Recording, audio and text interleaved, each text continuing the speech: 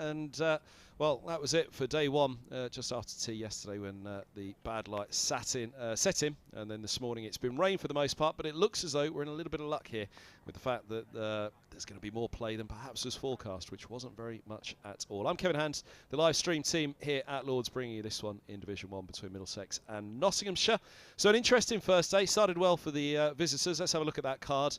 Middlesex fighting back extremely well in the afternoon session, but it was a tough morning for them. 117 put on by that opening pair of Hamid and Duckett before Ethan Bamber picked up Hamid just before lunch. Caught Eskenazi for 55. That was after Duckett, the man immediately below him there, was dropped for naught. Well, it wasn't dropped because it went straight between the slip and the keeper. 119 further runs, and he's done a lot of damage, but so too Roland Jones with a couple of wickets as well. That wicket of Slater, which was a fine one, run out as the ball was pushed onto the stumps. Unlucky for Slater, but a bit of luck that perhaps Middlesex needed. So all round the bowling performance, they'll be pretty happy. Anderson picking up that wicket of James, but the economy rates, the runs per over on that far right of the screen there, Middlesex will look to Anderson and Holman to keep it a little bit tighter. Of course, they'll be thinking about a new ball, which is 11 overs away, but Bamber 2 for 62. Bowled better than that economy rate suggests, I would say. Roland Jones with 1 for 36, and of course that hand on to help get rid of Slater as well. And Higgins bowled really nicely for a tight economy also, but a big job to do before the new ball becomes available today. That's 11 overs away for Middlesex. They'll want to keep it very tight. They'll want to make a real impact against Duckett and the visiting skipper as well, who last year did an awful lot of damage here at Lords, Stephen Mullaney. Let's have a look back on how day one played out with the highlights package.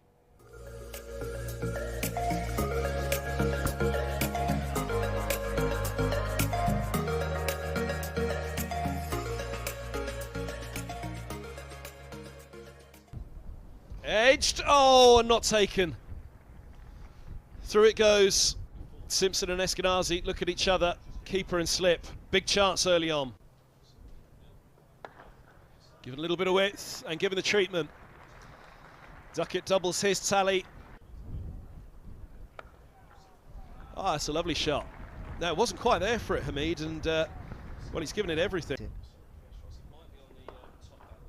Fuller on this occasion and driven down the grounds.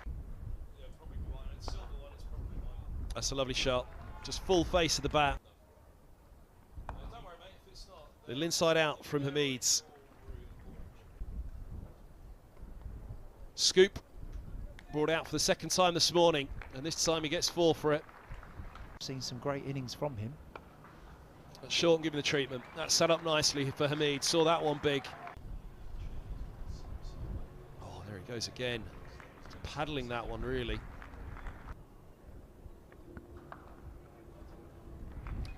Pulled away nicely. Dropped short on that and put away on this occasion.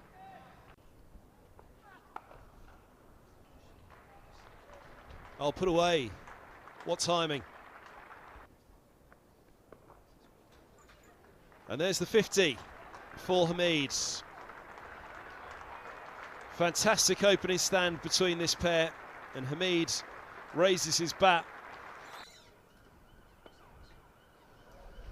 And what one can do, the other can do better.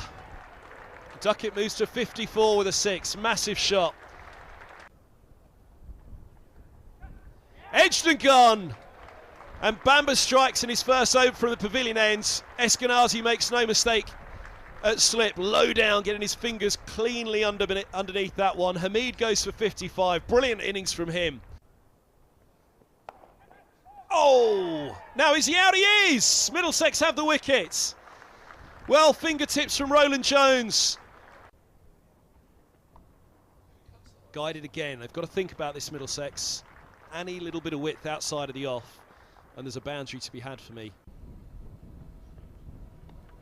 Oh, he's got him. Nicks through. And there it is, exactly what we were touching on. Keep hitting the top of off stump, Bamber, and the reward will come, and he's got it again. Driven straight to cover. Clark's gone, third ball duck. Short ball first up, pulled away. Hard chase, and it's 4. Full and driven. Just a lovely shot by Lyndon James. It's a little short, he's put away. Width with it as well. James just stands up tall. Same again. Beautiful shot, punch square of the wicket through the vacant point. Beautiful shot. Down the grounds. Duckett's on to 95. And goes for the paddle to bring up his first century of this summer. 100 off 152 deliveries for the England opener. That's a lovely shot. He's looked to get out of the way on a couple of occasions. Standing up tall again, James. He likes that one on the back foot. Beautiful from Anderson, and he gets his rewards. Good line and length from Anderson. Just holds its line up the slope. Well taken, John Simpson. Oh, that's beautifully played by Mullaney. The timing of that, just in front of backward point. That's a nice shot by Mullaney. Look at the timing on that. It is a shorter boundary over there, but he bisects points and cover.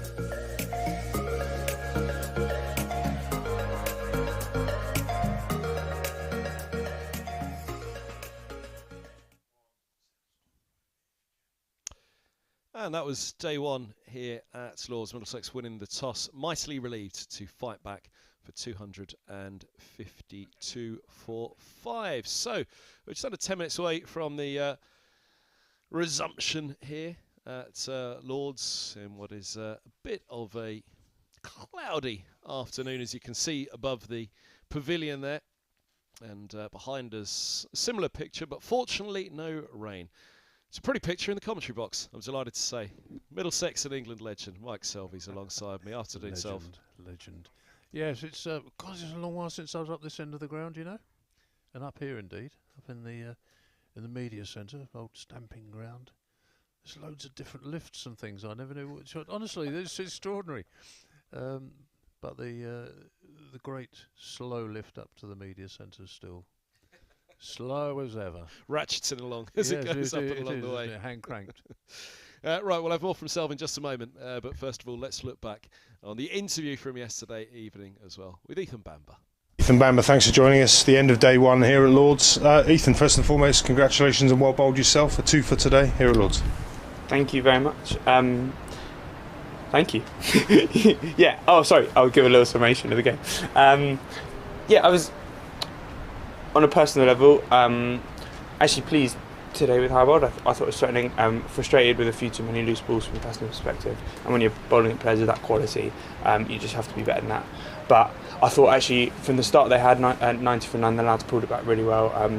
Higan Rowe just did a phenomenal job in terms of keeping it dry and passed a massive wicket for us at the end there. He just has that ability to make a breakthrough, and hopefully we can get a couple of quick ones in the morning, because I do think that it's in the balance. I know the scoreboard might suggest that they're in the front, on the front foot, and they probably are, but I do think it can change quickly. And I think if we can go 6-7 early tomorrow, then actually that bowl first decision will pay off. Absolutely. Ethan, you bowled particularly well up at Northampton last week, picking up 4 in the game. Must have impressed, because you've obviously kept Tim Murtagh out the side, a man who's got 990 wickets for Middlesex. How pleasing was it, first and foremost, to get a recall for this one, and obviously to take the new ball? Yeah, pleasing. I mean, I just try and do everything that I can all the time to make sure that I give no reason not to play. I feel that every chance that you get to walk out there is, I think in the past I've tried to maybe snatch at opportunities, and like I've played one in a game and 1 inning, so it's very early days this year, but I was fortunate to have a winter away, which I think helped me a lot mentally in terms of how I kind of view myself, and I just want to make sure now that I leave everything on that field, and that I'm committing, that I'm in the fight, and that I play my cricket the way I want to play. And if that is what the coaches want and they want me out there, then I certainly hope that's the case, but for me it's just I have to do things now in line with what I think is right for me, not in a selfish way, like but just how I carry myself, and how I bowl, and how I try and I suppose put yourself out there. So yes, it can change very quickly, but feel like it's coming out right at the moment. So thank you. Good to hear. Ethan, I mentioned earlier you finished with a 2 for today. It could so easily have been 3. Ben Duckett, who went on to finish the day unbeaten on 117, he was not really put down, but you found the edge. Yeah. When he was still on 0. How frustrating was that? Yeah, obviously it's frustrating. You kind of go like, oh, he's nicked it, and then oh no, it's not. But I think it happens. As I just said earlier, you bowl a lot of bad balls that go for, or bad balls that go fielder, sorry, and sometimes you get a caught cover or caught mid off, and that's probably the flip side. So yeah, it'd have been lovely if it had held, but it's my job to create more chances, and they will be caught. The experience of bowling to someone like Ben Duckett, he bats in a very different way to many batters you'll bowl at this year. What was that experience like? Obviously, he's so inventive in the way he approaches. He's very aggressive. What was that like as a young bowler coming in and bowling to someone like Ben Duckett? Yeah, he's obviously a phenomenally gifted player who has kind of every shot in his arsenal. I think certainly in the past, I would have been worrying a lot about him. I think where I'm trying to get to is a place where I just try and, well, it's very cliche, but control what I control, which is bowling my best ball. And if he wants to play a particular shot, then he has to do that to my best ball, and my job is to make him do that as much as possible.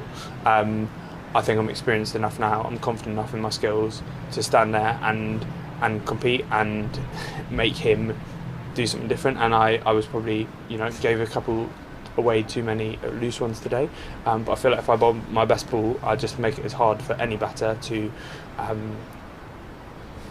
do what they want to do, and like they're probably trying to make it hard for me to do what I want to do. So yeah, that's the plan. Understood. Last one for me, Ethan. Were you slightly surprised to be out there bowling today? Obviously a warm day at Lords. Normally they say look up, not down.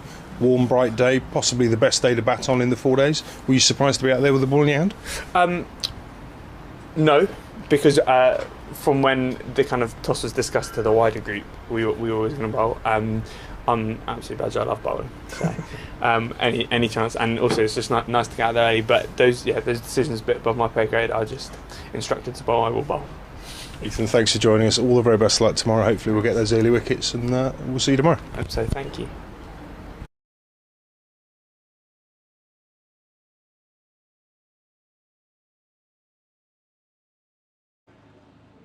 Director of Communication Stephen Fletcher at the close of play yesterday. So there they are, what we wanted to see, cricketers on a cricket field, and the umpires leading the way out to the middle. Difficult for them. The light yesterday really seemed to drop extremely quickly yesterday evening to curtail the day. 64 overs remaining of day 2.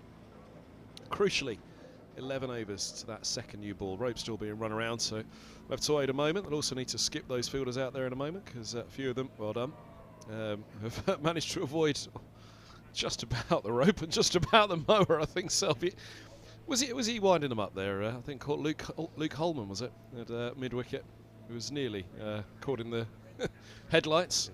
Somebody just listen to Ethan there. If you could bottle Ethan's enthusiasm and put it in an aerosol and spray it around the dressing room, you wouldn't go far wrong, would you? He's such an enthusiastic bowler. He's got it right as well. You put pressure on in these conditions by repeating. It's a repeating action, repeating the lengths of bowl. We've seen that was what was really impressive about the Essex bowlers when they bowled here. They didn't give you anything. Every ball was on the mark. And sometimes I've felt this year so far we've probably only produced that with 50% of the balls we bowled. It's the more you make batsmen play where you want them to play, the more chance you've got of getting them out. Yeah, I thought it was an excellent interview yesterday evening. Listen to Ethan. He really does think through his answers as well, doesn't he? Thinks through his cricket. That'd be one question. Is there a way of trying to uncomplicate it for Ethan, which it seems as though he's trying to do himself as well? Well, it's Fred Titmuss says it's a simple game made complicated by people. Ryan Higgins is going to open up day 2 here at Lords. Ben Duckett, 119 to his name. Higgins awaiting a wicket, but he bowled really well. And this was a good contest yesterday. Higgins to Duckett, managed to keep him in check. Good economy rate for Higgins, despite the fact he was bowling to Duckett really in the meat of his innings. And right on the spot straight away, which again is what Ethan Bamber was talking about, and Higgins was the best example of that yesterday, I thought, against Duckett. Just really stuck at the line and length. Well, sometimes it's the simple things that you do well. You don't need to do complicated things. I mean, actually watching Duckett play yesterday, I thought he played a pretty good, well, very fine, ordinary, orthodox innings. You know, just a couple of flourishes.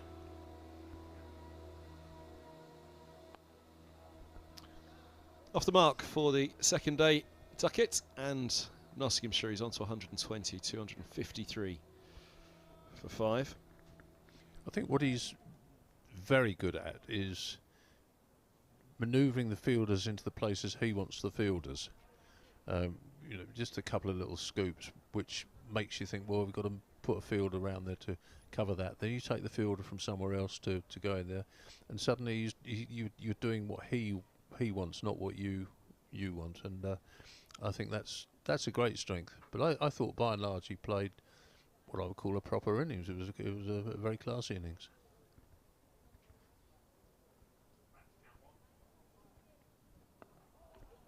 What a bounce there for Higgins. Certainly Mullaney played it as though he felt it got bigger on him.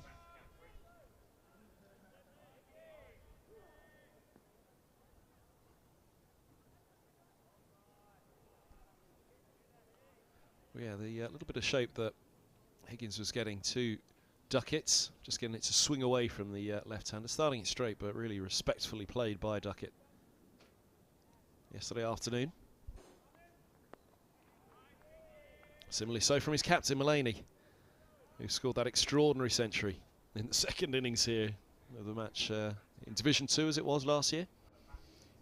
Yeah, well, we had 2 draws against them, didn't we, last year, in which both of those were very losable from our point of view, very important.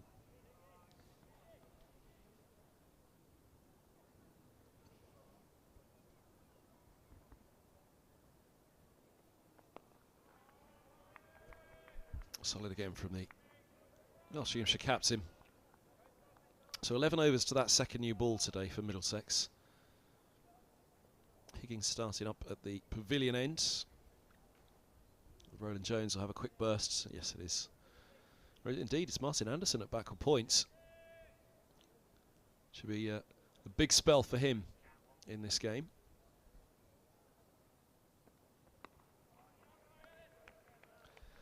End of the first over, the second day.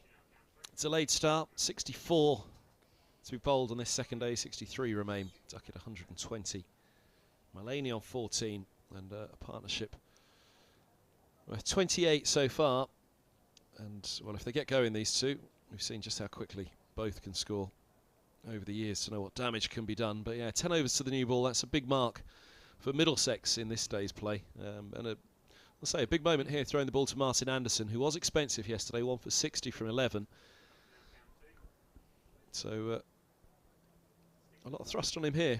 Yeah, I thought he shaped up pretty well actually. Just a couple of loose balls, and you know, when you get hit off the back foot, when you get cut, or when you're trying to bowl top of off stump, that's not a good sign. But I thought by and large he shaped up well. I think he can bowl a bit quicker than he's bowling now. I think he can hit the deck hard.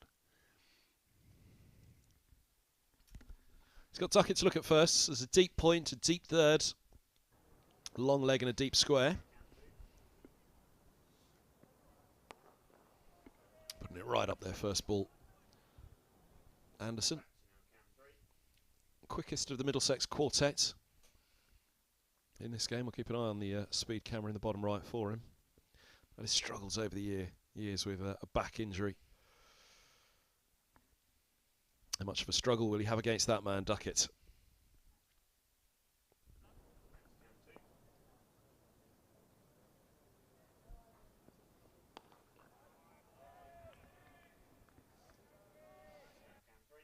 I think what you'll notice a bit about Martin is something actually I did suggest to him back end of last season, that he had a run up before that was not like an athlete's run. If you said run from here to over there, he wouldn't run like he runs up to bowl, or running up little tiny steps, and I think he's ironed that out, and it looks much more rhythmical to me. So a little too straight. Shaping in towards the pads of Duckett. Yeah, it's a good point, actually. I've forgotten about that, about Marcy's run-up. Well, it's a really important part. People forget that, you know, it's the most extraordinary thing. If you say to somebody, run from A to B, they'll do that, and then you put a ball in their hand and say run from A to B, and they'll run in an entirely different way, you know, and it's extraordinary. So my friend David Saker, who's coming over to coaching the bowlers this summer again, always said you're not a bowler until you reach the crease. Until you reach the crease, you're an athlete. And it is worth, you know. I don't know how often we actually train people in how to run, but I think it's really important. I thought it was a really good piece on Sky last summer or the summer before, probably the summer before now. Michael Holding was asked about run-ups. He said, if you want to work out somebody's run-up, you take them to a field where there's no pitch, there's no stumps, there's no anything. You just put a ball in their hand. So start running. When you feel ready to bowl, bowl. All right, we'll do that a few times. Well, that's true up to a point, except that you do it without the ball in your hand first.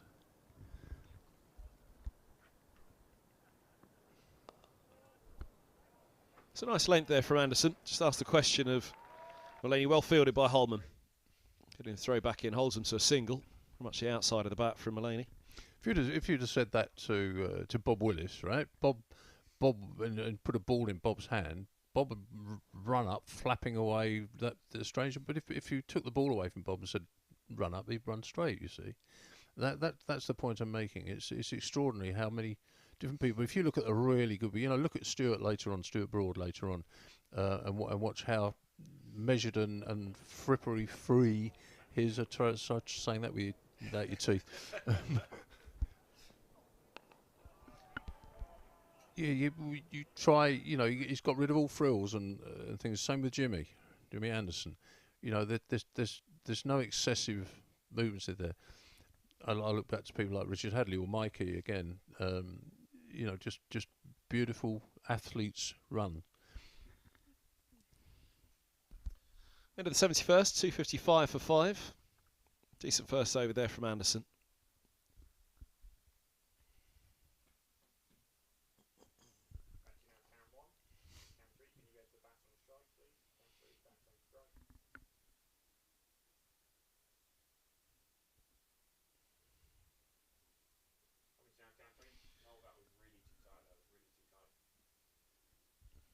Everybody thinks of Michael Holding, I think, when you think of a run-up, don't they?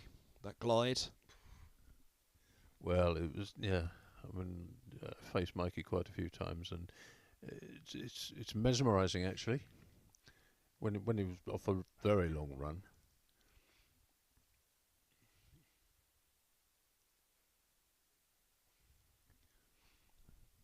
What he found is that he ran, but as he ran, his head just slightly moved from side to side. It wasn't rock steady head, just moved hypnotically.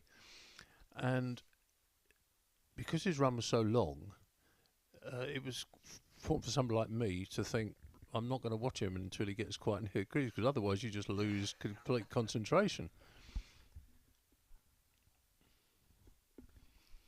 Now, I don't know if that's how the top batters would face him. That's what I found, that you know, you watch him from right at the start, because he would start from way beyond where we see the piles of sawdust down there now. It was a very long run. It was part of the theatre of it. Mikey could bowl off a shorter run and still go very, very fast.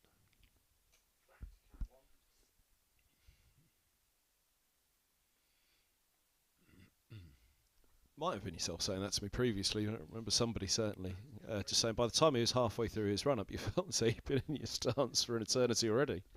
Yeah, well, exactly that. And you know, all the batters go through their own little mantras, you know, watch the ball, or whatever they're thinking, you know. But if your concentration just wavers that, and it gave you that much longer, you see.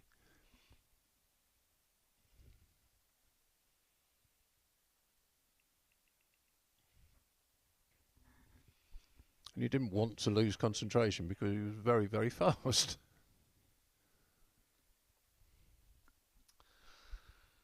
Lose your concentration, you could lose an awful lot more against Holding, I guess. Well, you know, it's funny perceptions, isn't it? I was playing golf with a friend of mine, and he had a young lad with him, young, aspiring, 18-year-old aspiring professional cricketer.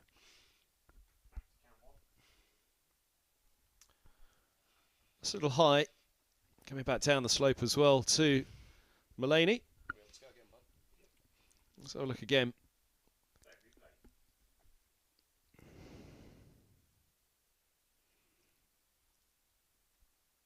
It's sliding down, isn't it?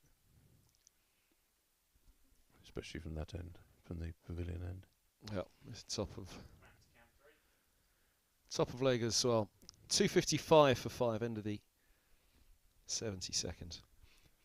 So this lad suddenly turned and he said, you played against Michael Holden, didn't you? I said, yeah, I did. He said, what was he, upper 80s?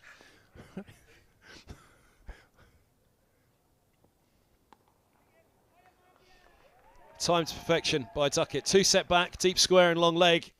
Duckett bisects them. Yeah, and he's playing it into the shot there, isn't he? Round the wicket, sliding it down the leg side short. That's a gift. Yeah, upper 80s. I said, well, like, you know, sort of Chris Wokes on a good day, you mean? He's like Chris Wokes. He said, yeah. I said, yeah, well, you may be right, actually. I said, but he's 64 and he'll have to take his jacket off.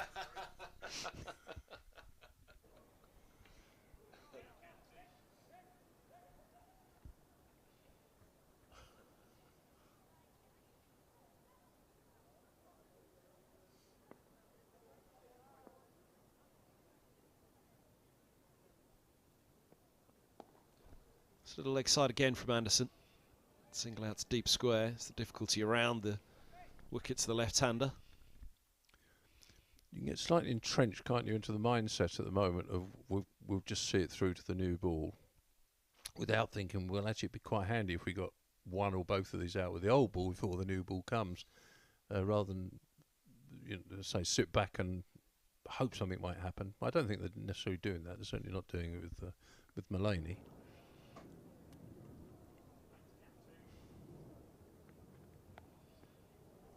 Runs that nicely. Backward of points. There'll be 3 at least. Might even skid away. Slipped. Or slipping indeed as he picks himself up as well. On the slide to flick it back in. Luke Holman. And they've taken 3. Quite close to the rope, that, wasn't it? Very. Looked a bit, well. They'd be going upstairs. There you go, wouldn't they just? Yes, we're so used to seeing those things being referred. Anderson to Duckett again, checks that leg side field, a deep square and long leg remaining out on the boundary rope.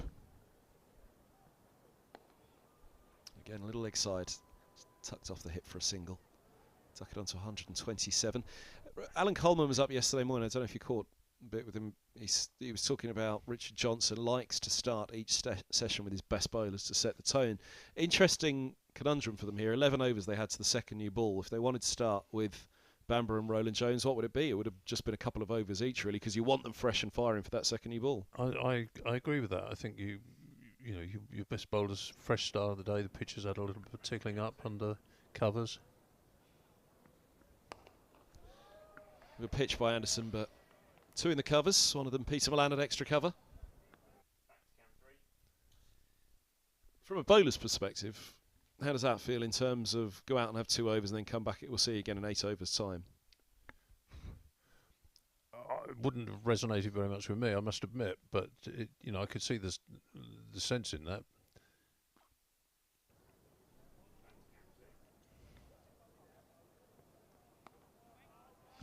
What you need to ask is yourself is, what do you think the batters would least like when they're coming out? Would they prefer to face Ryan Higgins and Martin Anderson, or Toby and Ethan?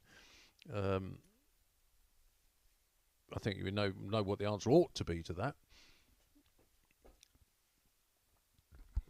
And it would have just been that, wouldn't it? 2 overs each, 2 for Bamber, Yeah. 2 for Roland Jones, Yeah. and that leaves another 7 to the new ball for Higgins and Anderson to get through. As it is, a chance for this man Duckett to try and get his eye in, take his time. I don't imagine he'll take too many risks ahead of that second new ball. As he drives a little loosely at that one. Deep point set back, Milan holding them to a single. It was slightly more attacking field for him, wasn't there, for Ryan Higgins, moving the ball away down the slope. That last shot just sliding off the outside edge, so he's going to go after it. So Martin, it looks like they're just gone into real defensive mode. They're protecting him. They're protecting him against the bad ball, and it almost gives you the mindset as a bowler that you're going to, it doesn't matter if I bowl a bad ball.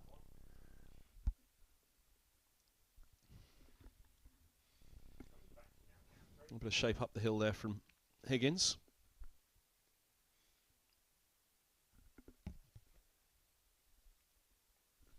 mean, it's no disrespect to Higgins or Anderson at all, is it? But would there be something on Mullaney and Duckett's mind? You could almost put a problem into Roland Jones's path here. That had there been a couple of expensive overs here to begin with, and all of a sudden a quick rethink.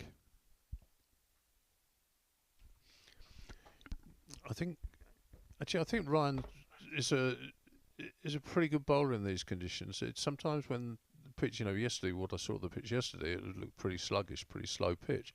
And the taller bowlers are the ones who don't quite get that much out of the pitch. It's the bowlers who smaller, kiss the surface a little bit more, like Ryan, who seems to come onto the back harder than he appears to bowl the ball.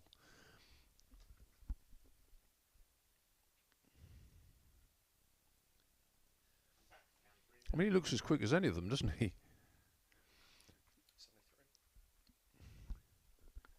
73, I think I just caught in the corner of my eye there, at the bottom of the screen. Yeah, I mean, I don't know which speed cams to believe these days, to be really honest with you. We're told these are the most reliable ones around, but Yeah. they were slow themselves warming up yesterday. They did get there in the end, it seems. Poor old Ethan Bamber was bowling low 60s, according to the camera first thing yesterday morning, but it seemed as though it jolted itself into life. 75, they've given that one from Higgins. I get a bit suspicious of the ones you see particularly in the international game. It's almost like it's a PR exercise. We've got to have the quicker bowlers. They've got to be quick. They've got to get 100 miles an hour.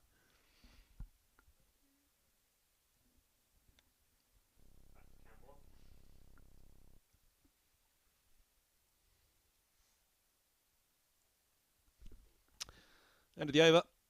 265 for 5. Duckett, third time he's reached 50. First time he's reached a century. His 5th innings this summer. Skipper within Mullaney. There's the balcony. Haseeb Hameed, his opening partner. Clark in the foreground. Hameed with that opening stand of 117 with Duckett yesterday. It could have been very different. That edge, first thing yesterday morning from Duckett off Bamber, which flew in between Simpson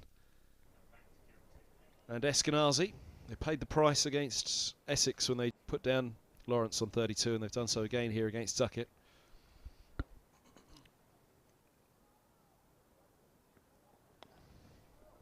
Over the wicket from Anderson, but starting too straight again, and Duckett works him fine. Again, that's freebie, isn't it? Yeah, that catch, I don't know who blamed who for that, but in my experience, catches that go to the left of for a right-hander, the left of first slip, or to the right of first slip for the left-hander is almost always the keeper's catch. Yep, Alan Coleman was on the mic at the time when Duckett got that life, got him off the mark with a boundary. It's a better line. Yeah, Alan Coleman was very much in agreement. It was Simpson's catch. There was some debate. Sure, you could solve you're taking it, whether Eskenazi as much should have been covering the keeper, but from my understanding, it's pretty much gun barrel if you're at slip. It's in your channel. It comes to you. You're responsible for your channel. As you say, anything to one side is the keeper's or is second slips.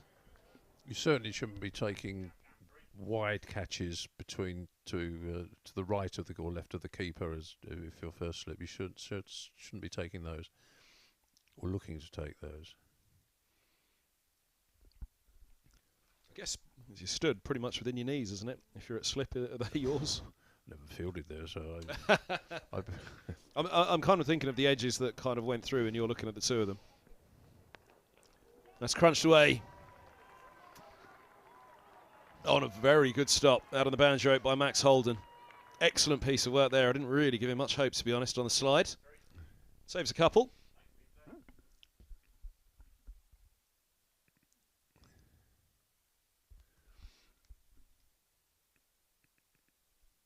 Strong hands. Jabbed it down underneath himself as well, didn't he? Yeah, got a lump come out of the turf. You almost feel that. He was lucky he didn't slide onto it. You can almost feel that when you kind of slide onto it. It traps underneath your rib as you're sliding along the ground there. Take a lump out of your rib. Guided. Deep third in position, so just a single. Yeah, I was more thinking of you at the end if you follow through, looking at an edge that's thrown between either a slip and a second or a keeper and a slip. Well, you can play the percentages a bit. I know from my own perspective, something like 75-80% of the catches that went to slip for me went to second slip. So I always felt that if I had one slip, it ought to be second slip. Width and punished. Really threw his hands at that one, Mullaney. He's into the 20s. End of the over, 276 for 5. Yeah, I don't think you can carry on with Martin bowling. But like this, he's bowling what we call cafeteria bowling. Help yourself. 11 off the over. Yeah, then you run the risk, of course, of the one going through first slip and say, why do you never first slip? So, well, because percentage-wise, it doesn't go there. It's just bad luck. But if you put first slip and it goes through second slip, then they'd be spitting feathers. And also, the wider you can have slip, even if you just have, if you split the difference, so 1.5, then you're actually giving the keeper a little bit more leeway. You've got to take a bit more responsibility. And it's surprising how often that works. All too often you see slips who huddle together. It's almost like a comfort thing, and all get so close together, and actually they interfere with each other.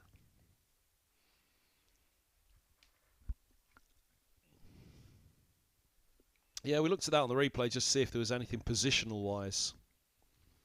Yesterday on the Duckett, we didn't particularly fancy there was. Just early in the morning. Eyes weren't quite ready, reactions weren't quite there. Speaking of slip, Higgins just moving out. You can see the bottom of your screen there, walking above the name Mullaney. Stephen Eskenazi's just been moved from slip, so there's a deep third out of shot just below Mullaney, just below the shot there. Backward point, deep cover. We've just sliced a couple through there. Given the width down the slope. That's the feed the long side of the ground. Get him chasing it. So just out of shot. To the far left, there's a deep point, and at the bottom of the screen, out of shot, is deep third, right down below us, right down below the legs of the media centre here, and the ratchety old lifts.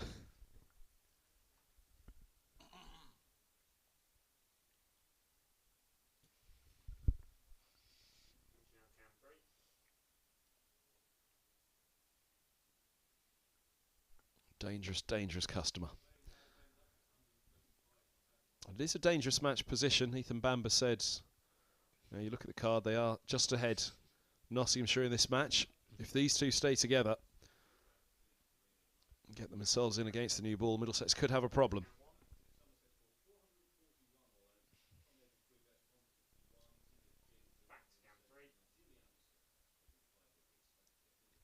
It's there or thereabouts what they wanted to do to him now, which is just slightly wider than that line that Higgins was going to Duckett yesterday. A much straighter line.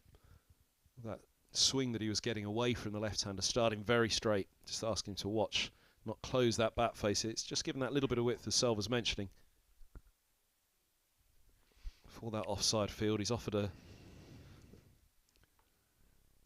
He's offered one up already, hasn't he? Yeah, he's bowling to his field, isn't he? You just get the feeling that he's bowling damage limitation, really, for what's gone on at the other end. He's clawing it back, and they haven't really managed to put any pressure. I don't think we've seen anything looking like going past the bat, have we?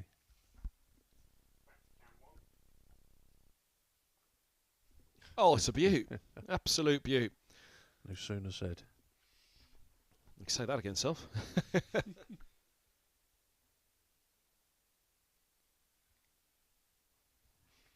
Yeah, just floated away a little bit down the hill, kept going.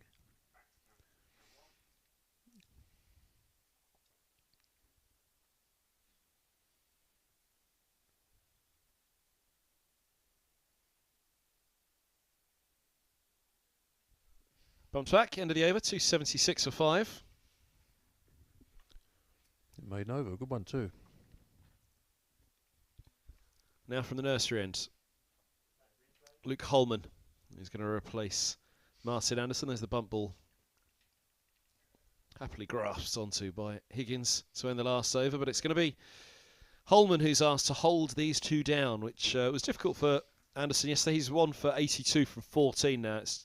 That's 21 runs on his top of his overnight from, what, 2-3 overs? Yeah, it's near enough a run of ball, which in conditions where you would be getting a little bit of help, and is way, way too profligate. Holman, none for 54 from 10. Difficult one for the leg spinner at this stage of the season. I know it was talked a lot about yesterday evening. Holman, are they asking too much of the young leg spinner to try and keep down an end this stage of the season, this stage of his career? Well, I'm not overly qualified to talk about spin bowling. What I would observe with Luke is that he's got very high action. Very high action for a wrist spinner is very difficult for him to bowl a leg break. Google in topspin, a lot easier. And it might be, I'd have thought, that he could become a very good googly topspin bowler. Anil Kumble was a top spinner and googly bowler rather than a leg break bowler. Chandrasekhar similarly, both very high actions.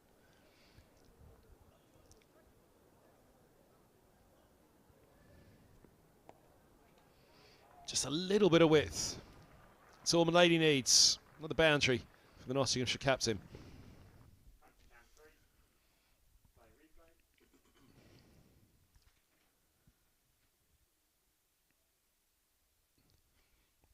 Yes, the width on that, it didn't turn away from him. It just kept straight on, but it was way too wide. It just gives him that width. Had a bit of trouble landing it yesterday. A few full bungers. I think there was almost an over against Essex 2 weeks ago here, where it slipped out 5 of them. Full bungers in an over.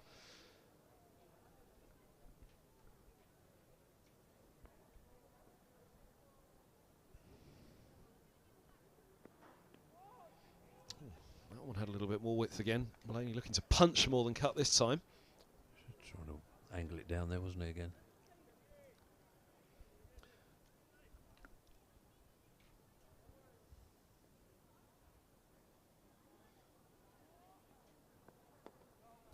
That can be the bane of the tall spinner as well. Kind of Ollie Rayner was an example here. Just had great difficulty with his flight, didn't he, Ollie, because of his height.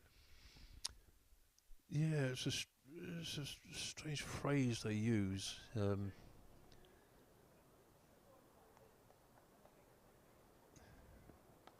Drag short, up in the air and keeps going into the grandstands. Up towards that top tier, mind your heads. Is it coming down? They don't know yet. Stuck up there in the boxes at the moment on the second tier. Big shot from Mullaney. Dragged down by Holman. That's the big danger of that little boundary there. He really has dragged that down. That's a free hit. Yeah, the phrase they use is, small bowlers have to get the ball above the eye line. Well, actually, it's always above the eye line, isn't it? It starts off above the eye line. It'd be pretty funny if it wasn't. What they mean is the tall bowlers tend to bring it down a little bit more of it. It's a steeper trajectory. You don't get many really tall spinners. Emma's was tall here, obviously. Solomon Ben, he must have been one of the tallest, mustn't he? Yeah, well, yes, he was too.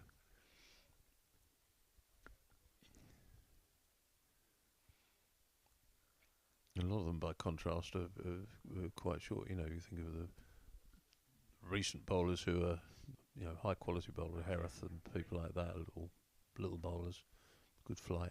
Because part of that putting it on a string is just that hang in the air, isn't it? Of trying to lull the batsman forward, which is harder for the taller bowler just to get that ball to hang. Flight's a very difficult thing to define, to be honest. It's not just bowling the ball slower and throwing it up a bit more. There's something a bit more to it than that.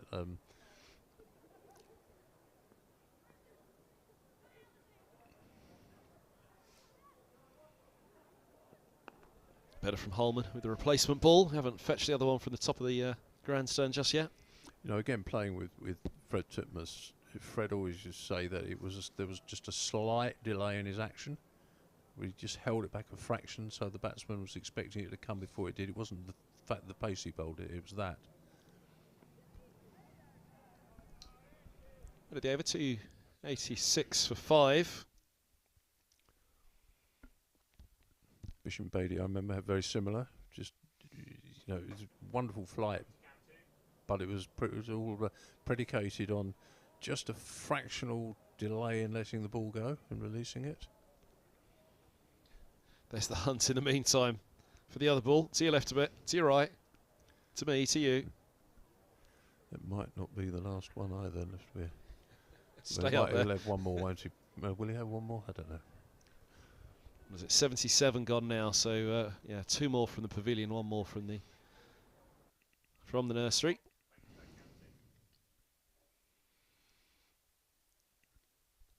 Higgins has played his part, economy of 2 so far. Wait, you're 2 and over. He's going at. But yeah, sorry, back to Tim. So you're saying there was the slight delay. Yeah. Well, you know that was the key for Fred, and it's not obvious in his action, but it was just he knew it was there, and it was just enough for the batsman to just be thinking the ball's coming quicker than it was. Driven square. Let's chop it down on it, Duckett for 1.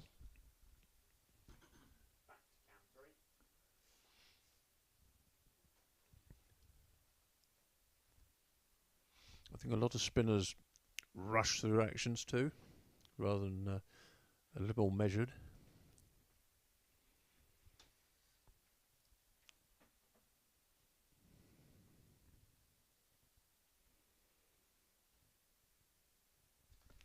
I think I'm just trying to think back to Ollie Rayner's, because I've seen his entire Middlesex career from arriving at Sussex. He had quite a slow action, didn't he? He did. That was, I guess, one thing he did try to do was slow it up. Now I think about it.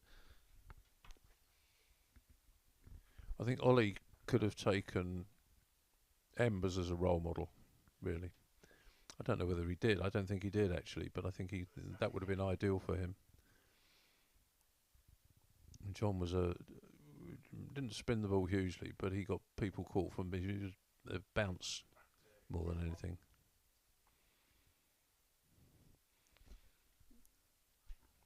Don't think it was yesterday, but we brought up the 15 for. No, it was the last match against Essex. We brought up the 15 for that. Ollie took at the Oval against Surrey. And a real bouncy surface for the spinner.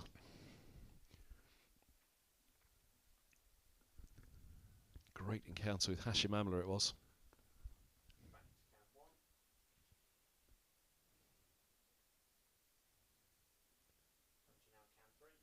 John's other great strength was that he could bowl on any pitches because he bowled wicket to wicket. He bowled from straight over the top of the stumps, so he could take the ball away as well. So even on a green pitch, he could. You know, Roland Butcher used to stand at slip and would take lots of catches off the outside edge off John.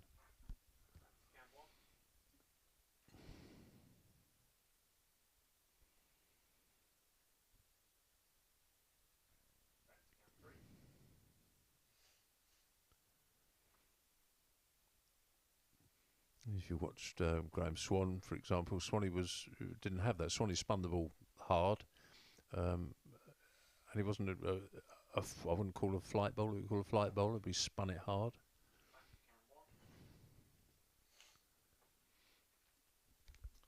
Get over again from Higgins, just the one off it, 287 for 5. Yeah, he's done a terrific job, hasn't he, Ryan? I mean, he's been a, star player of the season so far for Middlesex, I think. He'd never have got away in 2017 if you were president back then, Sylv. You'd never have let that happen on your watch. There was always a Ryan Higgins-shaped hole in the Middlesex side. Well, I think it's fair to say. Yeah, I mean, you can see why he wasn't getting the opportunity because of who who else was there. Oh, James Franklin was the captain, wasn't he? Yeah. Yeah. So you could understand somebody with ambitions, but it's very good to see him back.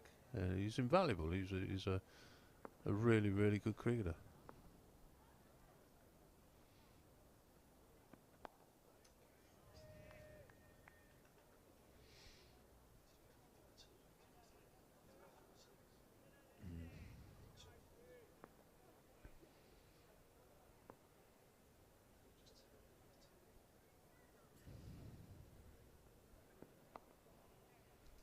Big six off Holman's last over. He's cut away as well by Mullaney, who comes back onto strike against him now.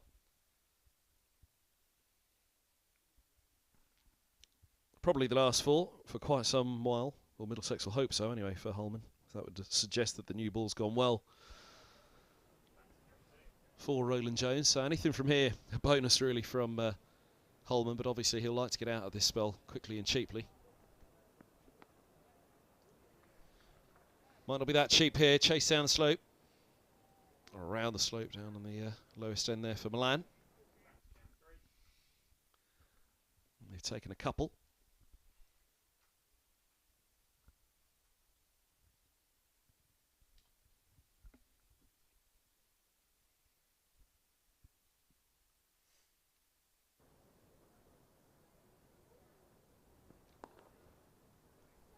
Ripped it a little quicker. He's in danger of dragging it short again, though. Yes, I flinched actually as that was on the way down.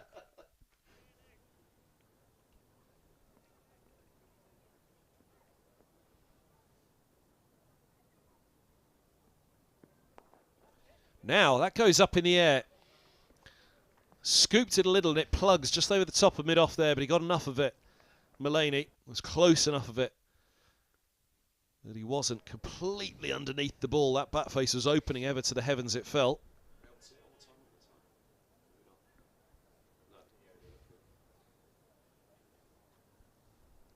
Wondered, was he just going to bring Bamber into play at mid-off?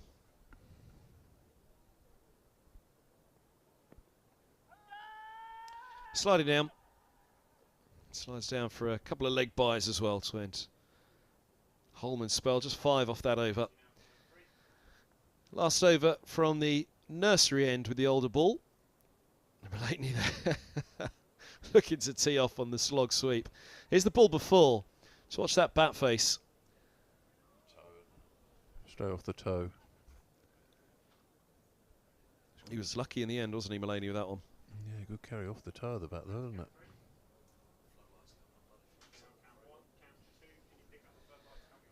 So one more with the older ball from the pavilion end before Toby Rowland-Jones has the option to take the second new ball. 294 for 5 at the end of that Holman over.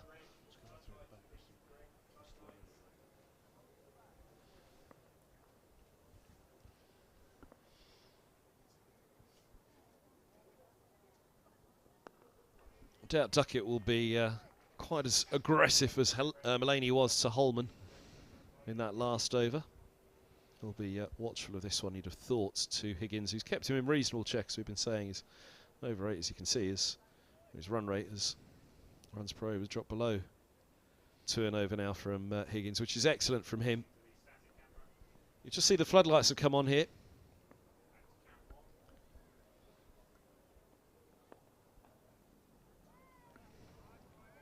Just in time for the second new ball. As Duckett takes that single to deep square. Let's hope it's not a sign of things to come, though, Self. Well, we've got our spies out looking out the back. The weather's today's coming from behind the media centre here, so it's coming from the east. The cold breeze you got to mention Southeast. yesterday.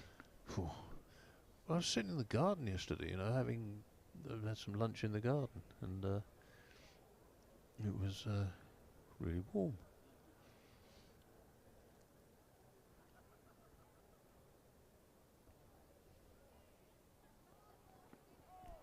Yeah, I did think of you. That cold, what normally, especially at this time of year, that breeze coming in from behind the media centre is a much colder wind, isn't it? It's not an ideal wind for. You might think you're going downwind as a nursery end bowler, which I almost invariably was. I was looking a bit called Noah's Ark out the back there.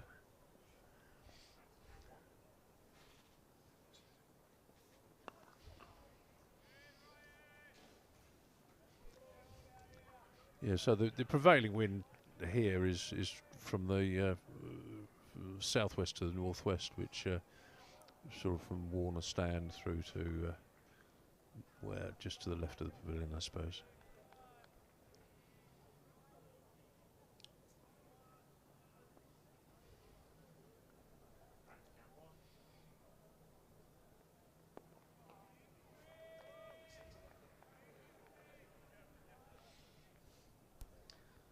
We'll have a look at the where it's coming in from behind us in the media centre at the end of the over. When the ponderance for Roland Jones, you don't think he'd be pondering too long, although it was a great deal of warming up from Roland Jones or Bamber, I must admit. But I can't imagine they'll be waiting much longer than this next delivery.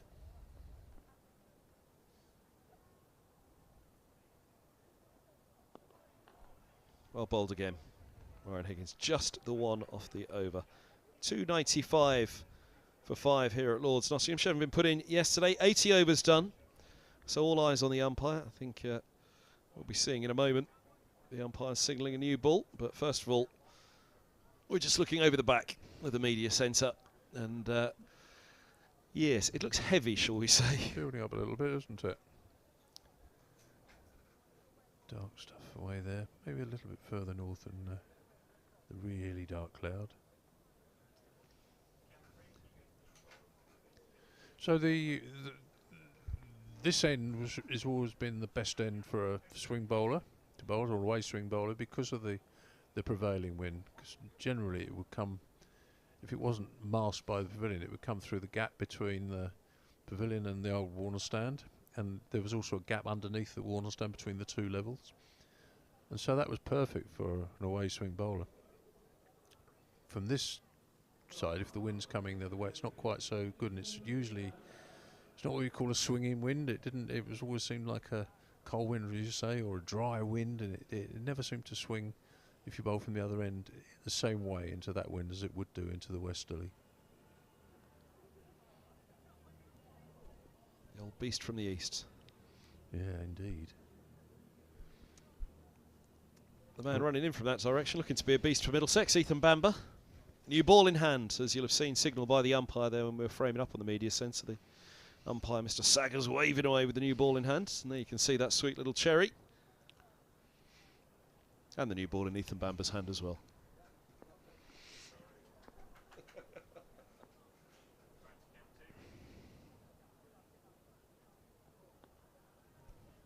Onto the hip first up, just be a single down to long leg. He's a popular lad. He was the overnight interview, wasn't he? We sat here and listened to him, Ethan Bamber, chatting away. He's exactly that, a very sweet human being, isn't he? He's a gentle soul, but fierce competitor. He is actually, I think it belies it, doesn't it? It belies his competitive nature, the fact that he is such a genuinely nice lad.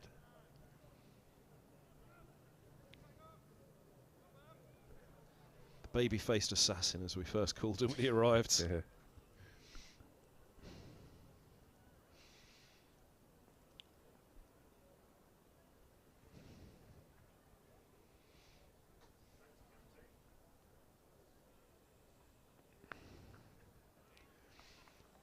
You're talking about the wind here. I used to have it's not a trick. It was something I used to do, which people laughed at me when I told them. I said the first thing I used to notice when I came to Lord's was whether the aeroplanes were going into Heathrow. If you saw the aeroplanes going to the south of us here, landing in Heathrow, you knew you got a westerly airstream. So that was a good bowling day. If you didn't see the planes going in, then that was not so good.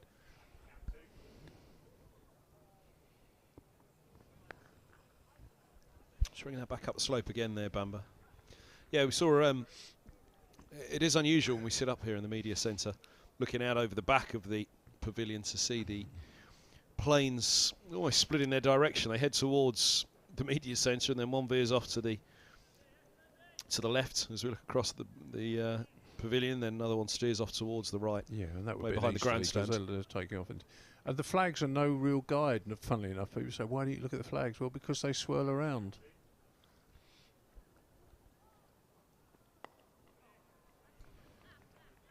Actually, you were up on day. We were just talking downstairs. You were at Northamptonshire on day one, weren't you? Yes, I was. Wasn't a storm something or other hitting the country that day? It was a bitterly cold wind. That one It was was. cold. I sat outside a little bit with Gus actually. Angus Fraser, he came up there. We had a good old chat up there.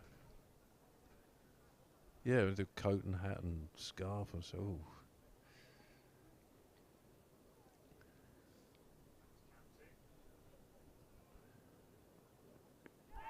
Very good from Bamber. Is it just doing too much back up the slope? Think we could see a fair amount of the off stump. New ball as well. Chances are high, isn't it? No. Well, it was high, but it's actually gone up the slope, as you say. And with so much of off stump in view there, it's. Yeah. They might just have gone upstairs for that one.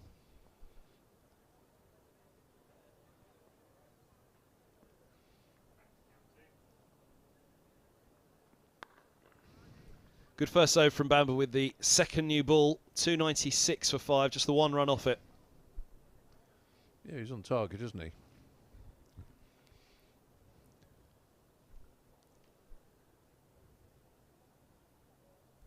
He's done pretty much what he asked of himself in the interview overnight. He's talked himself into that spell, hasn't he? Yeah, you've got, especially against two players who are well set like this, you've got to be on the money straight away. You can't, especially with the new ball.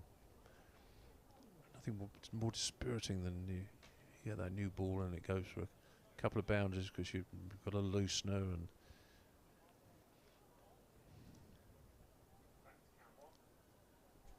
Well, he came back with a vengeance against Essex with the second new ball. Toby Rowland-Jones completed a 7-fer in the first innings of the season here at Lord's. Only got one so far in this innings, one for 36 from 18, 4 maidens in there. Again, a good economy. That's a start. He'll very much want to affect that wicket column, though. And quickly as well with this second new ball, trying to roll back that first game of the season against Essex.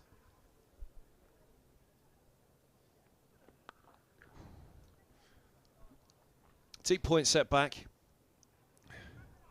So That just was the single. It was the old 30-year-old plus loosener, wasn't it? Though.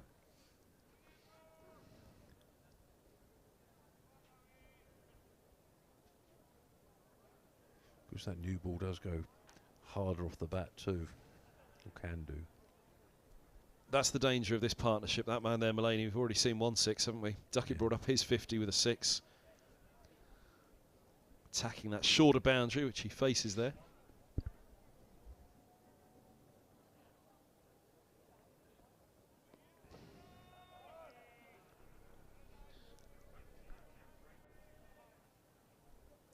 They'll know that this spell from Rowland-Jones and Bamber, they've already seen Anderson take a little bit of tap this morning. They've given Anderson a little bit of tap. Similarly, Holman. So this spell, 14, 16 overs, whatever it may be, from either end, Bamber and Rowland-Jones now. It's a huge hour for this, for what remains of this Nottinghamshire innings. With the game, hasn't quite timed it, but as we've said, it's a short boundary. It's a short chase for Holden at least. Gave it everything, and again, he saved a couple there for the second time out on that boundary this morning, or indeed this afternoon. Both like width, don't they? They free their arms up, throw it through little punchy players. Square the wicket.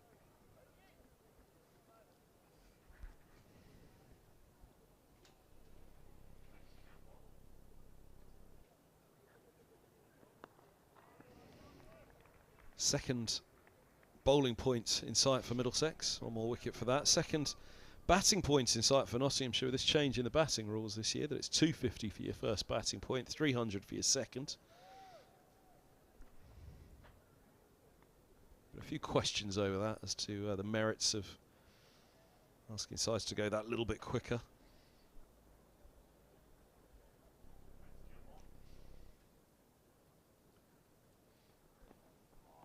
Nice from Roland Jones. I'm still trying to get my head round the points a little bit now, but I do think this imperative to go quicker, faster, higher is slightly misguided.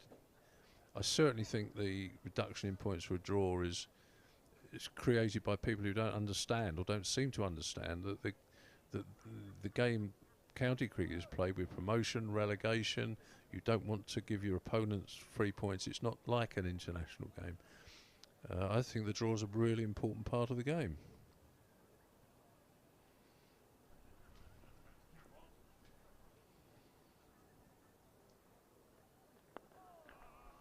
Just set back deep mid-wicket to deep square there, Roland Jones, but kept it right up there instead of dropping in short to end the over. 299 for 5. Yes, that was a point made by Alan Coleman, almost with the exact reasoning yesterday as well.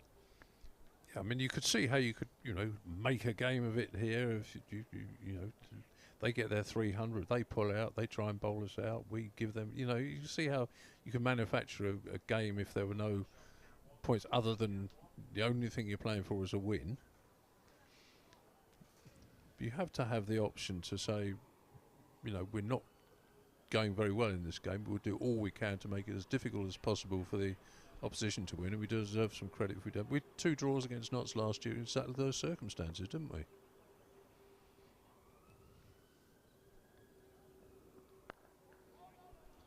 Round the wicket, Bamber. Right on the spot yet again. Middlesex is Mr. Reliable so often. Hardened himself last year, as we were saying. Yeah, exactly that. They were fabulous draws last year, weren't they? The Nottinghamshire matches. Notts heavily on top for the most part.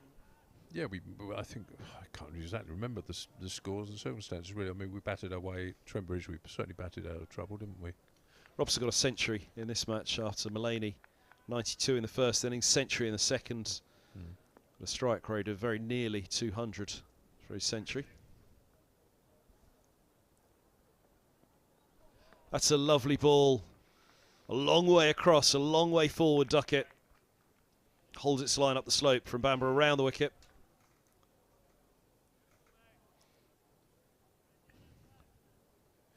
That's the big danger from around the wicket. It's not the ball that comes. Duckett would actually want the ball to be coming in at him. He'd want the swing bowler to bring it into him there because he can just work the angles there. But the bowler who goes round the wicket and holds it up outside the left-handers off stump is really dangerous. That's why Stuart Broad is the best in the business at it.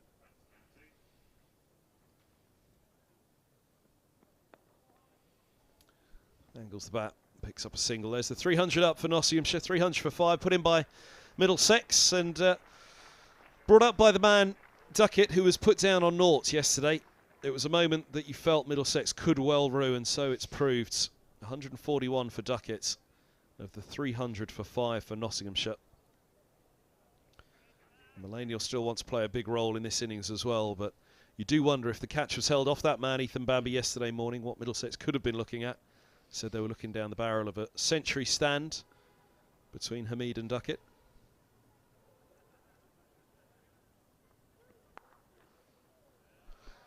It gets away in between point and cover.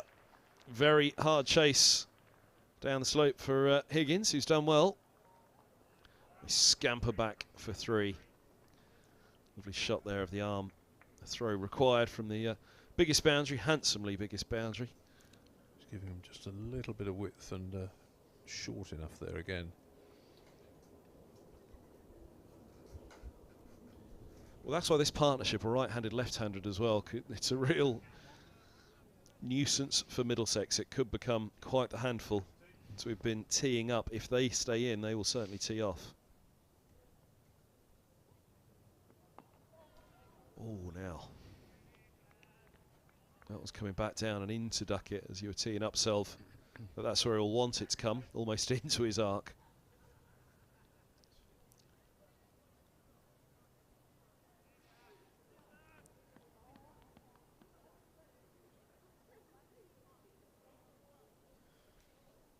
Went with the hands, but not the feet.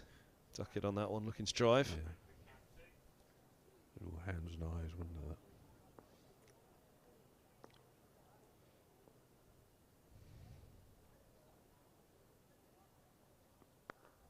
Good finish from Bamber, 4 off the over, 303 for 5. Let's have a look at the one again. You're talking quite rightly, Selv, about he'll want that ball coming back into him. He'll feel more in control of there. Maybe the eyes lit up too much. I think that still had a little bit of width on it, didn't it? He was looking to force that away. I think if it had been straighter, he might have played like as indeed he did the last ball. But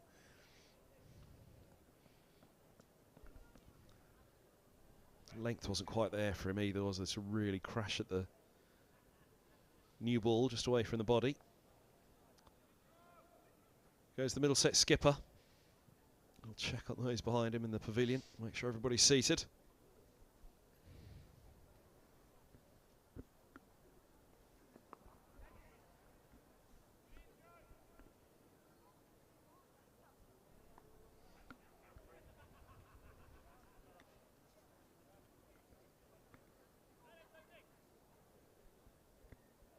Double ton last year for Duckett. Also have to be very wary of him getting one in early this season.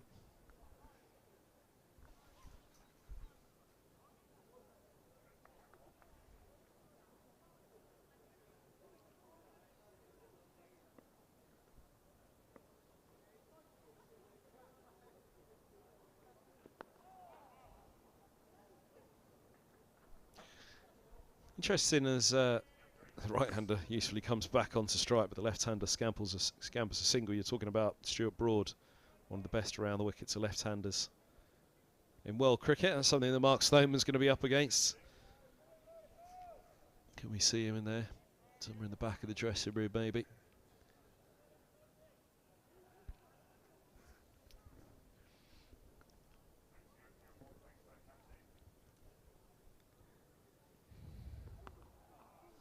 Statistics and all, we're told right arm around to a left-hander picks up the most wickets rather than right arm over.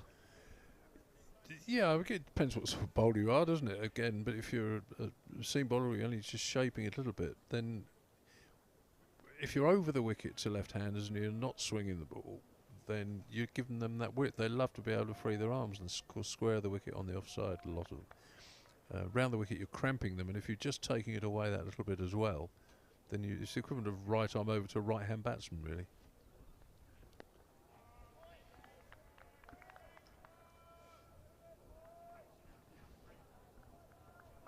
Stephen Finn, just thinking of Middlesex bowlers over the years. Stephen Finn was always around the wicket, wasn't he, immediately? So a left-hander, as Gareth Berg, you mentioned swing. There's a stark contrast, really, certainly in height between Finn and Berg. Berg loved being, as memory serves, right arm over to the left-handers. Of course, we saw him a little bit at Wantage Road last week.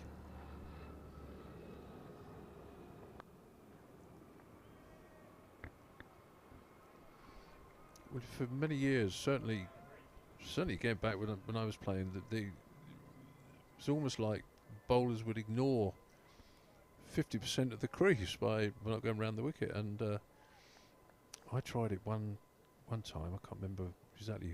It was a game here.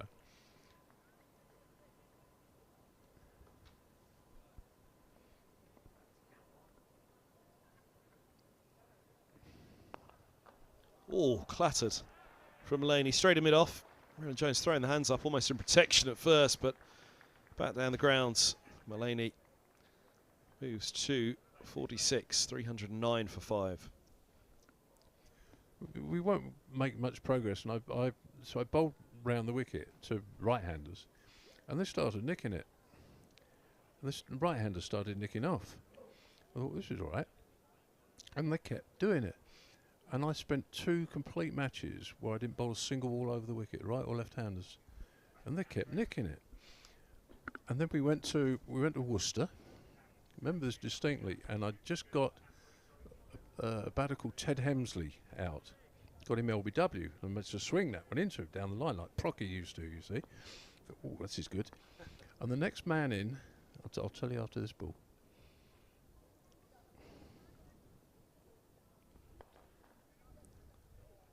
Well cut off.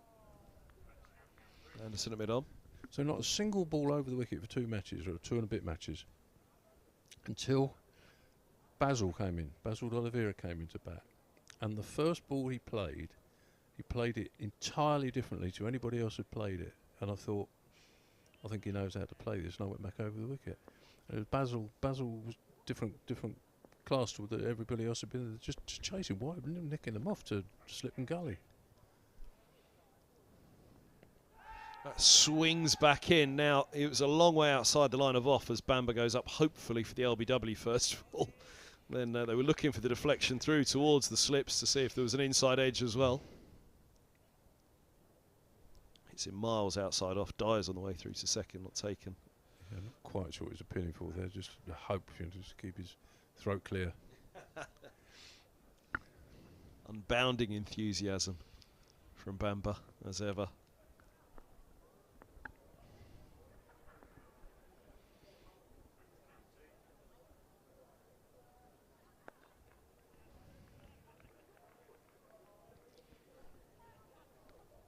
But now, bowlers now understand that this, all that crease is yours to bowl from. They use entirely different means of attack, different angles.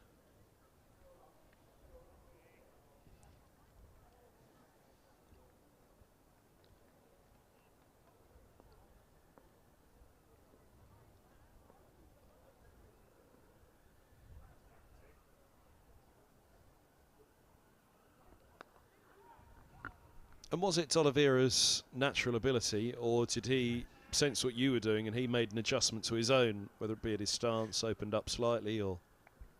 I don't remember that exactly. It was just the way he played. He played kind of outside the line of the ball, and it was just everything about it that this isn't going to work, You get an instinct for it, I suppose. And good batters, the real top flight batters are the ones who surprise you by what they're actually thinking and process they're going through. I was Barry Richards once, who I played quite a bit against when he was playing for Hampshire, and I said to him, this is recent, past few years this a bit, I said, Barry, how did you look to play me? He said, oh, well, I always play the outside half of the ball. I thought, right. Well, I can't play, the idea that somebody who's actually only playing the outside half of the ball was anathema to me. So he was covering it, in other words, covering the movement.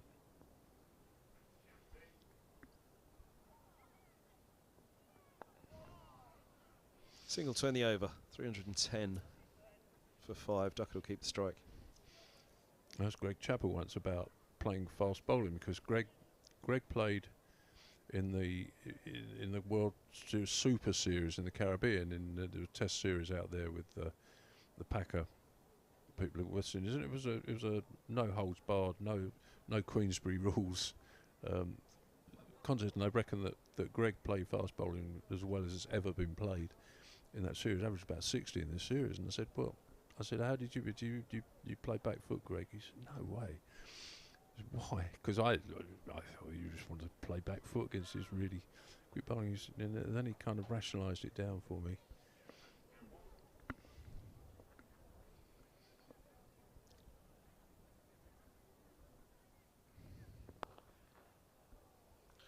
Wristily worked by Duckett. Really manoeuvred that one wide and mid-on to pick up the boundaries. Onto 147. Not the best bit of fielding, was it, that? You dive over that. Oh, look again on the replay.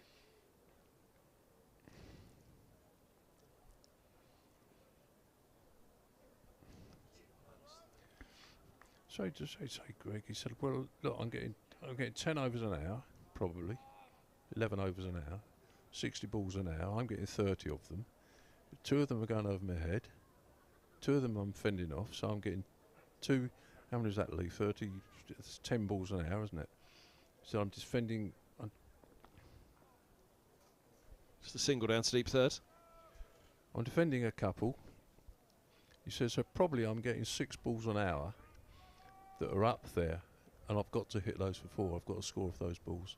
So I'm not looking to go back, I'm looking to go forward. I said, well, that's anathema to me, that. But that's what he's doing. I've got to get forward because they're the only balls I'm going to be able to score from.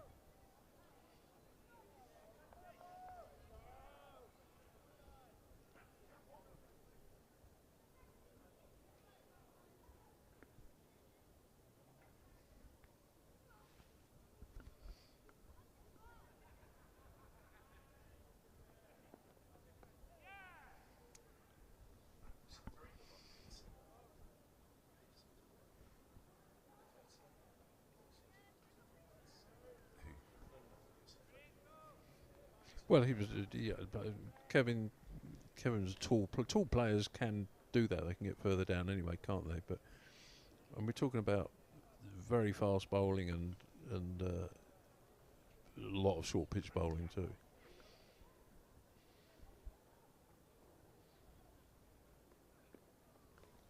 Yeah, I was just musing a Peterson, modern day, to really stand up tall on that front foot. Tall players. It's an interesting contrast actually, because I sometimes think about tall players like Kevin or against small players like Duckett, and I always found tall players easier to bowl to than the short ones. Trying to think of an extreme example. Harry Pilling, right, played Lancashire, little bloke.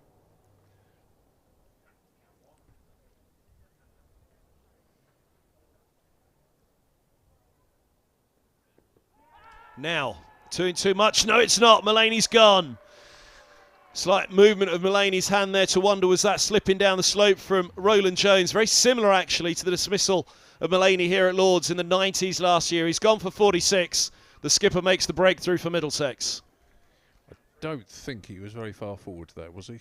Not much foot movement on that.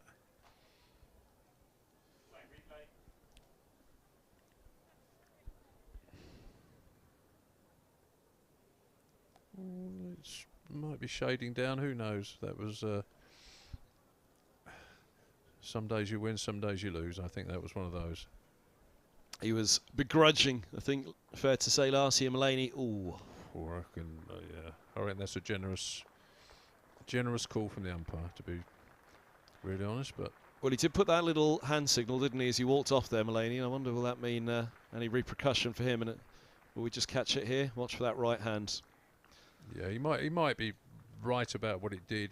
He was actually on the crease though, wasn't he? His front foot was on the crease, so didn't have that much to move after his pad, I suppose.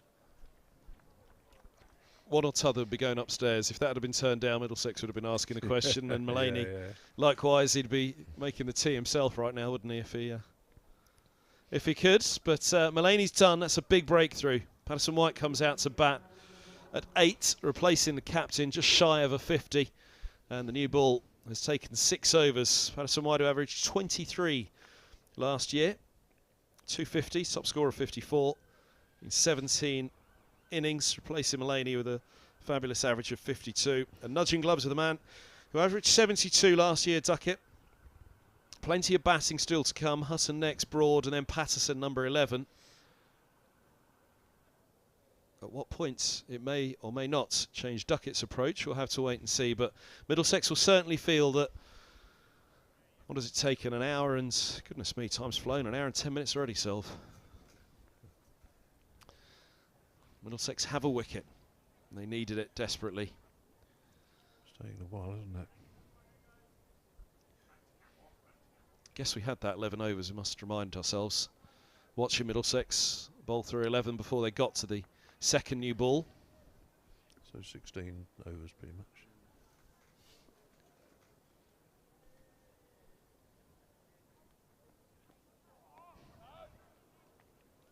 Full outside off, left alone, gentle one first up for Patterson White to contend with, but Mullaney's gone. 3:15 for 6, and the skipper, who sent Holman into the grandstand for 6 earlier, can be so destructive.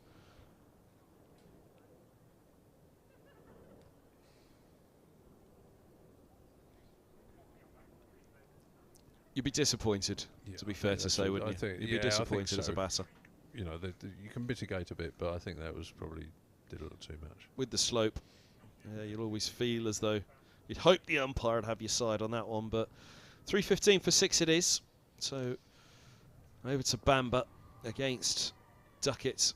I don't think with 4 wickets remaining it'll change his approach at all, because he'll similarly know, get past this opening spell himself, and there could be a time to cash in then.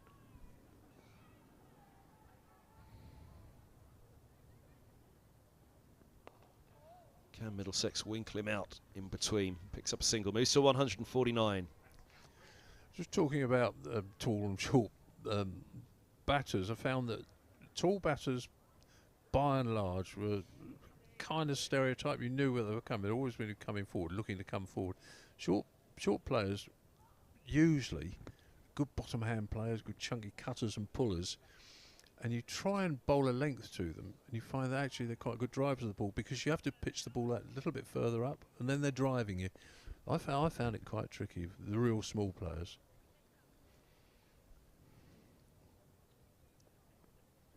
Lara, Ponting, Tendulkar. Well, yes, and I didn't play against those obviously, but Gavaskar, for example, be a little one. Vishwanath, another one.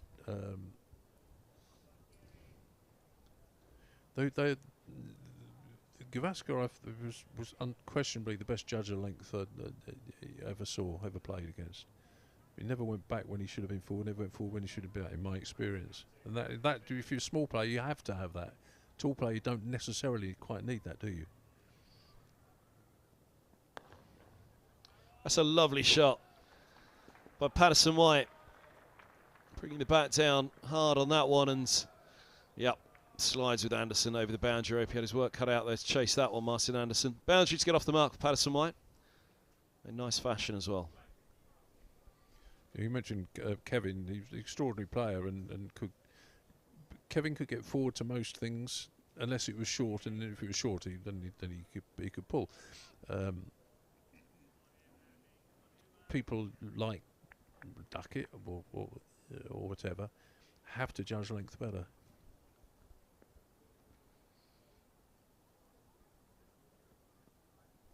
One of the shots I think of when you think of Peterson, he's almost pirouetting off the front foot to pull a shorter ball at times, wasn't he?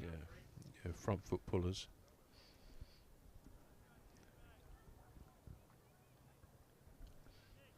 Decent little crowd in today. A few just leaving their seats. There was a tour up here in the media centre earlier in the rain delays of quite a few groups of kids actually. That stuff never quite materialised that we thought was coming our way, did it?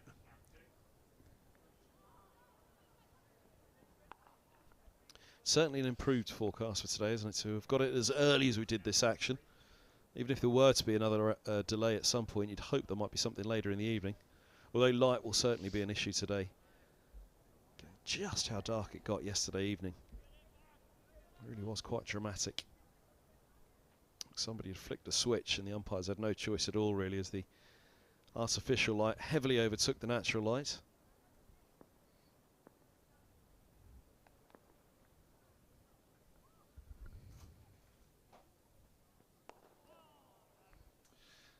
Top ball to end the over, 3:20 for 6. So Patterson White, he's 24 now, born in Sunderland. First class average of the bat of 24. Mentioned the 250s he got last year, 6 in total in first class cricket, 1 century to his name as well. 54 innings. It's a support act at the moment though, isn't it, for that man?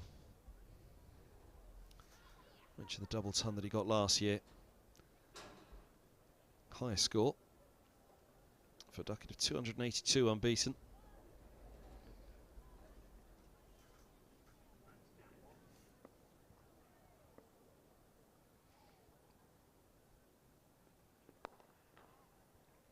Similar to that one in the last over that got past Mark Stoneman there at mid-on. Just got underneath him up towards the Warner, didn't it? There's that almost wristy effort. You can see there the more flowing drive towards the offside on the second swish.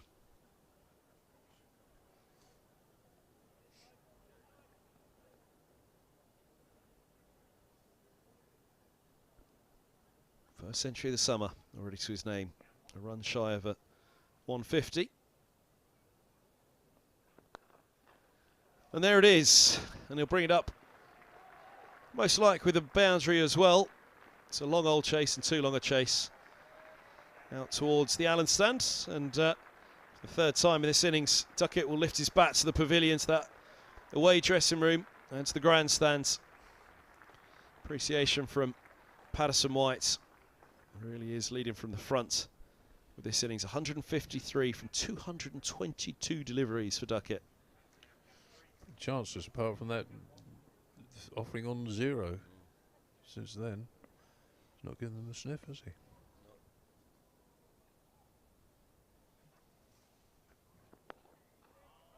Nope, he's made them pay. 6 and that was his 15th 4. And there's 222 deliveries, which, as you say, Self, offered a chance straight between the keeper and slip on noughts off Bamber. What they'd give to turn back time right now, Middlesex. Have an inserted. I suppose we can't deal in hypotheticals, can we? What would have happened if? Maybe Hamid would have got 200. We don't know, but it wasn't helpful.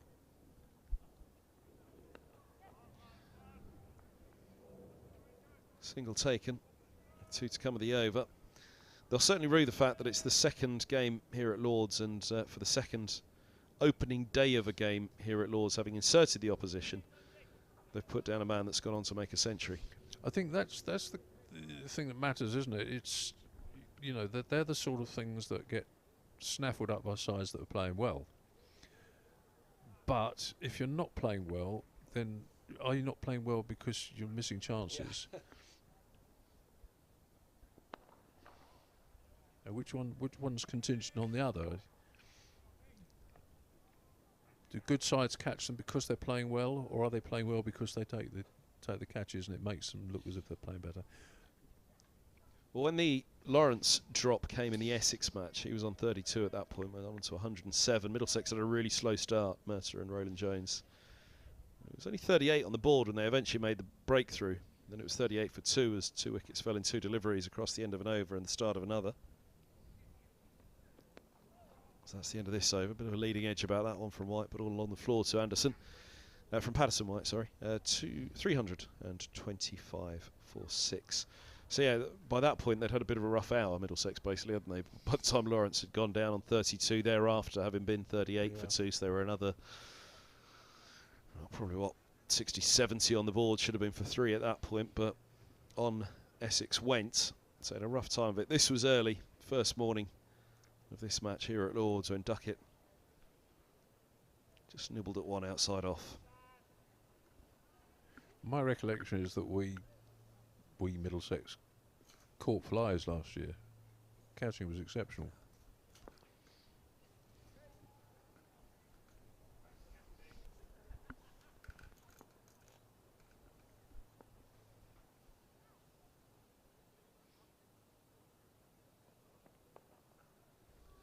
Guided, just a single for Duckett, 155 he's on to.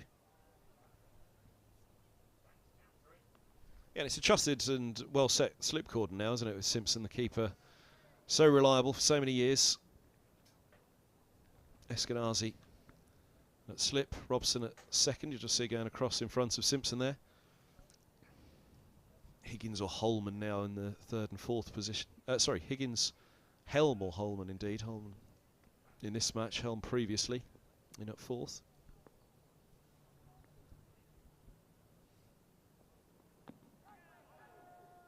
Couple of noises perhaps on that, but trapped on the back foot and going down the leg side as well from around the wicket to the left-handed. Patterson White.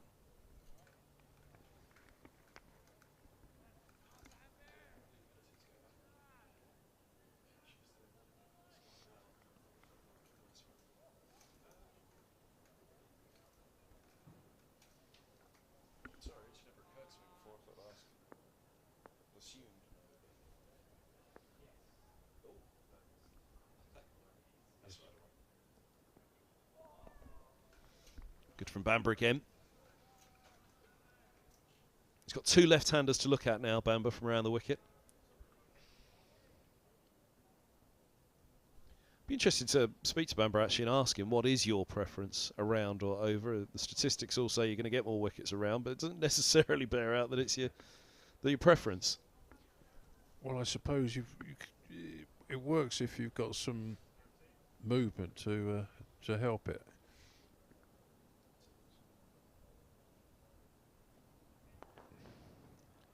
What I don't think you can do is just sort of feed you either fire it straight down outside off stump, in which case it's not doing much damage anyway, or you're drifting it in onto the batsman, in which case they can work the angle. So you have to have that little bit of movement.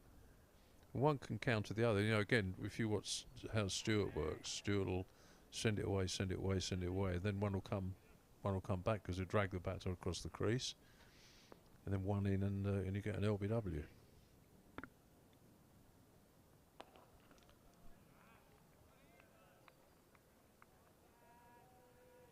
I've always had a slight issue with some of the geometry of these, a lot of the LBWs from round the wicket to left-handers, by the way. It's got to be so precise in order to hit the batsman in line and hit the stumps, you know. Unless the ball holds up, which it very often doesn't from the angle that's bowled.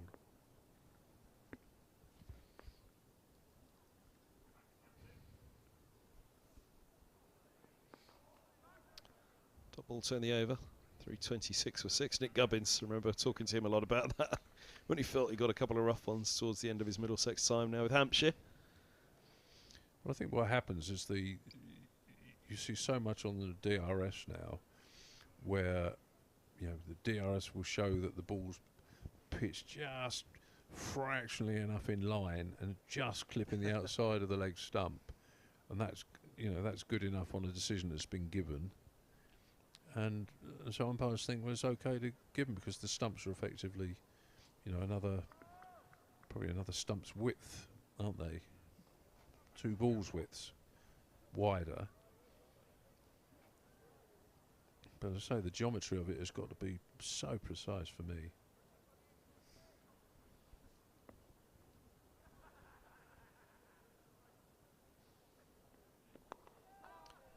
Chipped somewhat by Duckett, who chipped that ball back to Roland Jones. That saw the end of Slater, and well, as such, it was a drop. He got fingertips to it and he dropped it onto the stumps. I suppose that's another chance that was offered, isn't it? We forgot about that one. I mean, harsh on Roland Jones to call it a drop, isn't it? But it was it's the story of it. He dropped it onto the stumps and it ran out Slater. But if he'd have caught it, it would have been a stunner.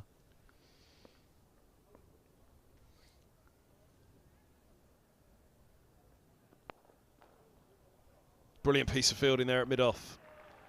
Saves 4. Anderson low to his right. Yeah, that's excellent commitment. That really helps when you've got fielders who commit like that. And situation for sure.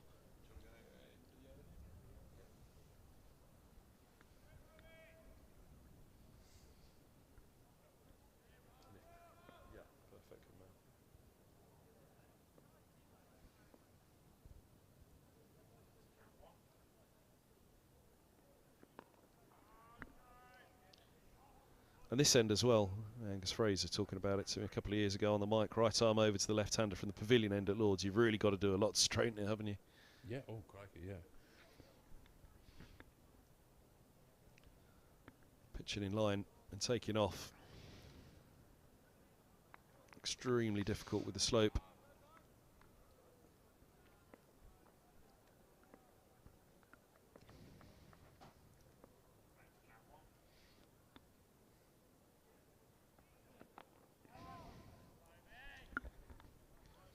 You know, I had so many conversations with Jimmy Anderson about him bowling here. He said, Jimmy, you should bowl the nursery end.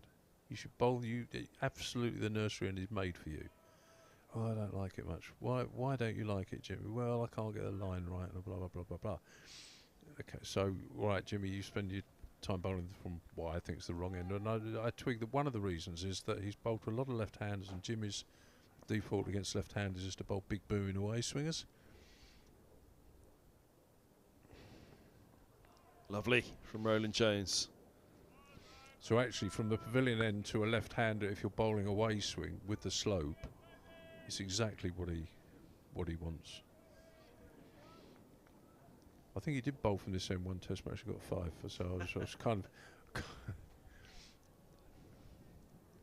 So Jimmy, you're bowling the wrong end. You'd be so much better if you bowled the other end. Very dogmatic.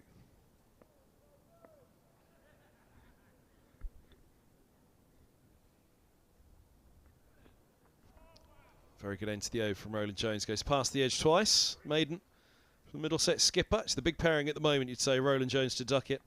326 for 6. End of the 90th. Let's have a look back yesterday morning. We can have a look at that replay when Duckett was on noughts. This is Ethan Bamber around the wicket first thing yesterday.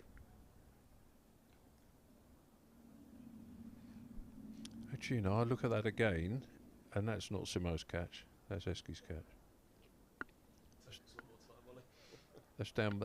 That's the first time I've seen that, and Here we go. I would say that's Eski's catch, down by his ankle. Certainly, I know the question was asked, should Eski have been across more to take it?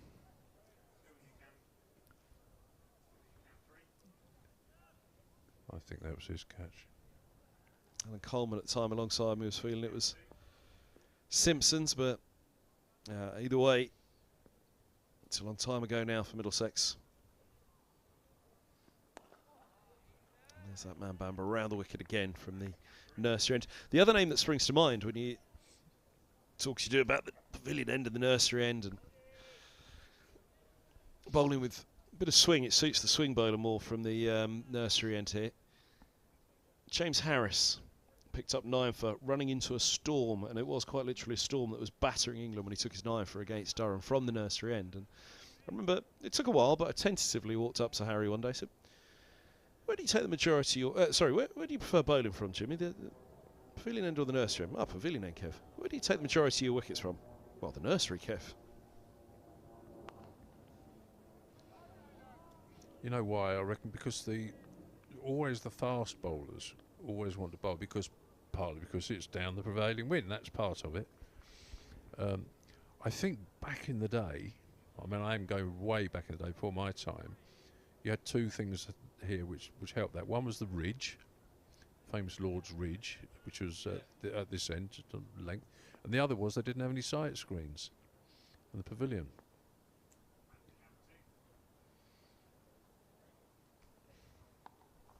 Short from Bamber, just be a single. To Peter Mullaney patrolling down there, 327 for 6. So a red ball out of the red brick pavilion. Well, and the windows, and you'll get the quicker bowlers coming straight out of that. And the reason they didn't put sight screens was I kid you not, because it would have interfered with the viewing of the members. So that's 2 reasons why, you know, they like that, and they like it as well if you're not a swing bowler, because you can bowl a slightly wider line and it comes short to Duckett. He makes no mistake. Not that short either, but exactly what you were talking about, Selv, in terms of length. He sits back on that one and pulls hard. Yeah, it hasn't got to be that short, has it, for him to be looking for that shot? Yeah, the faster bowlers just bowl a little bit wider. They know that it's more difficult to judge if you're not swinging the ball. It's line will do it. They play at balls they would rather not play at because they don't know if it's coming back down the slope. But this end is unquestionably the best for swing bowling, because that's why you see Mercer bowling this end for most of his career.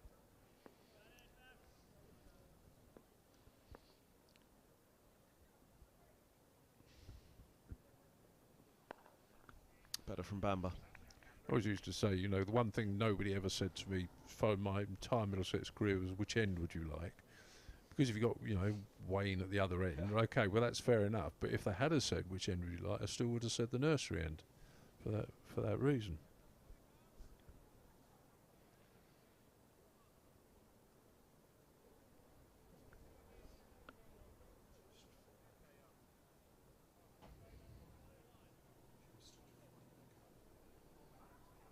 Yeah.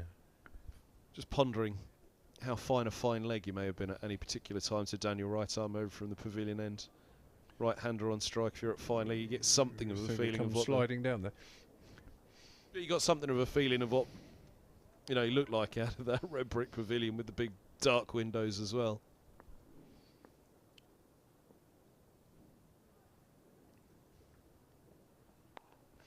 The ball to end the over, 3-3-1 for 6. I'll tell you something, that with hindsight, I wish I'd sort of insisted on doing. We should have thought about this more, right? Because when, you know, what you did, you bowled you over and then you slid off down to fine leg or third man or whatever. But actually, what I wish I'd done was to field at mid-on, because then you get clever. It's what happens a lot now. You know, go back to Jimmy and Stuart again, you see them collaborating.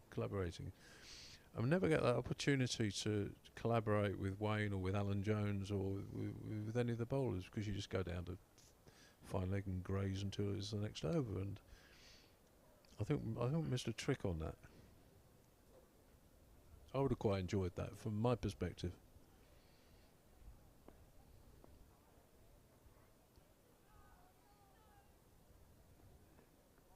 Oh, lovely start. Pretty much starting this over where he finished the last to Duckett. Patterson White to have a look at now. Was it a bowlers in even, you and Wayne? In what sense? After a meal together, was the bowlers stick with the bowlers, the batters stick with the batters. That's generally the case nowadays. I don't remember that particularly. Oh, they do now, don't they? I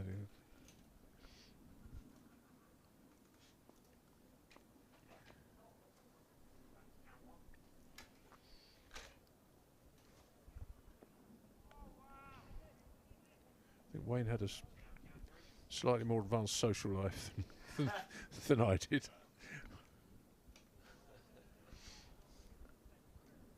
Who is his partner in crime? You can tell the tales now.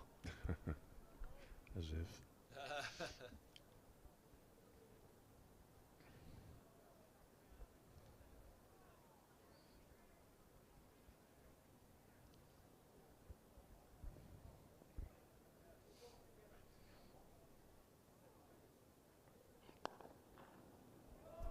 Oh, gets that through. Was fished at a couple outside off Patterson White, but leans into that one happily.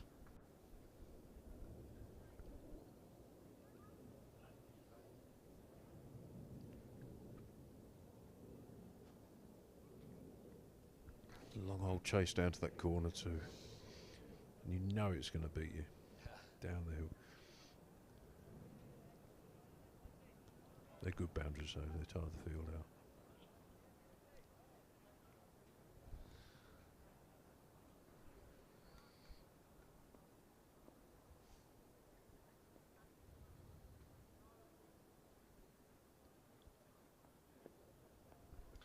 Any particular Notts fixtures stick in your mind from over the years playing? For me? Yeah. Oh, blimey. I'm trying to think.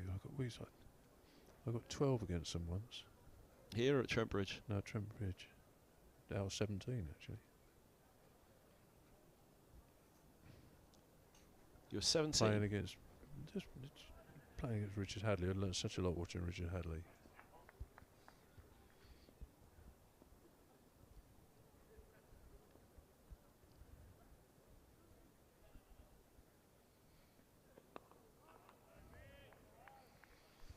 Story about Richard.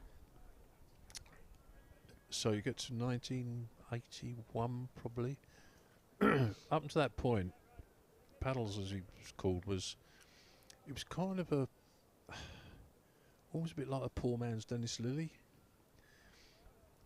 And back end of 1981, he'd had a few injury problems, and Notts were, I think it was 81, Notts were looking to get rid of him, an overseas player.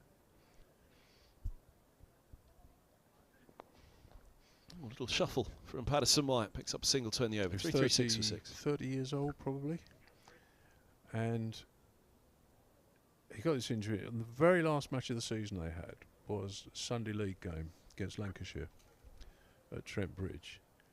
And you remember the old just Sunday League, you had a limited run up, a 15-yard run. And so he had to bowl off this, and he played in that game and he got 6 for 10 against Lancashire. And on the back of that, they renewed his contract.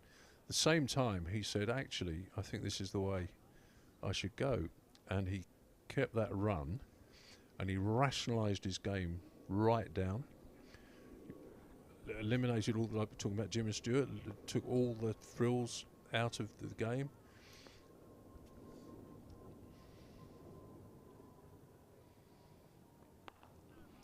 So up to that point, he'd taken, I think, 120 Test match wickets at 28. And after the age of 30, when he went off his short run and rationalised it down, he got another 300 and something at 18. A remarkable bowler. Surgically precise.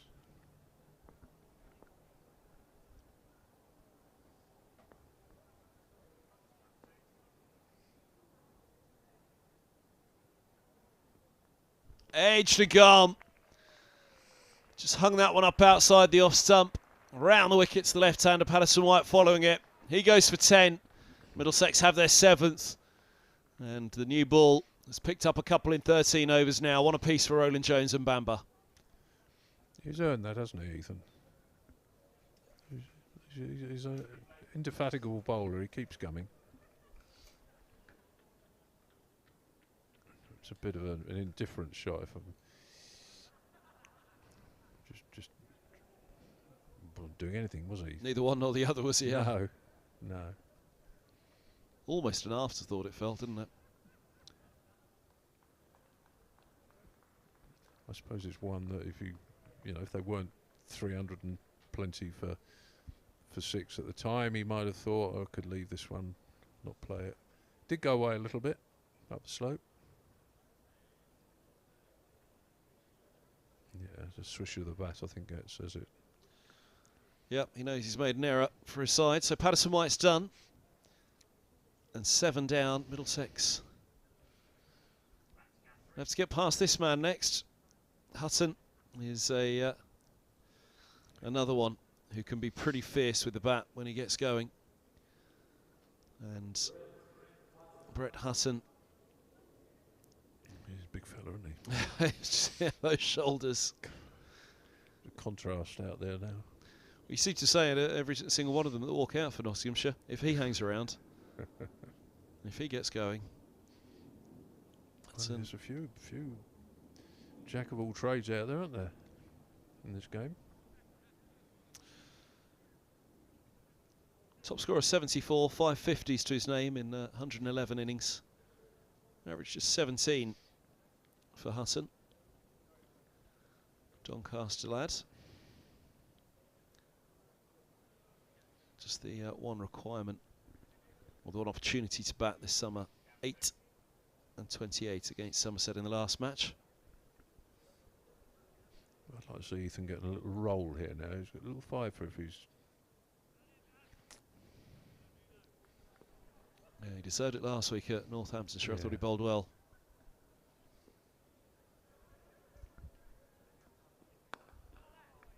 Immediately onto the spot against the right-hander as well.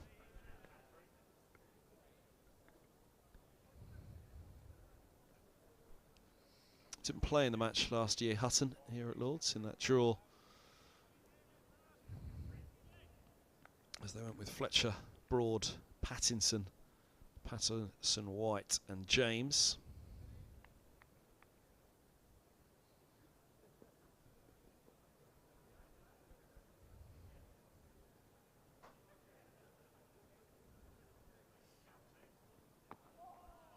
Good from Bamber once more, back up the slope.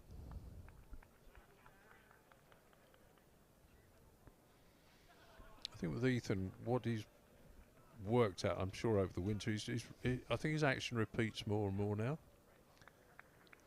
I always liken the best bowling action is a bit like a golf swing. It repeats and repeats and repeats and repeats.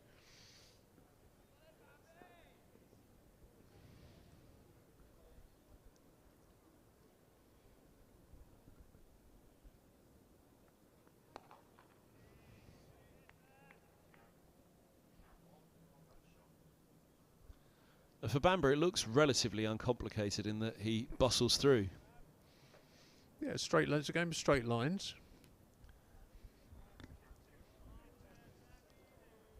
Everything goes down from your action. If your leading arm goes down the pitch, your arm's high, you follow through straight, then you're almost taking one of the variables out of the equation, line.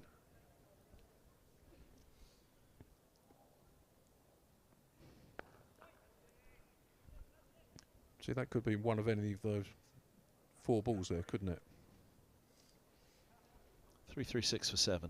Into the over, Patterson White. Court Simpson bowled Bamber for 10. Mr. Repeatable, that's what they want from Bamber, isn't it?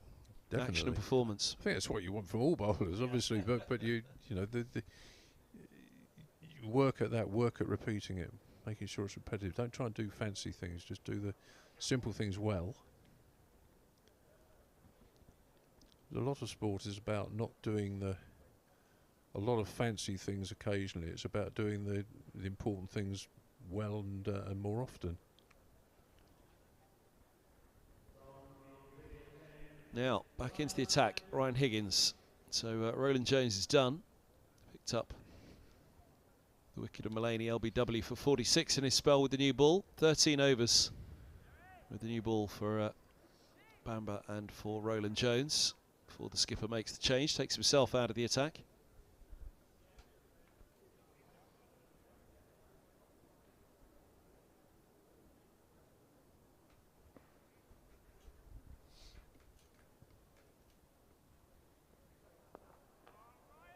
Little surprising himself once more. There's a new batter there, Hutton, at the other end. You know, sometimes get the only got that one wicket. Sometimes get the feeling. You know, we talked about taller bowlers earlier and against shorter bowlers on a pitch like this, and did get the. You know, the speed gun will probably tell me an entirely different story, but it looks to me as if Ryan Higgins hits the bat harder than Toby Roland Jones. Oh, now Duckett going for a little paddle, a scoop, whatever was on offer really. Higgins taking pace off and leaving it outside off. I don't know if you saw him coming there, did he? Did he telegraph that one? He ended up trying to scoop it down to down the offside, so offside scoop.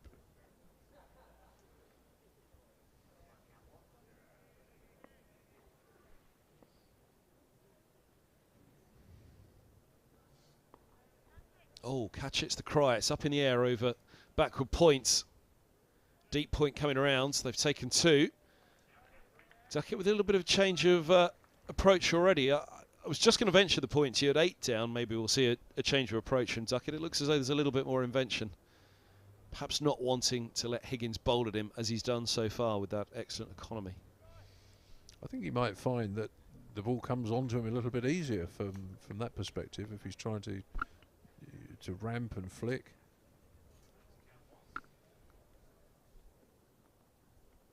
And goes for it again on this occasion. Gets it over Simpson, and that's going to keep going. So now they'll have to move that man over, and it frees up a space somewhere else.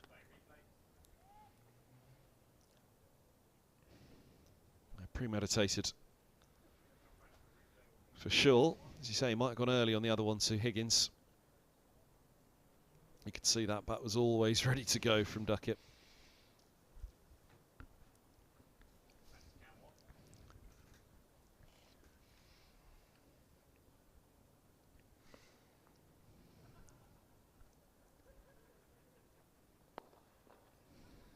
Sun's breaking through again at Lord's. We just saw the floodlight a few moments ago where some of that dark cloud that was over the back of the media centre, there you go, just headed on over the top of the pavilion and not troubled us. And now glorious sunshine. Just what this match needs. So much time lost yesterday. 69 overs possible on the first day.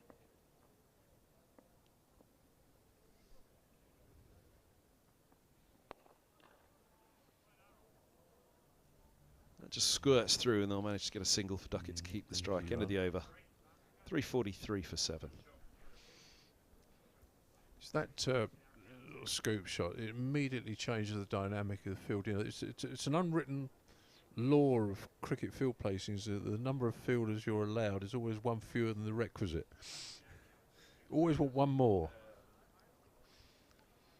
So they'd really quite like somebody to block that scoop, but it's got to come from somewhere.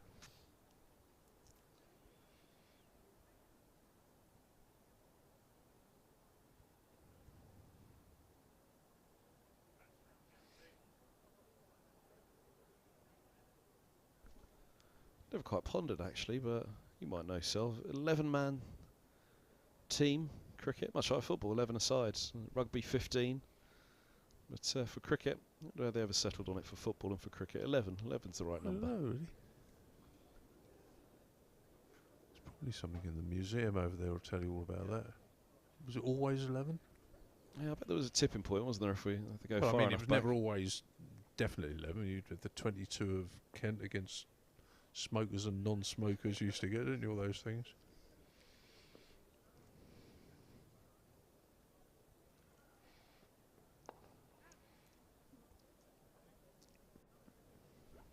Single Duckett will give Bamber 5 balls to have a look at Hutton. You mentioned picking up a 5 for here. I have to bustle through. He's similarly coming towards the end of a spell.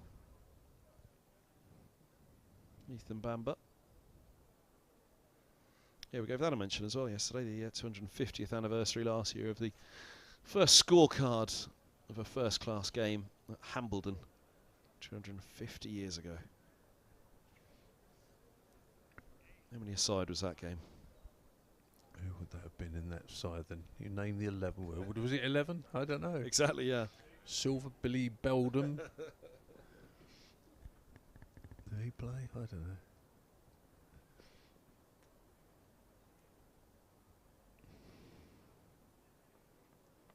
Bowls him!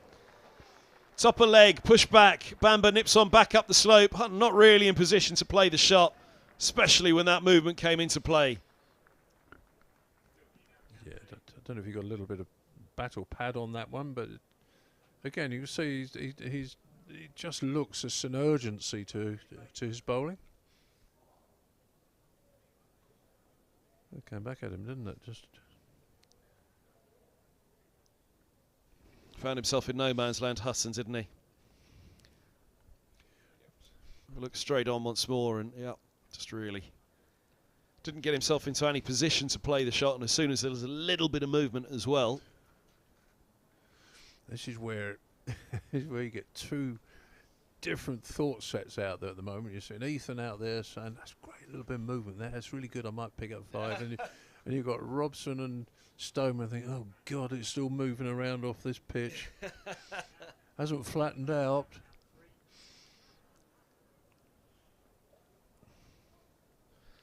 Stuart Broad makes his way down the pavilion steps. Nice applause from the home support for one of England's finest.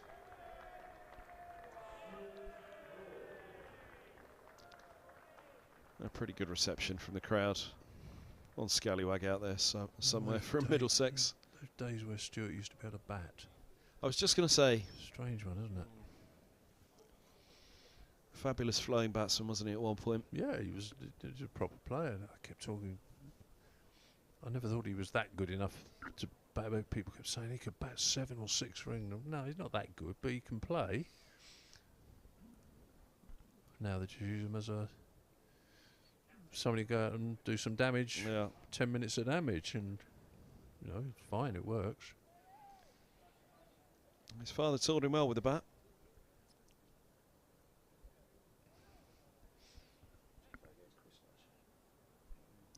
You play against Chris much? Yeah. I don't remember it, curiously enough, but I must have done. Really, I mean, you've got the technology. You can tell me when Broadie started. I'd probably.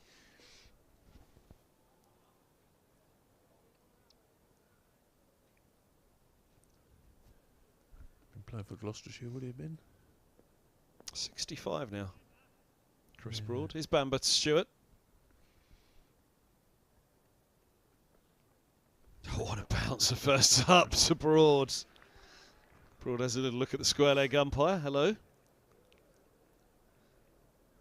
79 was his first year for Gloucester. Stewart, Chris Broad.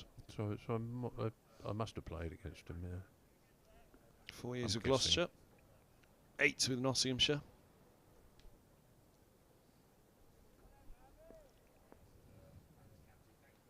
Five with England from 84 to 89.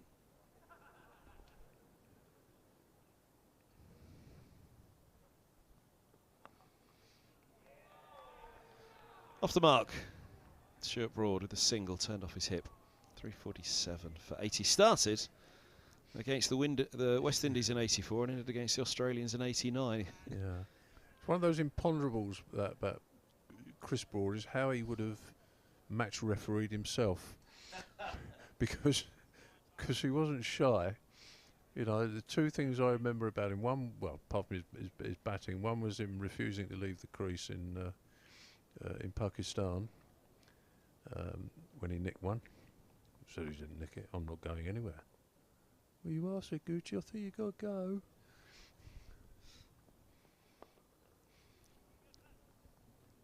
So that's sort of one of the things that kick-started the whole 87 Pakistan tour controversies, you know, that went on with Gat and Shakur Khan and all that sort of stuff. So that started off with Broady. And the other one was when the following year he got 100 in Sydney in one-off test and Tall Ships test match, like the 200th anniversary of the Tall Ships. And he got 100 in that and got out for 100 and something and knocked his stumps over his bat.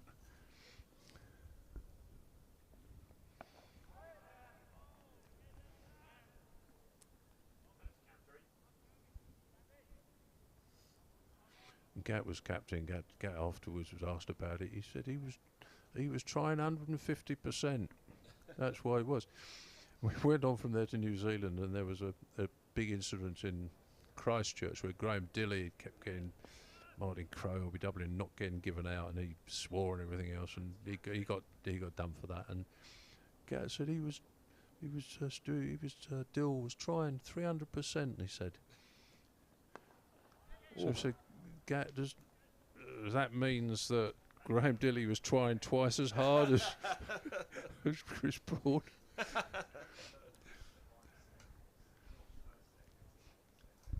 Yeah, 348 for 8. He should be tuned in now, shouldn't he, Gat? He what, sorry? He should be tuned in right now. Well, I was hello, Gat. Remember that. We had some fun watching Gat. Where's my phone? Played one of the tour, the match after the. Well, actually, it might have been the second innings, the same one, the Shakur Rana game. Gat played one of the most destructive, angry innings. I've seen he got 70 or 80 brutal runs.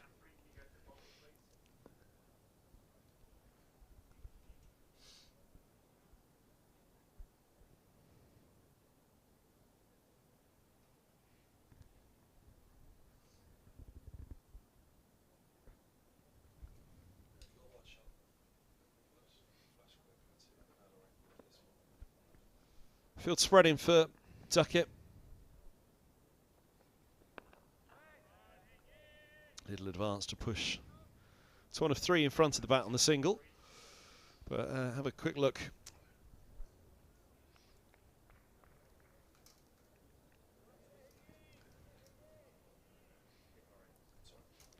Three out on the leg side boundary, though the only leg side field apart from mid-on.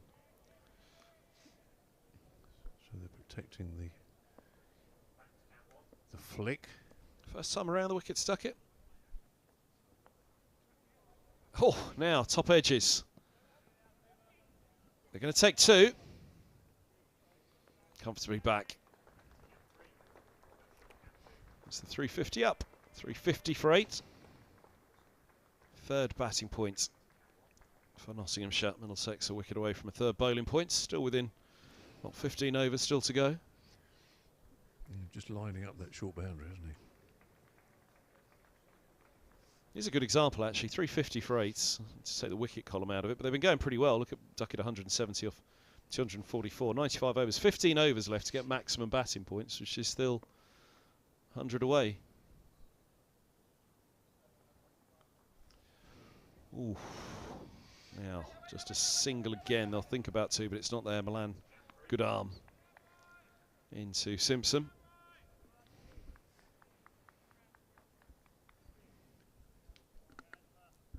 Well, they resume 252 for 5. So 99 runs for 3 wickets. If they can wrap it up quickly now, and they've picked up the 5 for the best for around 100, then it's there or thereabouts, I think, with Duckett and Duckett and Mullaney there overnight. I'd have always fancied one of them would have done some damage today. I thought they came back pretty well, actually, after the opening partnership. Got it together a little bit more.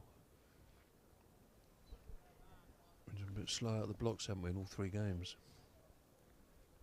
Yeah, something that'll hang heavy on Middlesex in Division 1. Playing catch-up in this division, something you don't want to do too often.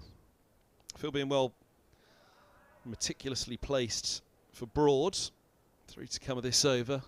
Everybody up by deep third, deep square. A little tickle from Broad as that falls away down the slope from Higgins. Deep square and deep, his long leg around to deep backward square leg, protecting that shorter boundary on the onside for Broad. But yeah, it's a scorecard, as you say, 117 the opening stand.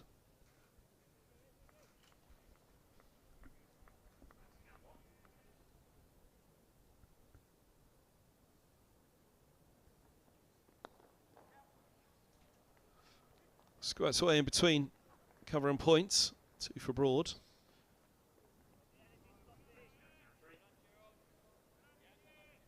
So since that opening stand of 117, what, 8 for 230 odd? Which is about right for this time of year. It's that opening stand that's cost them. Yeah, that's a reflection on the pitch more, I would have thought.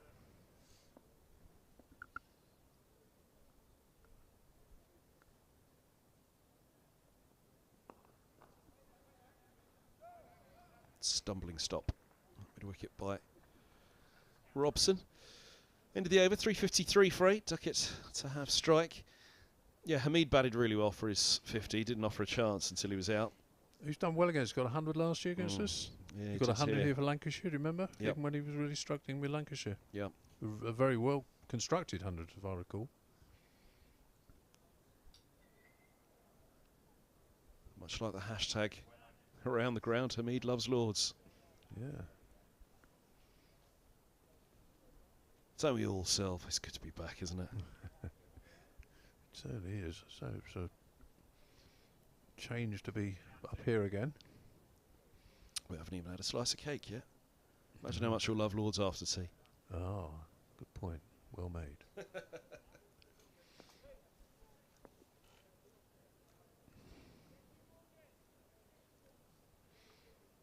It's one of the best views in the ground, and a lot of the time I've spent the past 4 years sitting over the other side in the committee room, which is arguably the worst view in the ground, especially where the pitch is up top side. Just as long as you don't say the company's better over there, Self.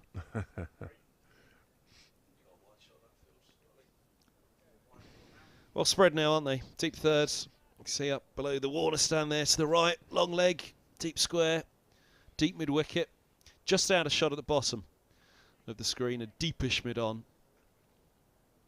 Deep mid-off as well. That's extra cover just wandering around above the Middlesex sign in the bottom right. Backward point, there's a cover point patrolling the boundary as well. The shrewd bowler would give him a single now, you see. Scoops away, he's going to get 4 for it, I think. It's a long chase. Is it going to be too long? It's Holden again. He's done well. He saved a couple on 3 occasions now out on that boundary rope, Holden. Copped a bit for his stuttering stance, or attempt to stand back up again.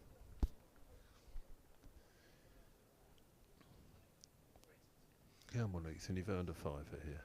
Where's he going to allow them a single? Pace off on the stumps. Steers one into the onside. Well, he's got loads of easy singles leg side, hasn't he?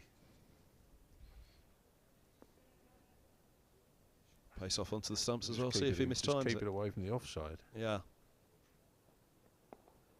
Oh, there you go. That'll do. Yeah.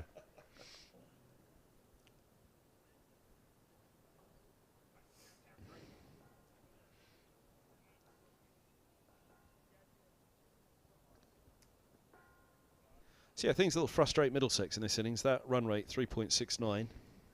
But again, you give Duckett a life and he hangs around, he's always going to score at a quicker rate than most. It hasn't been alarmingly quicker, has it? 174 off 248. Hasn't been ridiculous at all. But Mullaney did some damage there. Hamid scored at a reasonable lick, and that's where we were saying about it. Slightly slower start by Middlesex again.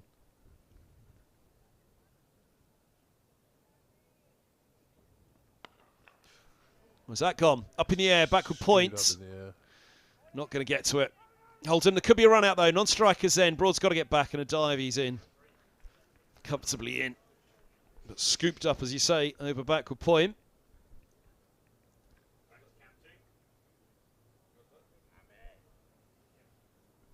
Let's have a look at the replay.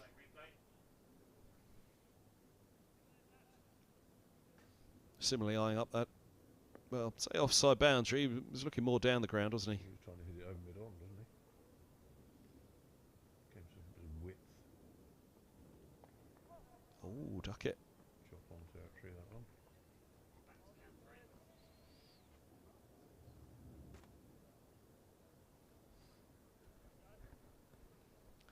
Could well be Bamber's spell done after this delivery, couldn't it?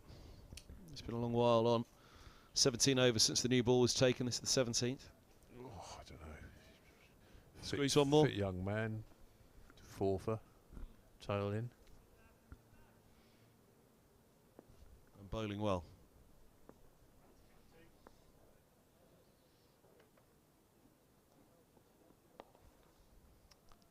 Single turn the over, 358 for 8, 97 done. Duckett on to 175.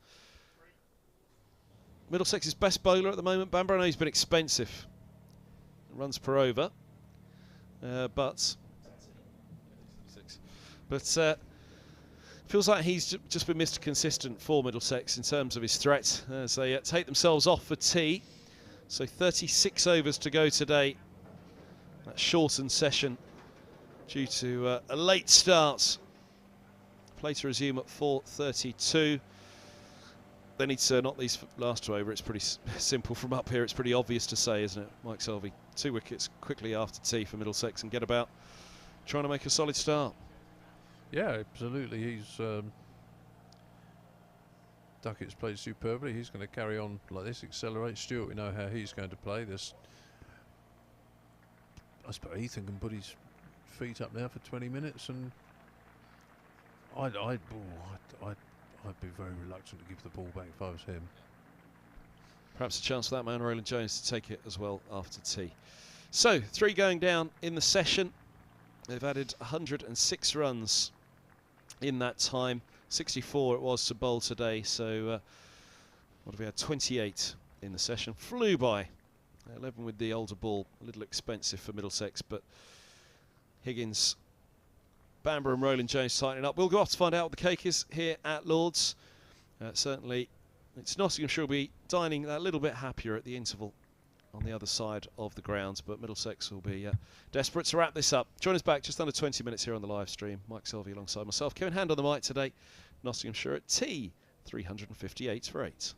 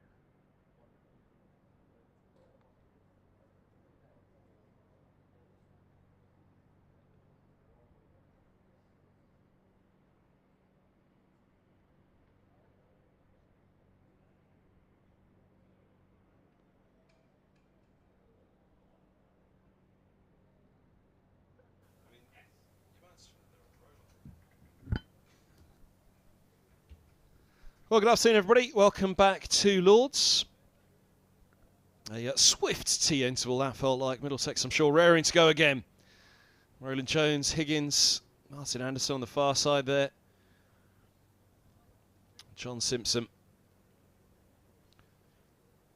But that name at the bottom of the screen, Ethan Bamber, mid-70s. He's picked up a four for 89, a very, very crucial four for backing up his work last week at Northampton. And, well, he'll be in with a chance here of a 5. You'd have thought that he'll come back for a couple of overs after tea.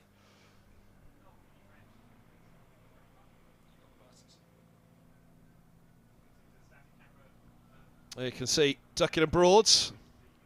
Fair old difference in height. Making their way out to the middle. Fair old difference in performance as well. Duckett 175 to his name. It's been brilliant. So it's offering that chance yesterday morning. A half chance back to Roland Jones, but it was a very good chance. In between the slip and the keeper.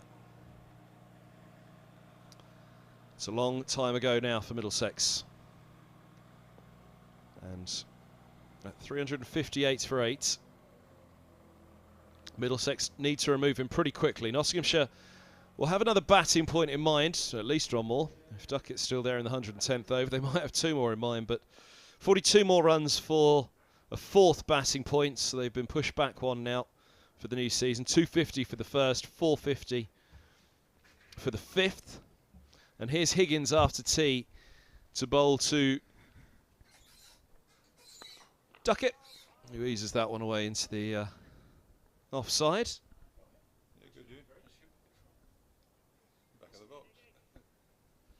I'm Kevin Hands on the live stream. I'd like to say Angus Fraser's alongside me just after tea.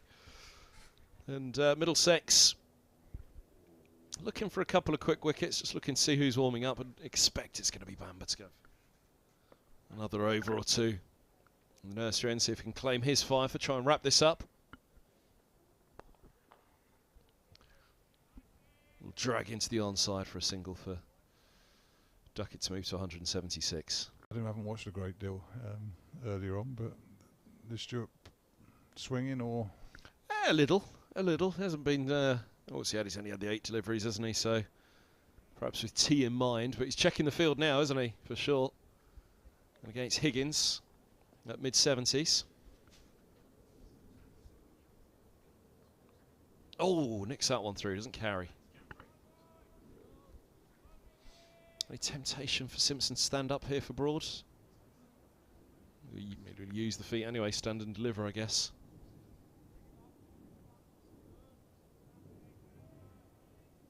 Certainly checking that field. Deep squares back and long leg.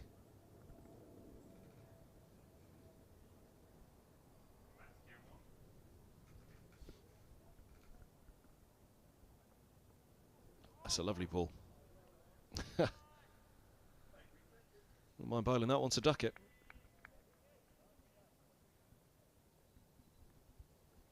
Stuart Broad will be trying to bowl deliveries like that, coming around the wicket to left-handers in a short period of time. I can't imagine. Right, as you said, I think I heard you say 41 runs required for the next bonus point, but I think Notts will look to be positive once they've watched a few balls, because lost some time in the game and want to take the game forward. They've got a pretty healthy score. Frustrating one, and that's a frustrating one for Middlesex as well. There's threat of more rain on Sunday, isn't there? So Middlesex just needs to be a little bit careful, don't they, of a mindset, really, that it's quite difficult to win it here, time-wise. If there's more to be lost in the game, they're already in a little bit of a difficult position. Top order after the first 2 rounds of the summer.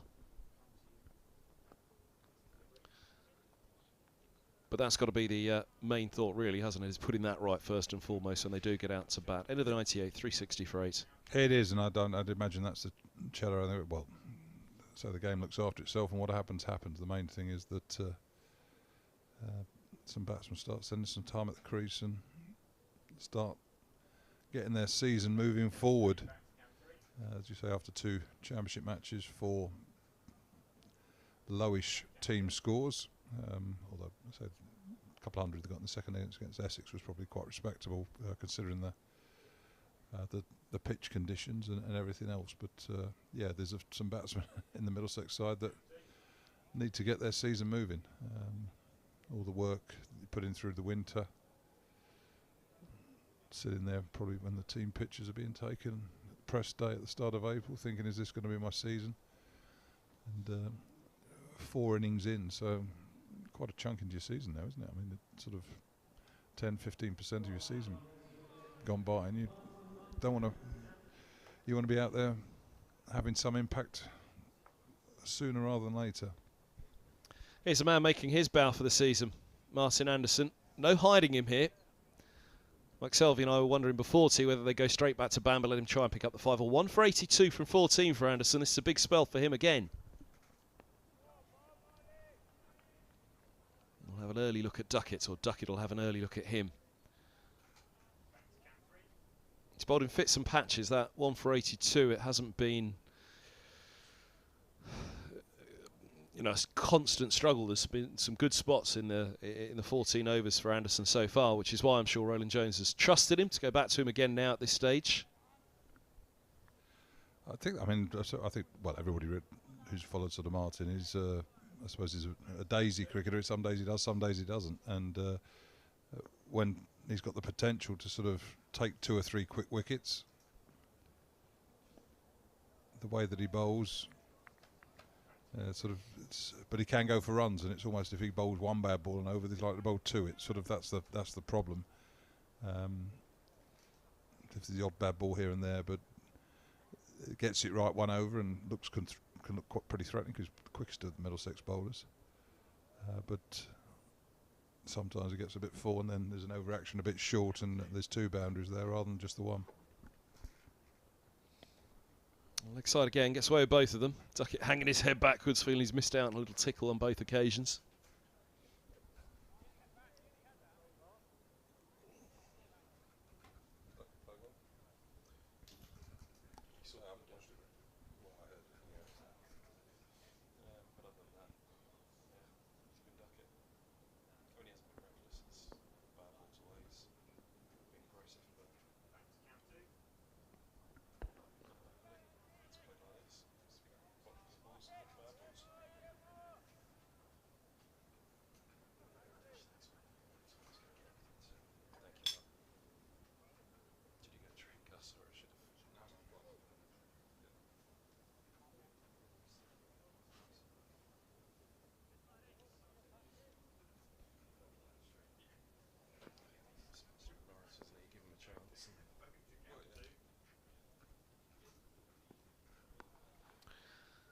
Just a little short, but given the treatment, they'll pick up just a single. Holman coming around. Yeah, it's unforgiving, really, for Middlesex. You drop Duckett on Norton, more often than not, you're going to pay a heavy price. And that's what's happened here.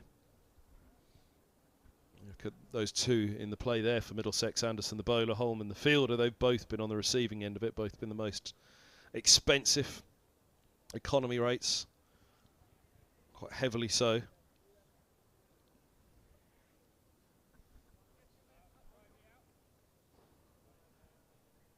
Two of the bigger prospects. Anderson 5 years ahead maybe of Holman. Maybe not quite that many, but he's been around a long while, hasn't he, Anderson? He's been coming through for a long time. Injuries holding him up. Last ball of the over. And Broad will think about a couple here. Holman's coming around. He's got a very good arm, but Duckett running to the danger end is quick. He's comfortably back and had to be. Direct hit, one arm. On stump to aim at and a strong arm from Holman. Impressive from him again. 364 for 8, end of the over. Anderson's speeds there. You mentioned he's the quickest on display of the Middlesex parade. He hasn't quite put it through in that over, has he? Bamber's coming around about a similar pace there, but you'd expect Anderson to be a yard or so quicker in general. 364 for 8. Yeah, I think Martin Anderson's a skiddy bowler, isn't he? Sort of slides on, which I suppose is another reason why his sort of margin for error needs to be, or you've got a narrower margin for error than a tall seamer. But yeah, it can be quite lively when he gets it right, sort of in the early 80s. Not quick in the sort of high 80s mode, but certainly quick enough to make the batsman honest. This has been an excellent tussle so far. Higgins to Duckett. Higgins has had a really good economy. None for 50 from 22, and that's gone up a bit. He was going at below twos around the 18, 19 over mark.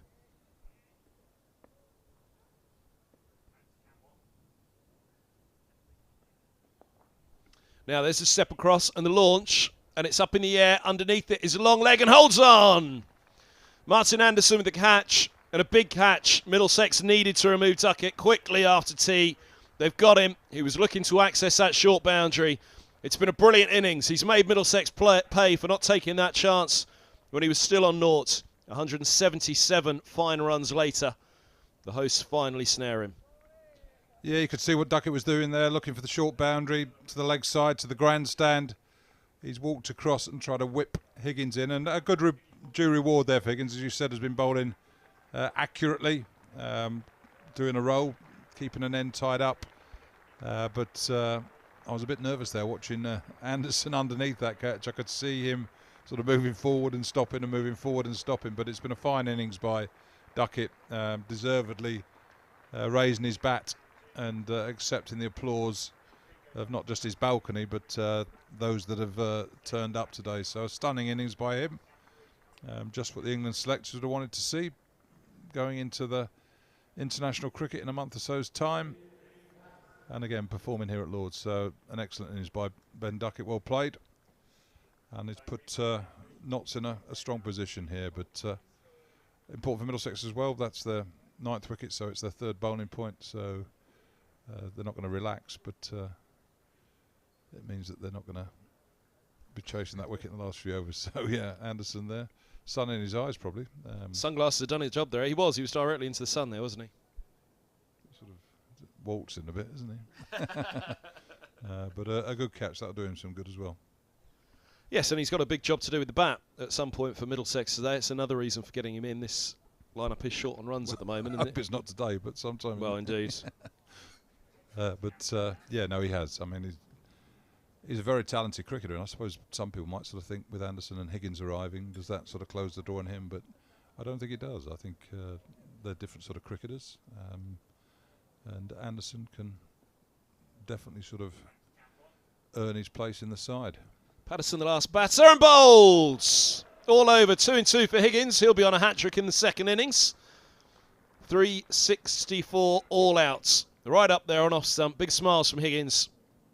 And resuming on 252 for 5. The last 5 go for, 112? And they're just about taken that, I think, Middlesex overnight. Their big frustration will be that opening stand when they were offered a chance by the destructive Duckett, and they didn't take it. They've wrapped things up quickly at the end after tea, and now a big session begins. 32 overs, they'll lose a couple. 30 overs left in the day, replying to 364, and a massive moment in the match coming up now, really. It is, and I say Middlesex's batsmen have struggled this year, certainly at the top order, and so a chance for them, as I said before, to spend some time at the crease and start to put a summer of work together.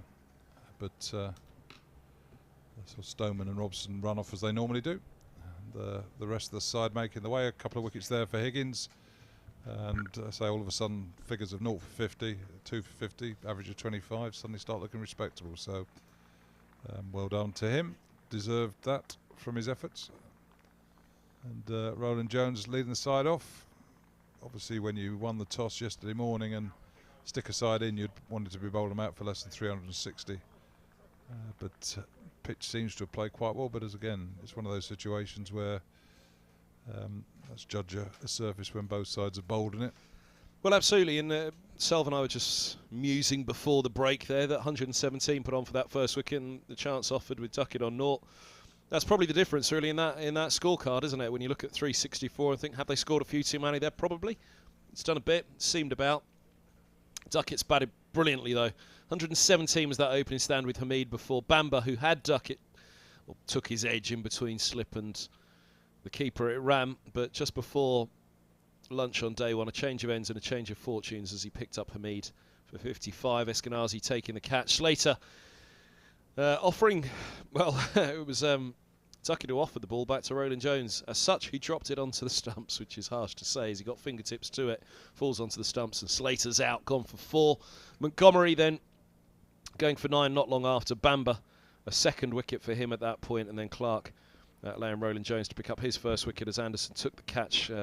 Dollying one up to cover really, threw the shot too early on a pitch where the pace again yesterday was a little difficult to judge, which indeed to some extent may well have slowed Duckett down, but James on 41 called Simpson bowled Anderson, and then Mullaney and Duckett, the overnight pair, with Nottinghamshire 5 down overnight on 252 for 5. That partnership of James and Duckett settling things down last night. Mullaney LBW to Roland Jones. He'll feel a little bit rough about that one. Mullaney looked so it was sliding down, right arm over from the pavilion from the Middlesex captain, gone for 46.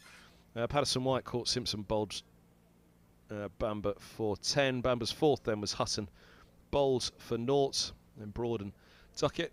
Broad never really got time to stretch those limbs really with the bat and throw the gloves at it at all. But he was left with 8. Wonderful knock from Duckett though, superb from him. 177 before Patterson the last to go there. First ball, and there are those bowling figures where Bamber 4 for 89, 26 overs.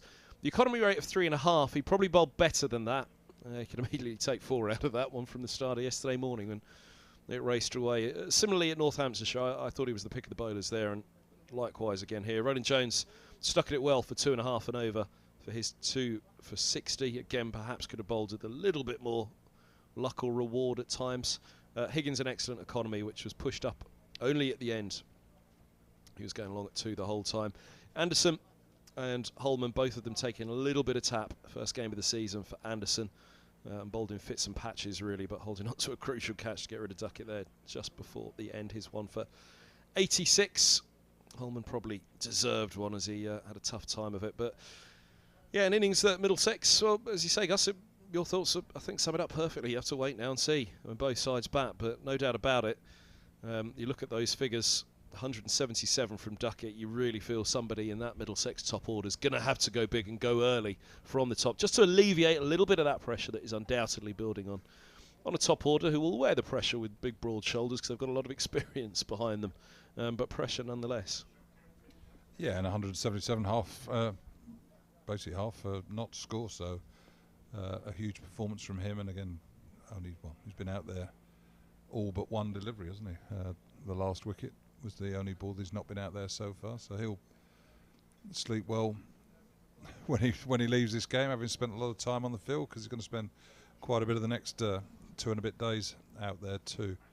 But it's as you said, they're giving a big session for Middlesex. They've had their batting issues this summer, losing early wickets, and it'll be nervously watching on that balcony, the home team balcony there, hoping that Robson and Stoneman can show their class and experience by getting through this new ball and trying to get Middlesex to the closers today in a respectable position. But it's not going to be easy. Well, the scene's set, isn't it? And it's a lovely scene. Look at that picture. The sun is out.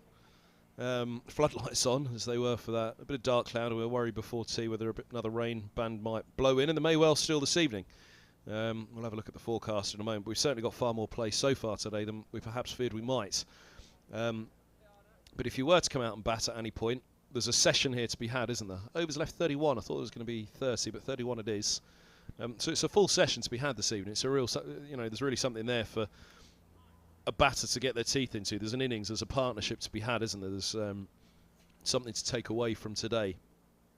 So in terms of how it's fallen, this isn't a bad time to walk out and bat, but it is that pressure, and it is one of the best bowlers right arm around the wicket to a left-hander, as Mike Selvey was saying, and Stuart Broad. That's what they're up against, and Nottinghamshire attack that a couple of seasons ago were the best side in the country probably, and last season best side in Division 2, only down in Division 2 because of the 2019 format that was reverted to, or finishes.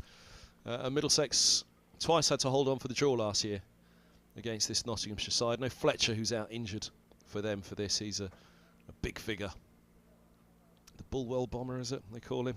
But certainly they've got the big names in for this one, and indeed they were even able to rest Stone for this. So it's an attack that they will know, or they won't need any geeing up for facing what they're about to face here from Nottinghamshire. It's proper Division 1 cricket, isn't it?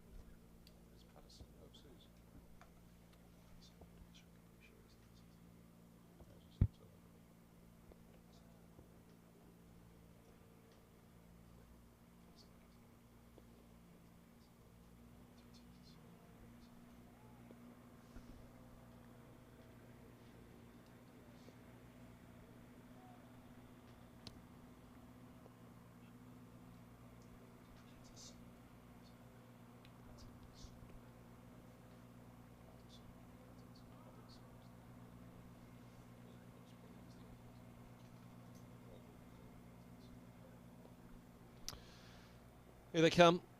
Umpires on their way. Ready to resume. And there's the opening pair. Stoneman and Robson. Well, one England opener's dominated in this match so far in Duckett. Two who would love to get another go.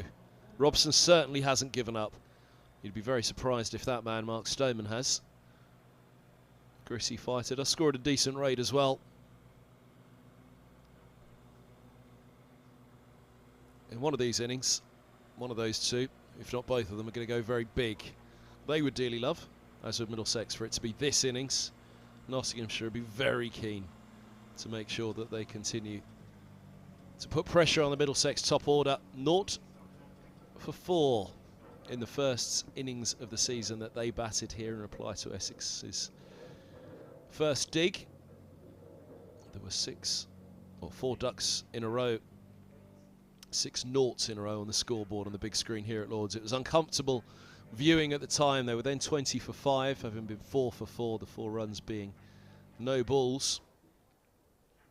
It didn't get much better up at Wantage Road. Both got a couple of starts in the second innings, but that's all it was. I think Stoneman was particularly unlucky with his decision in the second innings at Wantage Road. He's going to need a little bit of luck, a little bit of the rubber green when you're up against that man. Here at Lord's, Stuart Broad immediately right arm around the wicket with the bandana on.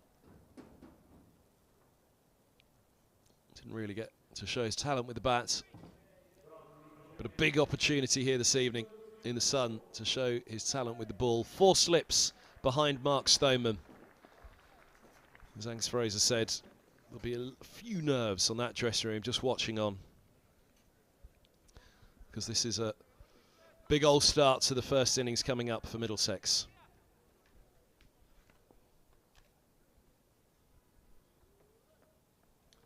Nice one outside off. Thank you very much. Essex were relentless here against Stoneman, Robson, Milan, Eskenazi, Simpson. They just did not leave that off stump. Well, it's a better start than the Essex game already.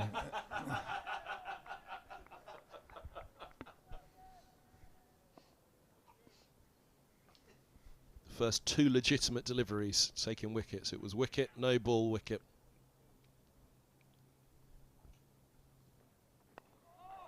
Oh, block hole delivery from Broads. And Stoneman's off the mark and off the strike. Over to you, Sam Robson. It was a polite inquiry from Broad as to whether boot was involved rather than bat on that one. Robson immediately having to instruct the sight screen, I think, to move along at the pavilion end. Well, this pitch is almost the limit of how far north you can go here, isn't it? Closer to the grandstand. Look at the sight screens there. I think they're at the end of the run, so it can't go any further, right? But Robson's quite particular. I know here that, I think it's the same at Trent Bridge, isn't it? You get spectators sat in the white seats in front of the sight screen. 3 slips and a short leg for Sam Robson. That's turned very watchfully to mid-wicket. 77.4 for Broad.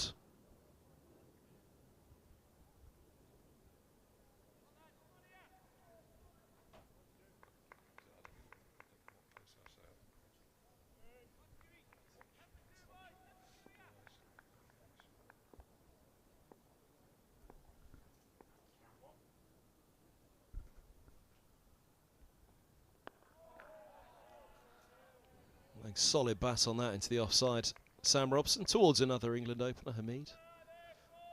England's openers reunion out in the middle there.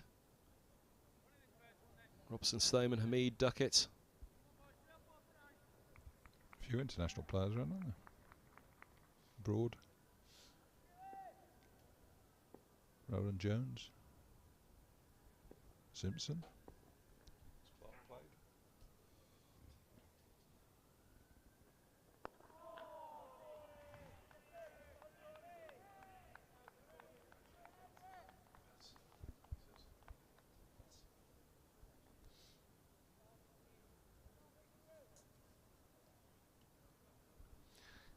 Interesting, Robson and Stoneman changed it up this innings as well. It was Robson facing that first ball against Essex. Then in the second innings, Stoneman faced the first ball. That's the way they usually do it. Robson takes the first and Stoneman takes the second. They've gone the other way here. Stoneman's taken the first innings.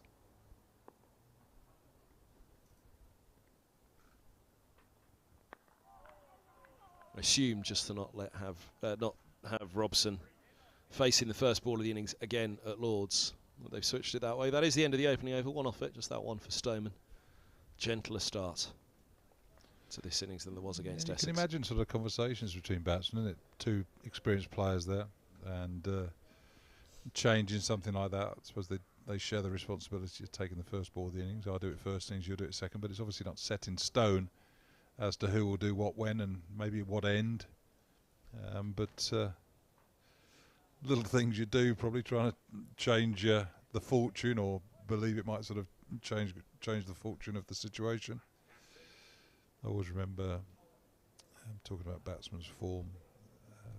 Scott Newman, when he played for Middlesex, he was having a lean period, and Mark O'Neill, who was the batting coach, sort of worked tirelessly with him on his game for a period of time in the nets and at practice sessions. Hustle from the nursery end. And Newman got 100, and he was talking to, I think I remember, the opposition the following morning, and about sort of well played and chatting about this, and Mark O'Neill was sort of just on the edge of the conversation, not in the conversation, but listening to it, and said, I think someone said, well, what do you do, Scott? He said, well, I just changed my helmet, didn't I? And sort of Mark O'Neill's shoulders sunk, as if to say all the hard work he'd put in hadn't been recognised at all. Nicely away from Stoneman.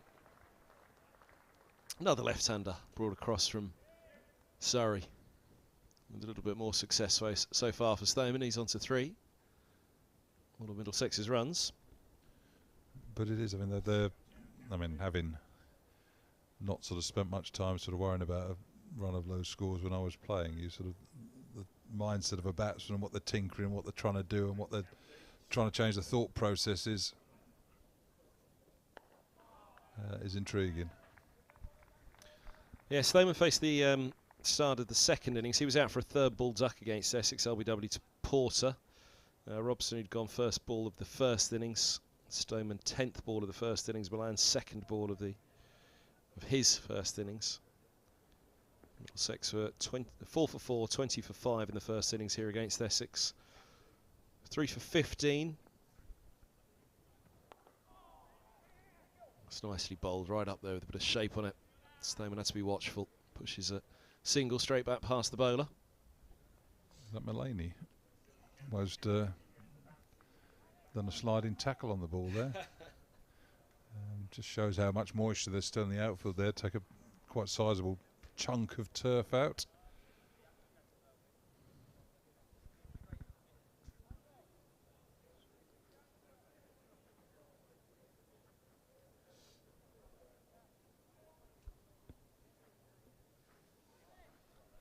Robson was out for 4 in the first innings at Wantage Road and 12 in the second.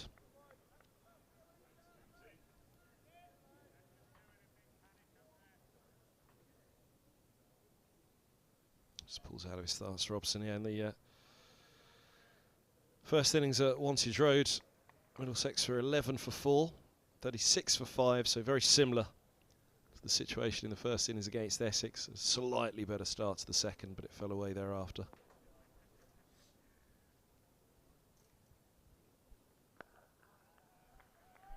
.24 for Stoneman, 12 for Robson in the second dig. Mullaney with the duck. Eskenazi 37. Holden 7.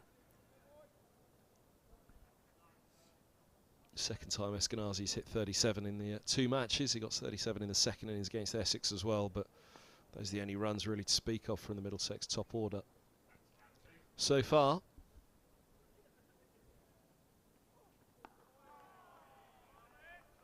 End of the second over, 4 without loss. Just watching Mark Saggers there, the umpire walking in from square leg. Not got the cameras on this week. They had the cameras on them, I think, last week. Oh, they did. Why have they taken them off?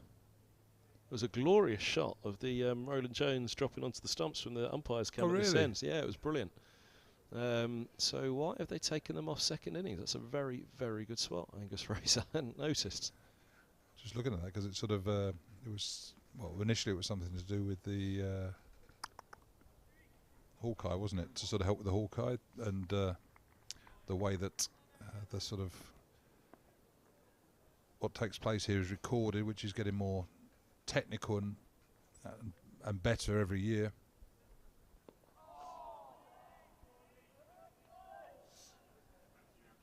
But again, it's just like Sky Sports, isn't it, when you look at that sort of speed of the last ball, which is propped up not on this delivery, but does. But yeah, even square leg umpire there has not got his camera on, has he? So. No, they've gone for the second innings. I'm wondering, is that an oversight by the umpires? Because they were, I'd say the Roland Jones one in the first innings was brilliant to see.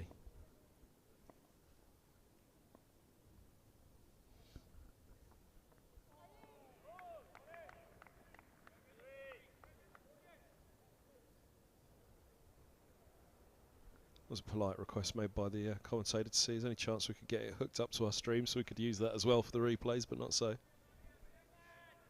Available for the dressing rooms at the moment to look back on, but also on social media it was posted the dismissal of Slater when fingertips were on that drive from Duckett from Roland Jones.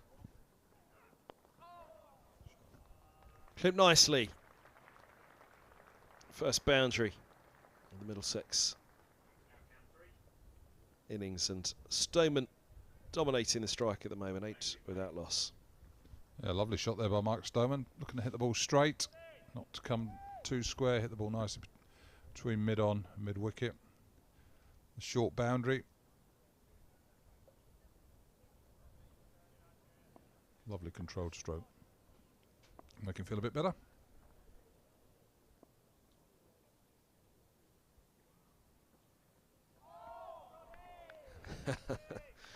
It's going to be tough, isn't it? It should be tough against this Nottinghamshire attack and against that man in particular. Stoneman, the only batter of the Middlesex top 3 to make it into the 20s so far this season, now into the 5th innings. So that's why this sharp focus, which I'm sure Nottinghamshire fans are well briefed by what's happened for Middlesex so far.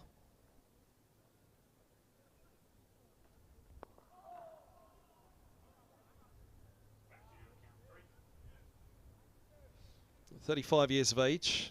Posed Alan Coleman a quiz question yesterday morning when we were talking about the internationals just a few moments ago. Who was Alistair Cook's opening partner? We were talking about all the opening partners that Alistair Cook had. Who was Alistair Cook's opening partner when Roland Jones played his last test for England? And of course it was that man there, Mark Stoneman. Hamid making his England debut the year before Toby Roland Jones.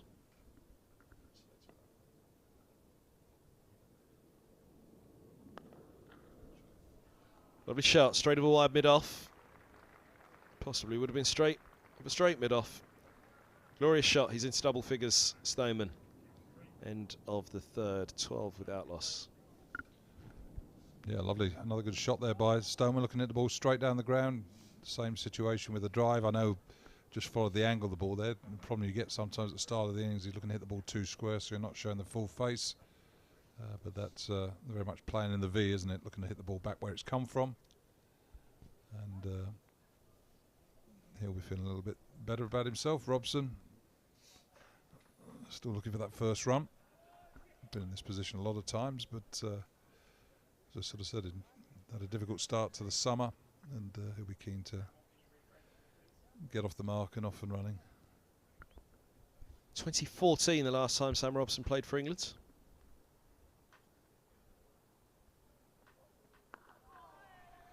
Yeah, I was a selector, the England selector when we picked Robson, so I think he was the first pick to join Alistair Cook.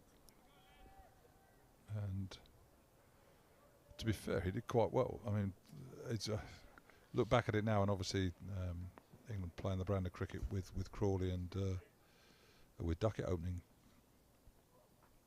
during the winter months, but arguably Robson probably made the best fist of any of the openers. I suppose because it was the first you picked, you always believe there might be a better option. I felt a bit sorry for Sam actually, because he played that summer against India, and I think Sri Lanka, wasn't he? Got 100.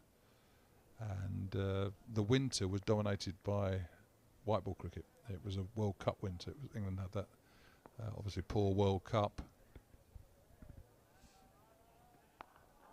and then went to the West Indies in March time. And Jonathan Trott had obviously been out of the side with the sort of mental health issues that he had, and he came back and opened in West Indies ahead of Robson, and then I think called it a day, so sort of getting Trott back in the side and hoping that he was going to be good again. And then Lyth came in, and Lyth came in for the summer against Australia. I'm pretty sure that Robson remained the most successful partner that Cook had post-Strauss. Whether there was a little latecomer at the end who's blurred that, but for a long, long time that stat stood that he was the most successful of the England openers alongside Cook. He averaged 30 from his 11 innings, 1 century and 150. So I'm trying to think, so it would have been openers that we predicted would have been Robson, Trott, Lyth, and I think Jennings came in.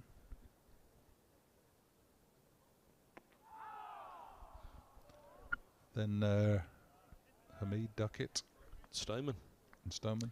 So for Roland Jones' test debut it was Jennings, if memory serves, and then for his final test, which was that same summer, wasn't it, for Roland Jones, it was Stoneman. Those are the two opening partners for Cook that summer.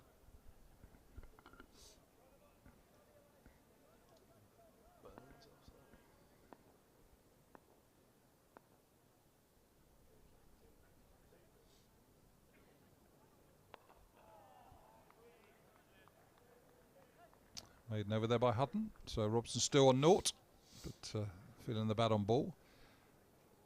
Yeah, I suppose you look at Ashes, it's 4-year cycles, isn't it? That tends to be when you clear out is. Selectors or players? Well, both. Both. Although I think we lasted a bit longer. We didn't go. How long did you have? 4.5 years, 5 years. Enjoyed it actually, really good. It's interesting, we had a sort of sponsors dinner at Middlesex last night, and not last night, on Tuesday night, sorry, in the committee dining room here at Lord's, and sort of interviewing, chatting to some players, etc., and things, and then opening it up and more just moving on from Middlesex matters, but more sort of cricket in general, and talking about the Ashes, and Mike Gatting was there.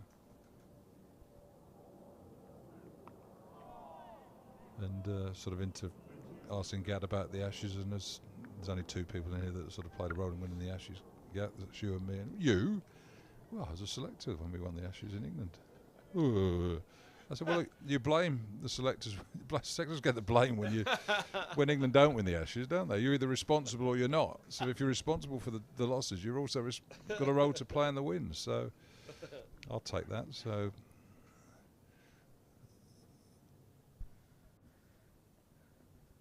Sort of one ahead of sort of. Did a little turn for a while, didn't he, on the after dinner speaking together? I think I was at one of them as a fundraising event at the school.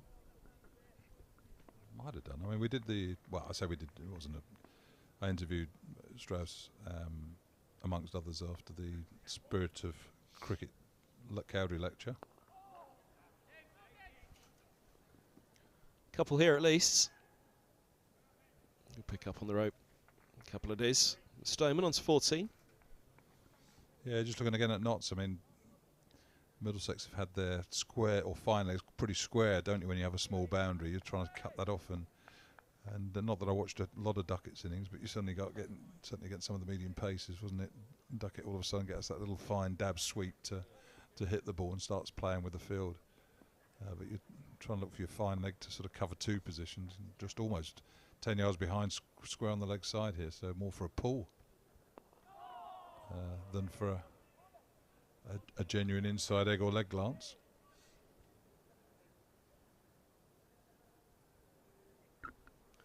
At 79 there, Broads. I'd be surprised if one of the Middlesex pair of Bamber or Anderson, certainly Anderson, didn't just nudge 80 at some point, but generally Middlesex attack rule mid-70s. So Broad's that fraction quicker. Anderson, when he pushed it through, should have pushed it through just above 80.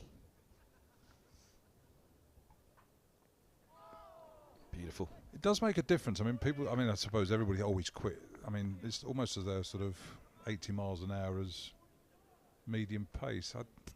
I mean, as someone who spent most of their life, I mean, back in my career, I was sort of high 70s, around 80. But I suppose when you were younger and fitter and stronger, you're probably low to mid 80s, sort of 82, 84 miles an hour. But I suppose people talk about a yard of pace, and I think every 4 miles an hour it's 10%, or 5%, isn't it? If you're looking at 80 to 84. Which is a yard of pace. When people talk about a yard of pace, and it's just a little less time that the batsman then got to react as it comes down to you. But I almost think the early 80s is a sort of area where you're quick enough there. Well, I felt certainly during my generation, it might sort of feel differently now because of all the practice that people do on bowling machines, facing probably 80 mile an hour plus bowling. But at a low 80s, you were quick enough to be able to impose yourself on the batsman, if you see what I mean. Obviously, you get into the high 80s, early 90s, you're then entering a completely different sort of stratosphere as far as time goes, and the sort of way that you can potentially sort of intimidate a batsman.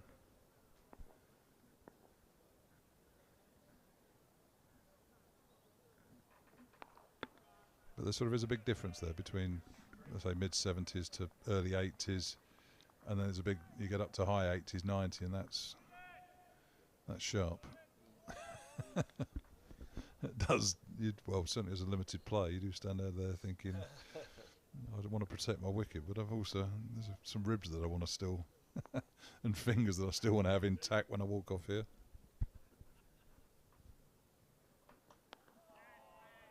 I was reading about it again the other day. There was some research done, wasn't there, about the reaction time.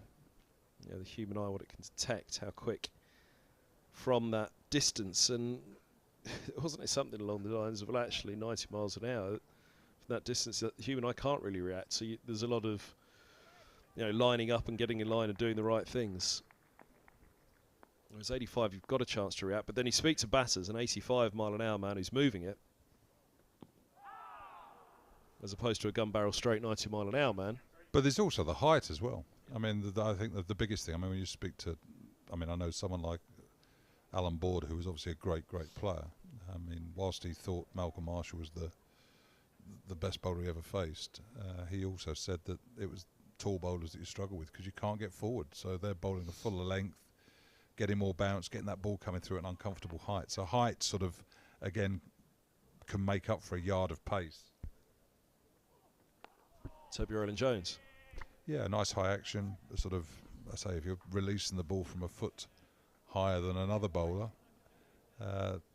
again, bowling is about sort of making life uncomfortable for a batsman. So getting the ball to come through, probably around that sort of between the kneecap and halfway up the thigh guard height. And if you can do that from a fuller length, the batsman's then got to wait that little bit longer to react, to make his decision, because you need to watch the ball pitch before you sort of really move. So therefore, sometimes taller bowlers at 84 miles an hour can feel quicker than a shorter bowler at 88 miles an hour. I know it sounds sort of seems to sort of contradict itself, but it's certainly the case. It was an interesting comparison here. You look at Husson, who's low 70s at the moment. He's coming through at around about 72. Broadie's coming through at 78. Neither are skidding it through quite in the way that Porter or Cook did for Essex in the last game here. different end of the square, and that plays the part as well. That's the end of the over. Robson still on 0 from 18. It's very watchful out there from Robson at the moment. 14 without loss for Middlesex.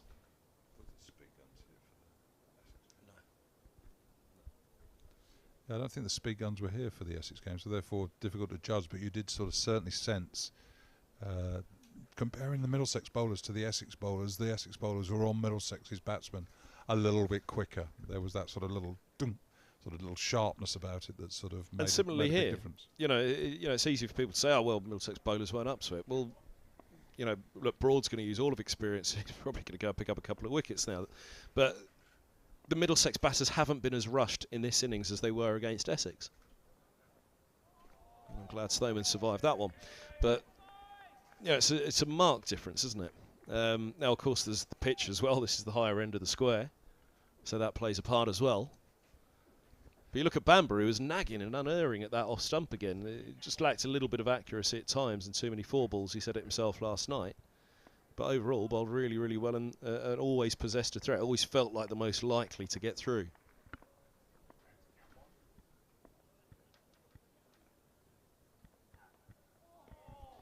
And there are sort of, bowling is a rhythm, bowling is a sensation. You sort of feel the ball come out of your fingertips. You know whether it's a good ball or a bad ball before it gets down the other end, because you just feel you've let go of the ball in the right position. And obviously the challenge is to try to repeat. And it's difficult because your run-ups are slightly different. Your foot might slightly land differently on the crease. So there's loads of little things to sort of knock you about as you come in. But as you try to get to the crease, obviously you want to sort of a consistency about how you go about it. But again, it's like people say, oh, he's bowling a yard too short. A bowler might be bowling, and something that was thrown at me quite a lot during my career, as if you can just go a yard fuller. And people say, well, surely that's a skill that you should have. But because you've spent your life, most pitches you've worked out what your decent leg is, to suddenly sort of just change that action slightly, change your moment of release, so you release the ball slightly earlier to bowl fuller. It's a slightly different sensation, and you're thinking about it rather than just bowling it, which is what you tend to do majority of the time. And it's harder said than done is to just bowl a yard fuller and to sort of maybe be that more challenging length. I suppose that's why you need different bowlers. You get shorter, skiddier bowlers who just naturally bowl a fuller length. Bowlers, my bowler's similar length, but a shorter, skiddier bowler is probably challenging the stumps more than a taller bowler does, where a batsman leaves the ball a bit more comfortably.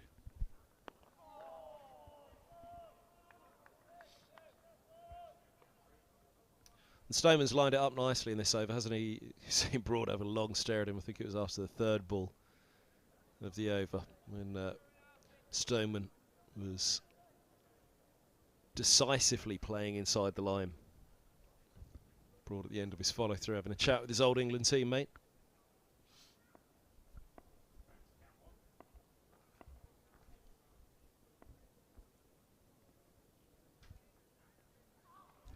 It's not quite Anderson to Cook in the previous round, is it? But nonetheless, Broad and Stoneman still looking at high quality cricket out there at the moment. Stoneman has 14. Robson will have the strike on North Middlesex.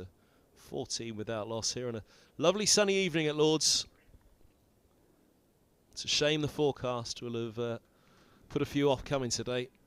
We may well be rewarded for 64 overs in the day, which is there or thereabouts what we had yesterday as well. 69 when the umpires had to drag them off for bad light. Understandably last night it got really dark really quickly. Let's hope that isn't the case tonight. This match needs a fair bit of time yet, you fancy, especially with that forecast on Sunday. But again, these two, I think, would very much, if the conditions are nice, like to get their teeth into this session.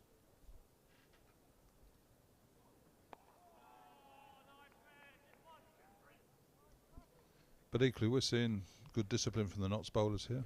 Hutton probing that forward defensive of Sam Robson, waiting for a ball to do a little bit. Robson maybe to try to do something in an attempt to get off the mark as such, and it doesn't take a lot. The ball just does a little fraction more than the previous one. You're playing slightly inside the line, and all of a sudden you nick a ball that you previously hit the middle of your bat.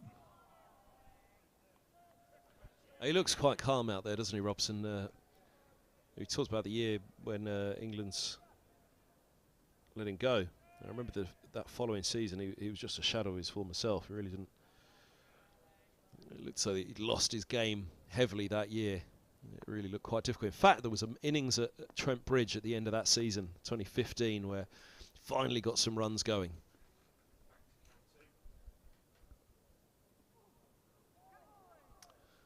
There's some runs. Did he get bat on it? Umpire note is going to signal that it's byes. Just jagged away up the slope, keeping low, evading Clark behind the stumps.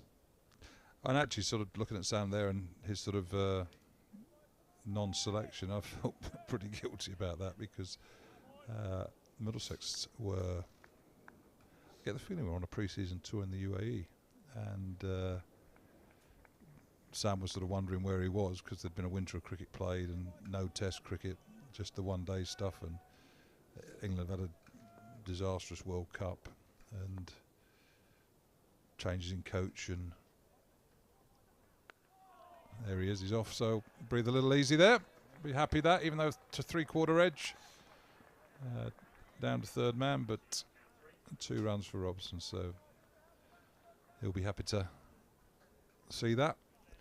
But Sam was sort of like asking where he was, and I mean, I was sort of being quite encouraging because the sort of view of us as a group was that he was going to play, but then something changed quite quickly in the last day or two, and he didn't make it, and I had to go and tell him that unfortunately not going. So not one of the easier conversations that you have, but one of the responsibilities you've got. You can be a dream maker and a dream breaker. Yeah, he was.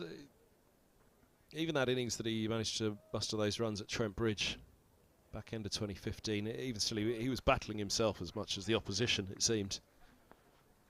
He looked nervous, unsettled, but it was gritty, typical Robson when he managed to get the runs. And that gets through, and that will feel nice for Sam Robson on drive from the Middlesex opener to end the 8th over, 24 without loss.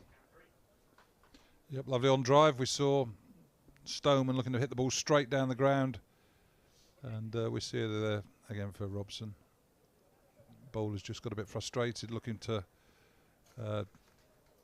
pitch the ball a little bit fuller, and Robson bode his time. Nice movement there, feet in the right position. Controlled stroke, punch the ball down, and even though there's been obviously a bit of rain around this morning, ball's raced across this outfield for 4. We saw Hamid with the classic opening innings for Nottinghamshire. Didn't offer a chance until he was out. The right-hander, Duckett, we talked about a lot. Edge offered on naught.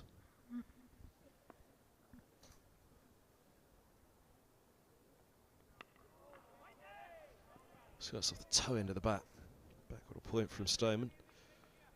But yeah, these two have gritted it out here. Batted properly, bided the time, and well, exactly that. Forced the bowler to bowl in there, didn't he, Robson? And then reaps the rewards of that much straighter line. Interestingly, at the moment, Broad has had a good look at Stoneman now around the wicket, and that'll be something that'll be slightly on their mind on it as well, to try and rotate this strike.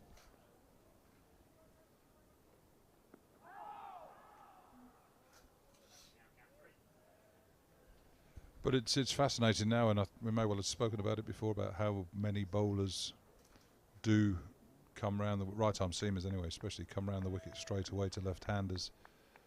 When I started, it was almost deemed the natural angle across the batsman was a real advantage to have. But in some ways, sort of left-handed batsmen sort of modified their techniques to almost negate LBW and bowled,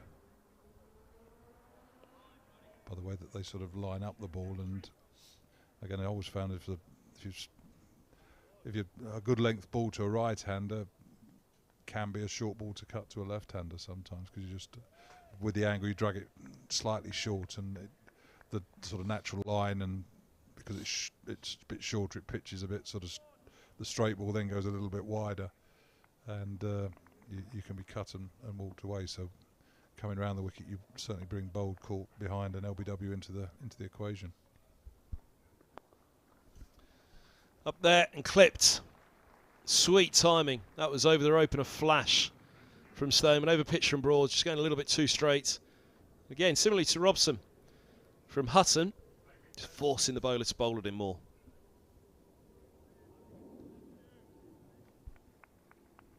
And equally, the sort of analytical, nearly, always watch the ball when it hits the rope.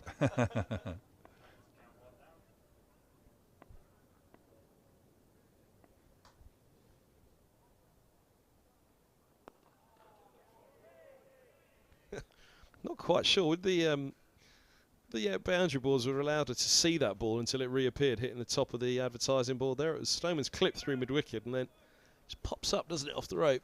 At what point did that ball reappear? Bang, just then. Nothing personal. It's an almighty sigh of relief. I'd imagine the heart rate's still coming down.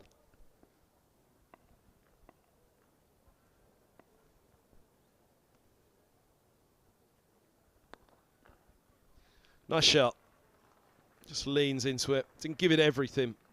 Stoneman watchfully played to pick up a couple to end the ninth. He moves to 20. Middlesex a 30 without loss. We talked about the end of Robson's international career there, but going back to the start, Chris Rogers and Sam Robson were a formidable opening pair for Middlesex. 2011 they won promotion from Division 2. 12, 13 and 14 they were an outstanding opening pair, amongst the best in the country. I'd suggest at that point Rogers would go on and make his Test debut for Australia. Robson with his bow for England. There was a lot of talk about Robson playing for Australia at that point. When you talk to him, there's no doubt where he was raised.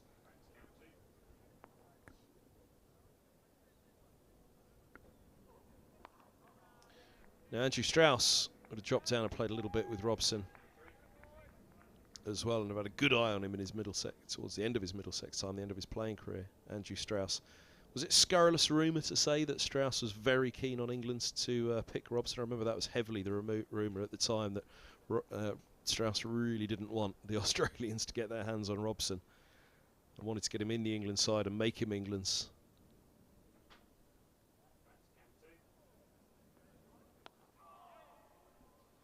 I think that might just be rumour. I don't remember feeling under pressure as a selector to do that, that's for sure. And Strauss wasn't with the England setup then, so, but that doesn't stop people putting two and two together. And or was it recommendations maybe from behind the scenes that Strauss was saying, look, you really need to get this guy in the England side, don't let him go to... That would have been just by the end of Strauss's playing career, obviously, because you were looking for Strauss's opening partner alongside finished Cook. against South Africa, I can't remember, didn't he? Strauss retired. So he was done by then, but his capacity... He wasn't within the England setup then. I'm trying to think what he was doing. Probably working for Sky as a commentator.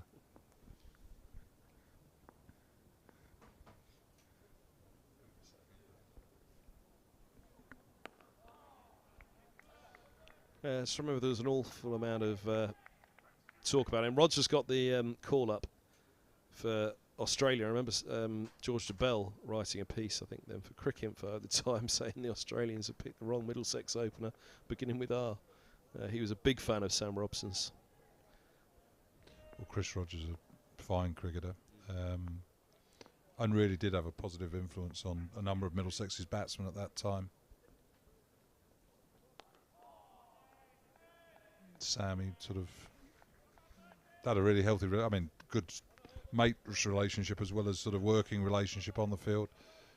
But David Milan, he would have benefited from working with Chris Rogers, Steve Eskenazi, and a few other players. I'm trying to think who else would have been there, but no, Chris Rogers. Gubbins just below. Yeah, outstanding overseas player for Middlesex.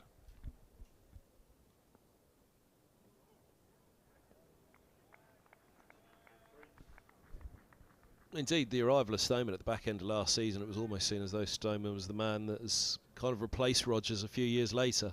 Voges was in for the championship year, wasn't he? George Bailey provided a few useful innings there. as well that year as an overseas, but Stone was seen almost as that sturdy head at the top of the order again for Middlesex to settle things down. And he did play a big part in helping get Middlesex up last year, didn't he? End of the 10th, 31. Without loss. A few have made it in today. Not as many as would have. With the forecast a little better, but well done those, and hopefully rewarded this Friday evening with a bit of cricket. Luke Holman's dad there in the bottom right. Middlesex cap on. I think it is. Looks like it. Pete Holman, often spot him around a ground, say hello. Big AFC Wimbledon fan, as Luke is.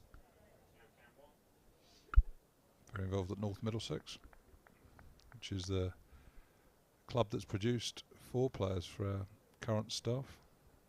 Ethan Bamber, Luke Holman, Joe Cracknell and Max Harris. So strong, excellent club.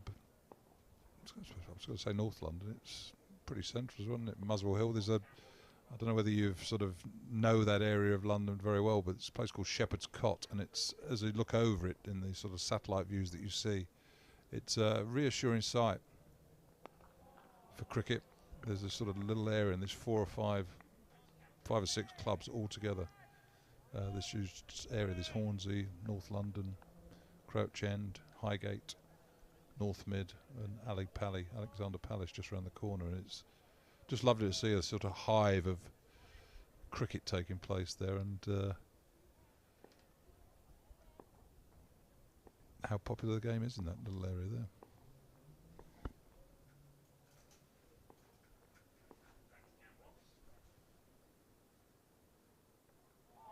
Oh, Robson's followed that slightly. It's gone up the slope.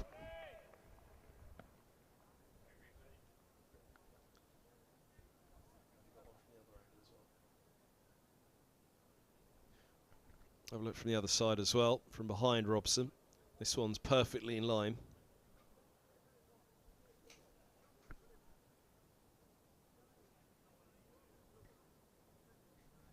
It's a pretty good ball that you think could he leave it? Could do, but again with the slope, feeling everything's coming back into you as a right-handed batsman. That's why the pavilion end here at Lord's is very much a line bowler. Bowler's end, and when I mean line is the fact that if you get your line right, you can sort of create so much doubt in a batsman's mind, because there was the feeling, certainly in this sort of head-to-head here with the right-handed batsman against a right-arm bowler bowling over the pitch, over the wicket. Batsmen always feel that the ball's going to come back into him, and if you get the line right, the batsman ends up pushing at balls that he could leave alone, as Robson did to the ball before the last one. And that brings you slips in the field, so you don't actually have to move the ball or nip it or swing it up the slope. You just have to get your line right, and I suppose the great exponent, one of the great exponents of that at this end is Glenn McGrath, and he used the slope magnificently. Jimmy Anderson also bowls most of his overs at that end. Pavilion end does seem to be the end where most of the great bowlers. All right, no, I'm not putting myself before you dob me in it.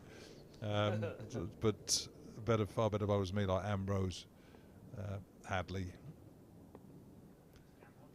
Anderson, and the fact that Broad's bowling at that end probably shows that if he has a preference, he'd rather bowl at the pavilion end. But when you've got Jimmy Anderson up the other end, you don't get choice of ends all the time. I didn't know whether you were bigging yourself up or just trying to put down Selvan Mertz.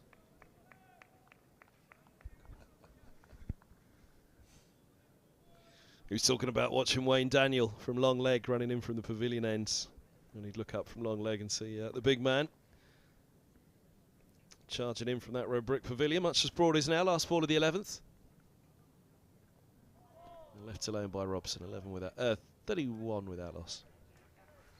There's a great picture in, I think we've got it up on the wall at our indoor school at Finchley, of Wayne Daniel in full flow. And you sort of say there's an image. Often you sort of almost see a bowler, sometimes they set themselves, don't they, before they let go of the ball, and that's the pitch you see often when you see sort of images of them in books and in newspapers and things like that. There's a picture of Wayne Daniel in mid-air, again looking sort of almost a, in those days, it's sort of like his shirt open to his sort of sternum, and a chain round his neck, swaying from side to side. He was a magnificent fast bowler. I mean, you couldn't say he was a sort of Hadley Marshall skilled bowler in any shape or form, but someone who just had an unbelievable impact on Middlesex County Cricket Club and county cricket, to be fair. The Diamond. He's the kind of figure when you walk around somewhere like Taunton and you see Joel Garner and Viv Richards on the wall down there below the pavilion. It's one of those, just the one real regret for Middlesex, really, isn't it, that you're not able to walk around Lords and sometimes see some, some of those figures on the wall around here at Lords in full flow. It's that feeling you get when you walk around so many of the other grounds. Just move the fielder from there. Is this the case? So a thick outside edge, not a chance in any shape or form. But the ball running away. Middlesex come back. Robson come back for a comfortable third. But cut the boundary. Yeah, you do walk around. I mean, even at Northampton last week, so I went up to Northampton on the first day and parked my car sort of up at the old football end of the ground, football pitch end of the ground, and walk around, and you just see there's some real nice space there to sort of do what you want and sort of celebrate your past. And they do it brilliantly at the Oval, don't they? You walk around the Oval and the sort of mementos, memories of great players that played for that club, the test matches, the championship wins and things like that. It does really sort of make a nice view for members walking around, and obviously for celebrating the success of a club. And even Alex Capsey's got her face on the wall outside the Oval now, painted on the outside of the Oval as you go around in front of Archbishop Tennyson's. Drove past the ground the other day and saw that one. So that's something now you're off the MCC committee, you can badger them about, so you need to get a little bit more Middlesex here at Lords. Well, I know Mike Selvius, sort of when he was president, I think he made a few points, certainly about, a gentleman who's taken more wickets to this ground than any other bowler in the history of the game. Oh, some real shape in there to Robson, but look at how he's timed that. It's really well played, and that's reaping the rewards of time in the middle, isn't it? 34th delivery for Robson. Yeah, Hutton's going too straight there. Oh, sorry, you've got it right. I didn't realise it was gone for the in-swinger, so started that 6 inches further outside off stump. It could have been a... Oh, does that go down as a chance? No, I'm only joking. But you do worry about something like that when it's that close, where it hits him on the head and goes to mid-wicket or something like that. You can be given out now.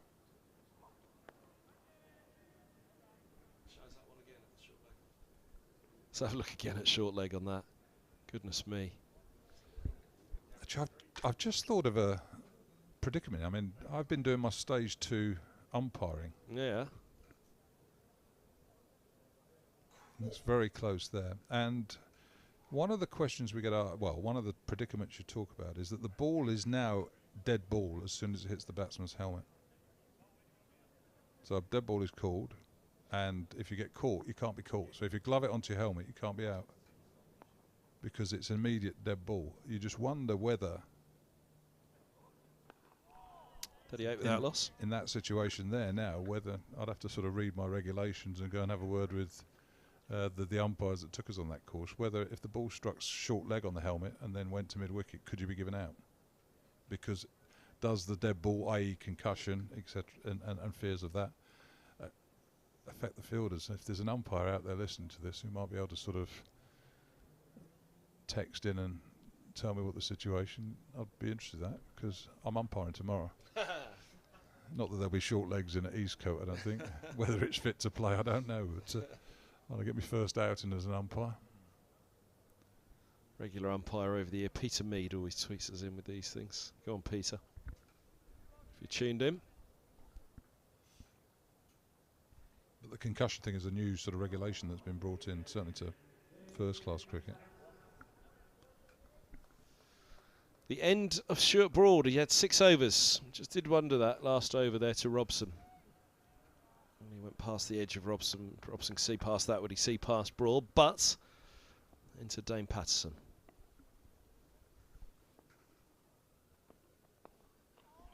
Onto the pads. Just a single out to deep backwards square leg, and the man that Patterson replaced, Broad.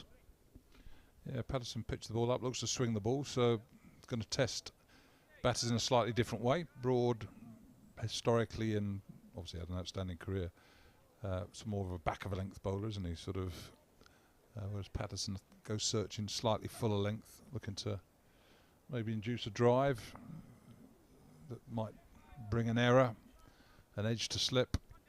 So someone who's sort of might go for a few more runs, but might create a few more chances.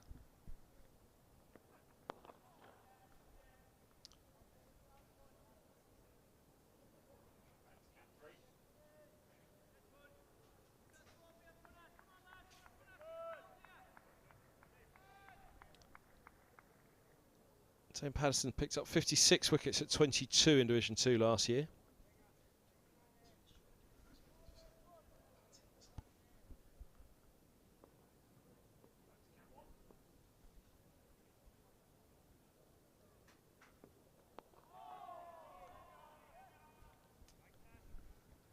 It's a good season as an overseas player, though, isn't it? 50 odd wickets. How many games he played? You say 10 or 12?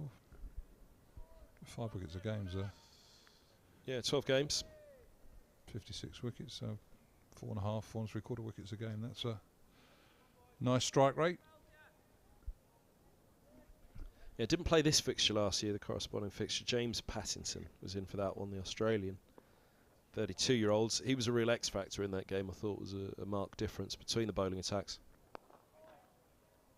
It's a bit of brute force and pace that he has. And I remember listening to our batsman playing last season, and it was like a test match with Broad and with Pattinson, running in hard and challenging you in a very sort of aggressive sort of confrontational way. And again, Fletcher's a good bowler too.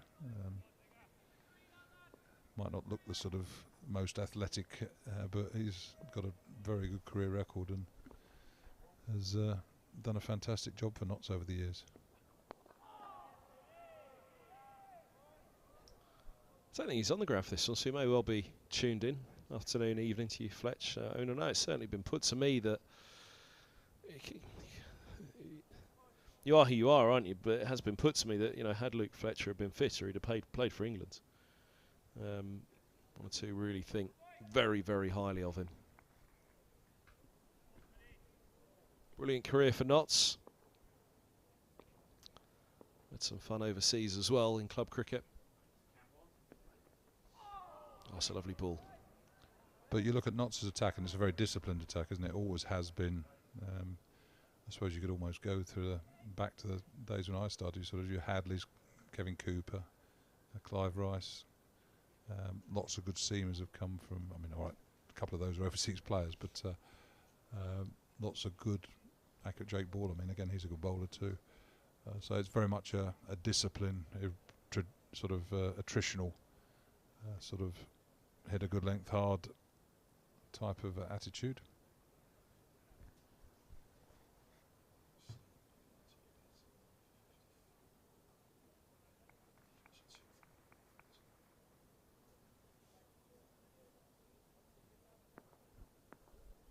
Hutton's 7th over.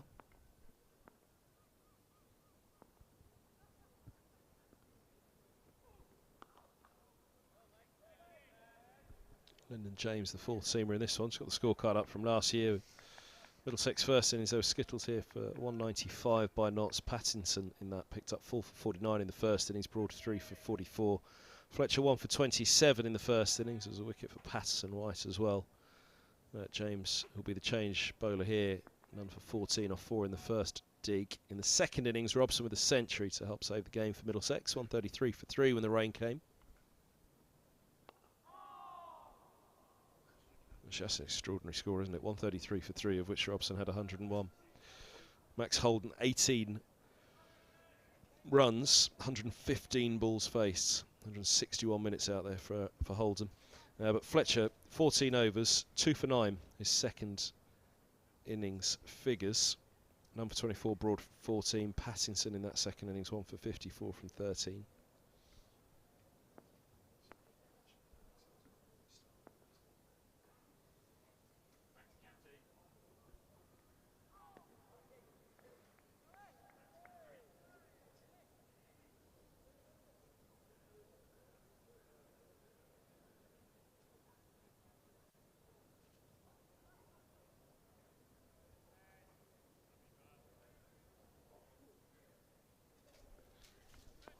Match at Trent Bridge.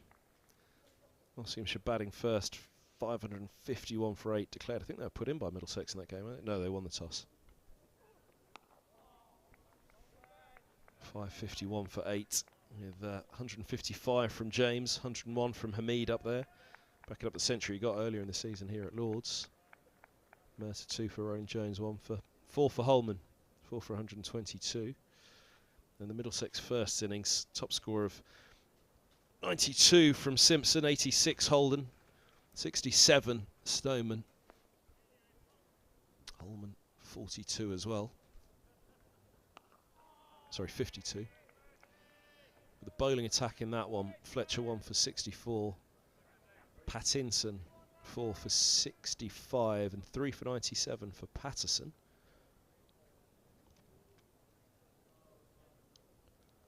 Middlesex bowled out for 376. Following on, there were 261 for 1 declared as draw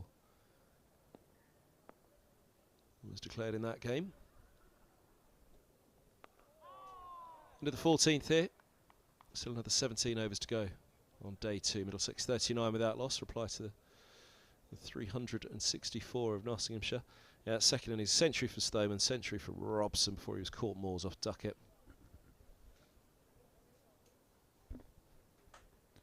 All 11 players bowled in the second innings. How many times has that happened? Where's Andy Zaltzman? Not many, yeah.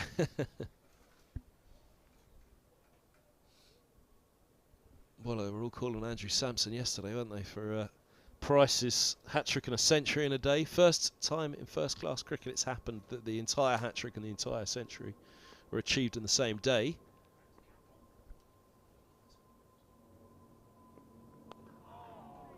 Amadullah completing a hat-trick, which had begun in the first innings on day 2. Then on day 3 hitting a century and then completing the hat-trick later that day. The closest to what Price achieved. There was a scramble for the stats on that yesterday evening. He's got a brother, the two Prices, aren't they, Gloucestershire, I think? Yes, they're good cricketers, Tom and aren't Ollie, isn't it? Yeah, they performed quite well against Middlesex a couple of years ago when we played them at Cheltenham, I think, didn't we?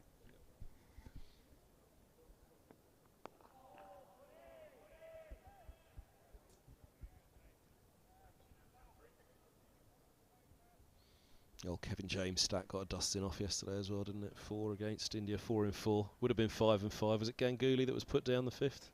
Drop catch. Century in that game as well.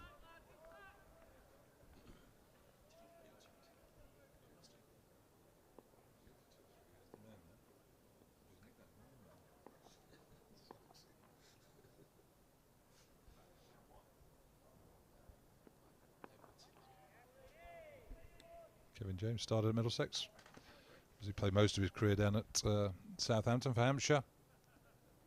Funny lad, we'd always remember he moved for Middlesex because obviously we had a really strong squad at that moment in time and he wasn't getting the opportunities and had a very good career down at Hampshire. And I always remember us playing, I think it was at Southend. And there was a duck pond, sort of, see where this is going. I can't, but I like it. There's a duck pond at one end, Westcliff, I think it was Westcliff. Anyway, and I was bowling, and we were very competitive in the second team then because everybody's trying to get in the first team. So it's almost like there's a couple of wickets to be taken at the end of the innings. You want to be on there bowling, and I was bowling, and I wasn't looking particularly sort of threatening. And James was in the second 11 captain's ear saying, "Get me on, get me on." He's useless. He's not doing anything, type of thing. To the captain, and I was taken off. And then in his third ball back, he was deposited in that duck pond for 6. Much to a quick single there. Much to my amusement and everybody else's, because James, he's a lovely bloke, but he always sort of almost one of those fellas where he'd do something or say something and it would always backfire, and it would he'd sort of think that it'd then become the brunt of the stick or the sort of what was going around the dressing room. We had a young lad, called Jamie Sykes, who was sort of legendary status around Middlesex. Nice shot there by Stoneman. Tuffers is great. Philip Tufnell's great mates. They were sort of an absolute nightmare to manage when they were young, and it was sort of the club had reached a stage where one of them's got to go, and it was Sykes that they were released, and that was obviously the right decision because Tufnell ended up getting 1,000 wickets for Middlesex, so had an outstanding career. But yeah, Sykes, he was from Bethnal Green, and he was a beauty, funny lad. Almost broke the shackles because everything here was sort of very sort of. You only enter the home dressing room if you're invited, and you sort of knew your place as a young player, and he sort of just resisted that and basically told everybody where to go, and if you want something, do it yourself type of stuff, and sort of broke down those sort of barriers around here. And but he was always on Kevin James's case. He christened Jamesy Mayor Man because he used to have a nightmare every now and then.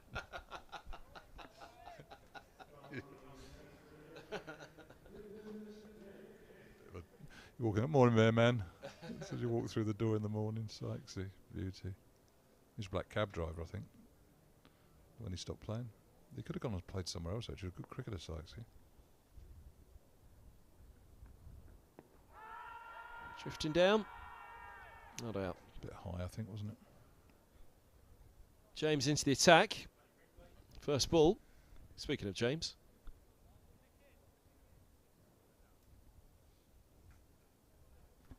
Not a bad shout. It was more knee roll, wasn't it? Sort of top half of the knee roll rather than under the knee roll, but a little bit high and just angling down the leg side. But good first delivery there from James.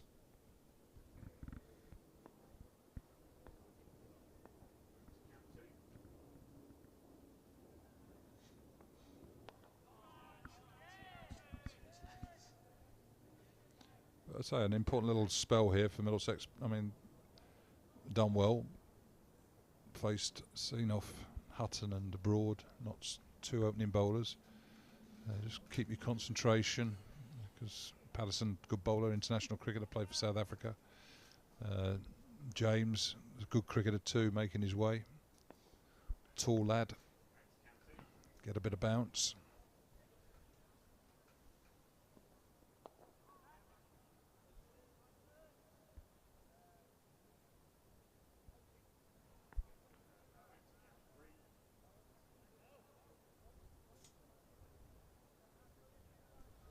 Tom Bennett, the coach, and Sykes was released. What did you say about Sykes? Shook things up a bit. I'm just wondering if he shook things up a bit with Don as the coach. Well, I think there was part of part of Sykes that Don enjoyed, and there was another part that sort of he struggled with. I mean, So it's a bit like you and me, Gus. Yeah, Don was sort of very strict disciplinarian in the way that he wanted to have a bit of fun and enjoy your cricket, but equally there was a line, and he left you in no doubt where that line was, Don, in the way that he addressed and spoke to you at times. But I mean, a huge figure in my career in the way that I had to say, he didn't coach you in the way that expect a coach to coach you now, and sort of keep your left arm up and doing all these things, but a really good mentor in the way that get your priorities right, play the game the right way, respect the game, work hard, sort of real sort of strong ethics really on how you went about it.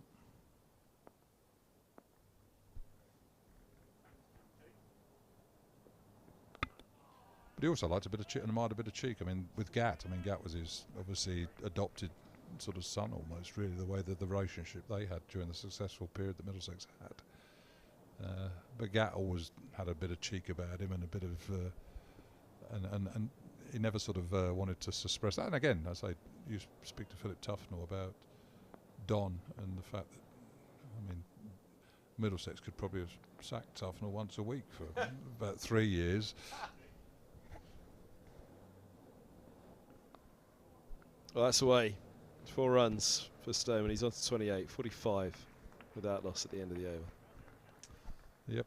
And you sort of speak to, I remember we did an interview, we produced a DVD for Middlesex. Just look at this delivery. Again, bowler strained too close to Stoneman's legs and just guiding it down to that boundary, the gates to the pavilion. But we did a sort of DVD for our young cricketers to give to our young cricketers when DVDs were around as such, or with a way to communicate or show off these things. And it was about what does it mean to play for Middlesex, and speaking to sort of legends of the game about their experiences and on what it meant to play here at Lord's and play for this club that had obviously achieved a huge amount. And Tuff was talking about his time at Middlesex and almost sort of welled up in tears when he was talking about Don, in the way that without him he didn't know where would we ended up if without Don and Gat supporting him and tolerating his sort of misdemeanours and allowing him to be the sort of character that he is. Where would Philip Tufnell have ended up? So yeah, it's getting that balance right, isn't it? You don't want to be, you can't just run riot and sort of do what you want, but equally you've got to allow people be themselves, haven't you?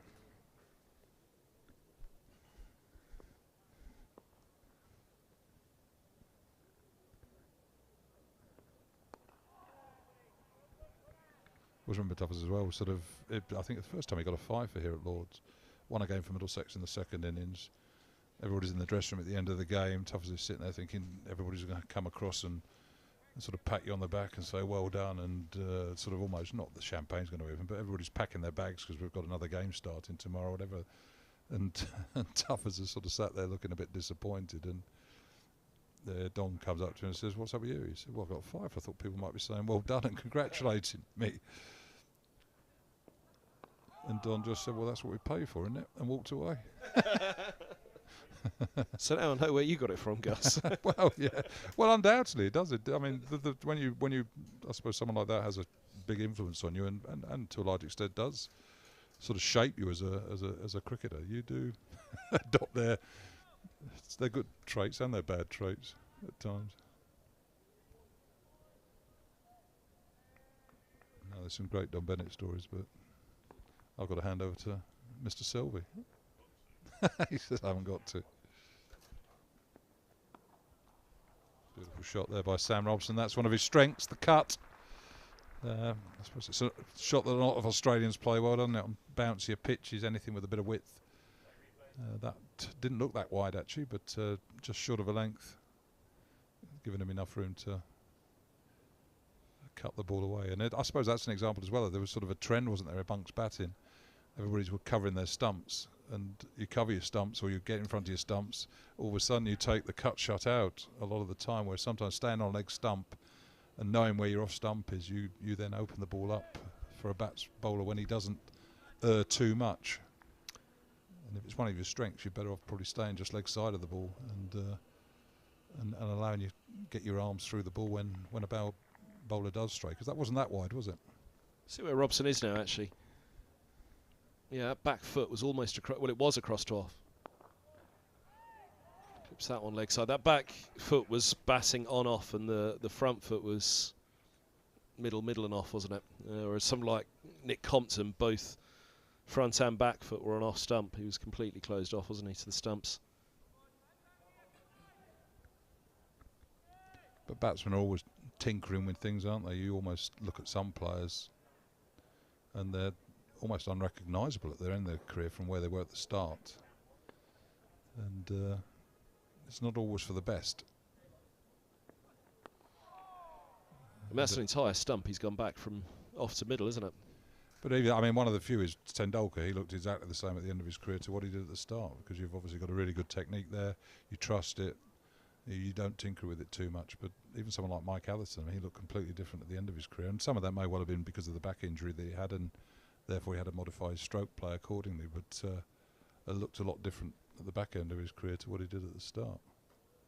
I'd imagine someone, I mean, again, maybe looking at county cricket and England cricket, someone like Rory Burns, I'm sure when he first started at Surrey, he wasn't picking the bat up and getting in the positions he was. He is now, but it obviously works for him because he's having a really good career, isn't it? I'll hand over to Selv.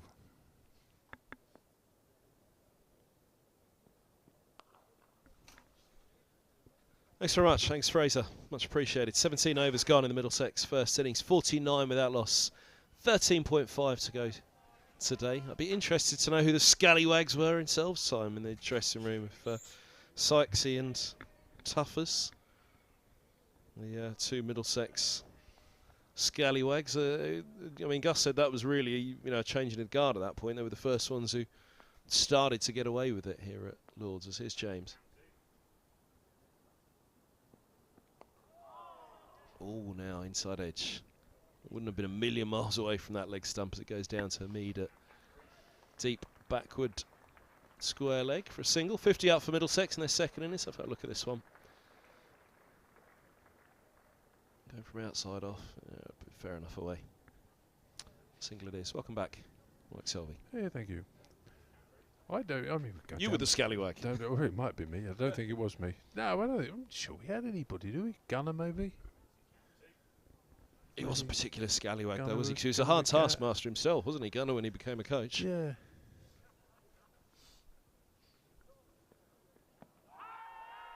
Height's a problem on that again. No, he's gone. Robson's gone for 17. Hangs his head backwards. There was a big shout. First ball from James. First ball from the nursery end when he entered the attack. Nip on back up the slope. Probably doing too much, and height an issue as well. This one, though, he goes up big, and he gets his reward. 50 for 1 Middlesex. God, as soon as I sat down, I was thinking downstairs, you know, when I'm sitting there watching, it's going too well. I better not go and upset the apple cart. Well, it's hit him on the thigh, isn't it?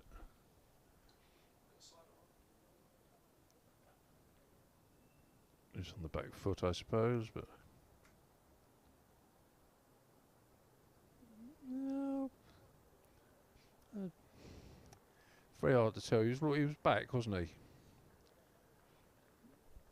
It was a better shout than the previous one. He's had a couple, hasn't he, this summer already, though? He has. He has. Stoneman has as well. This man's had a tough time overseas. Peter Mullaney. And Nottinghamshire will not be short on the knowledge of the troubles that the Middlesex top order have had so far this summer. I think it goes without saying he's a rather better player than we've seen so far this year. Average 40, just below 45 in first-class cricket. 38 centuries, 51 50s. But a summer so far for Middlesex of Norton 4 against Essex, and at Northampton 2-0. I think they were both first ballers, weren't they, to the 2-0s as well? Or the second First baller. legitimate ball, because it went wicket, no ball, wicket. Some question mark about was the third ball and no ball as well in that match, but the scorebook says what the scorebook says. So Milan facing up. Nice stride to leave that one alone. Yeah, you average 45 in first-class cricket, you're a proper player.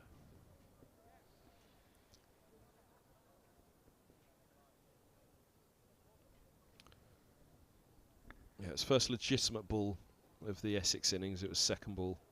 It was bowled Sanderson at Northamptonshire.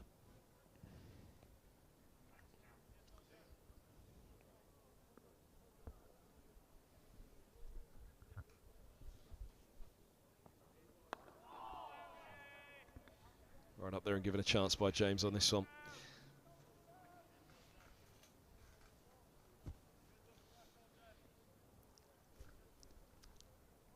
So I was just thinking how he's standing. You were talking about stances and all sorts of things, weren't you, before I came up there? And he looks quite open. I don't know whether he was like that last year. I really don't remember.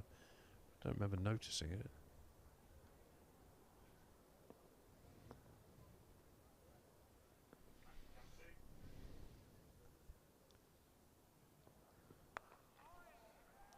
Punching his backward point, end of the over. Robson's gone. LBW to Robson for 17.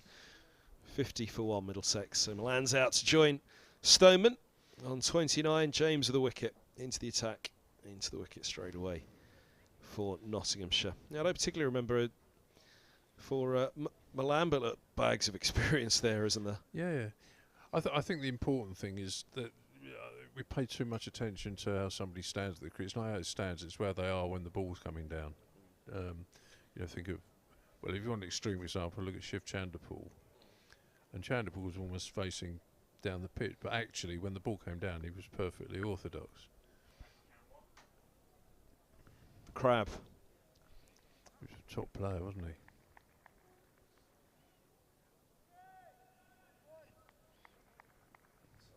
Son's playing now, of course, isn't he? Single 100, didn't he? Test match 100.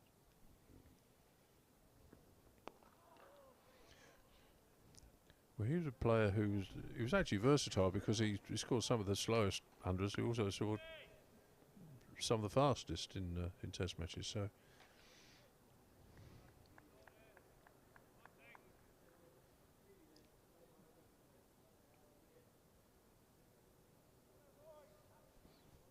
I think he got, did he get 10,000, 11,000 Test runs? Something like that.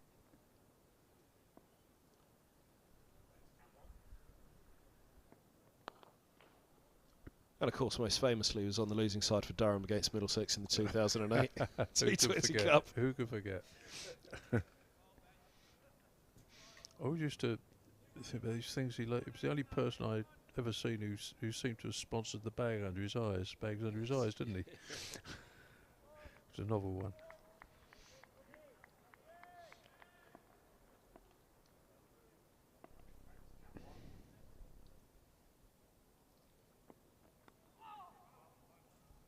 Runs here, away in front of Gully. Stayman into the 30s. The first time this summer. It's the first of the Middlesex, or the only Middlesex batter to make it into the 20s of the top 3 so far. Now the only one to make it into the 30s as well. Small mercies with little acorns.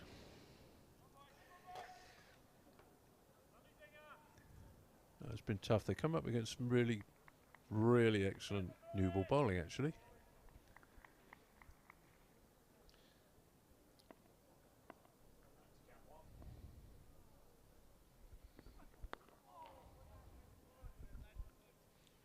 I thought the Essex pair were outstanding, absolutely outstanding, as good as it gets. Northampton were good, so it's been tough.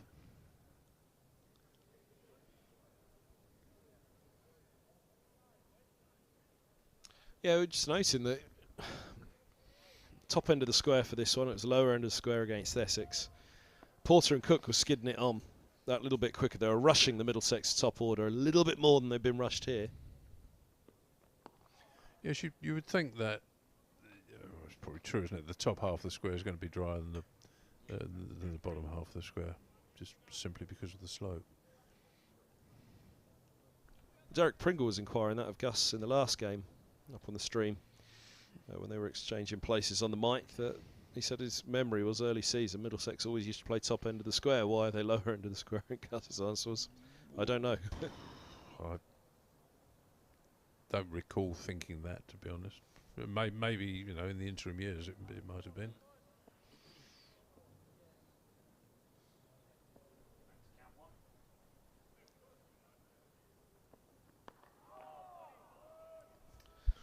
Patterson to Milan to win the over, 53 for one, and a South African pair, and of course Boland for Milan, and Western Province for Patterson. They did not face each other in the winter when Western Province won by an innings and 210 runs against Boland. Peter Milan missed that one. His brother did play though and captained Boland. 22 in the first innings and 0 in the second. When he was out, Courtmore bowled Patterson for a 7th ball duck. So one for his brother to get one back for him here.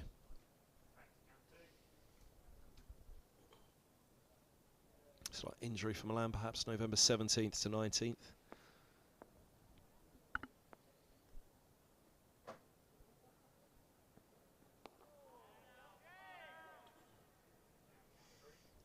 There's a lot of conjecture ahead of the toss on the first morning. Whether James would be the man to sit out, and they'd go with a 4-pronged attack, including Stone. Stone Played first game of the season, still sat on the sidelines for Notts. James, very useful 40 yesterday actually. It solidified things after a minor collapse.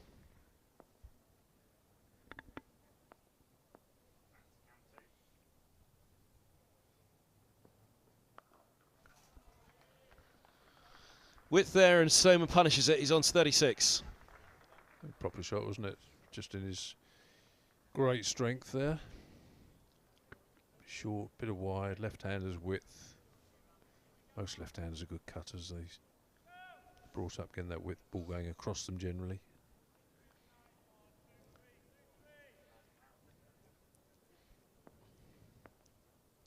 Watching James bat yesterday, we were talking about tall batters, weren't we, earlier on today, and he was the ones who can the ability to stand up tall and hit the ball quite high on the bounce.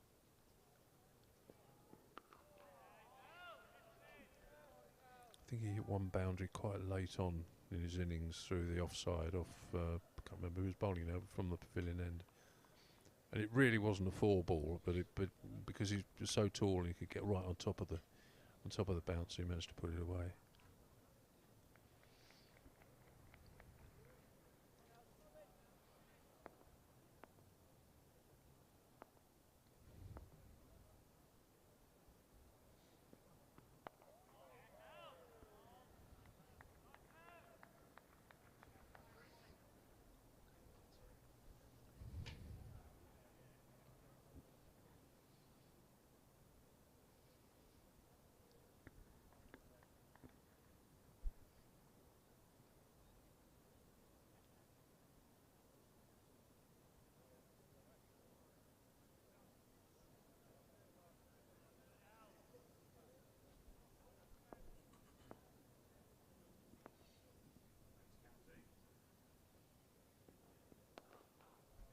Lovely shot. Not moving for that one, Stoneman. Sweetly out of the middle, he's on to 40. Full face of the bat. Bat to ball. Simple game.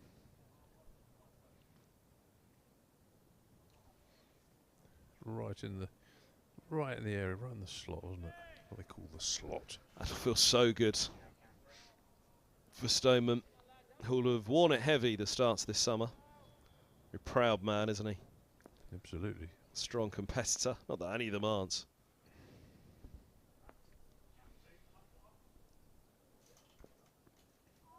His arrival was a key component from Surrey, is a key component in Middlesex coming on and eventually getting promotion too. Yeah, likening it with Gus to Chris Rogers' arrival, wasn't it? 2011 at Middlesex, straight away up from Division 2 in 2011. Stoneman arrives, Middlesex go up to Division 1. Just the experience and solidity and nous and all those things, you know, an old pro, proper pro. Everything from that man as well. Peter Mullaney finished last season for Middlesex with that 93 at Worcestershire. Richard Johnson said it was a masterful innings on a really tough track. Well, in fact, that whole innings was the best team display of batting I think I've ever seen from Middlesex side any time. But I think also they, purely by happenstance, they got the batting order right, in my opinion, because Steve Eskenazi was ill, if you remember, and didn't bat at 3. He was pretty even. Peter Mullaney batted 3. Esky batted 5. Got a brilliant 100 at 5. And almost by chance they found. Well, it was still not what I think should be the right batting order, but they're closer to it with Mullaney at 3 anyway. Yeah, Robson was out for a duck in that innings as well, wasn't he? Middlesex racked up 509. Third ball duck for Robson, bowled by Pennington. But Pennington, Gibbon, Waite, Tongue. It was a tough track. Middlesex needed a draw to be sure of promotion. Worcestershire were gone for 225. Robson duck, Stoneman 36, Milan 93, Max Holden 44, Eskenazi 111, John Simpson 92 with that extraordinary run that Simpson was having with the bat last season. Yeah. Can't stress how difficult that pitch was.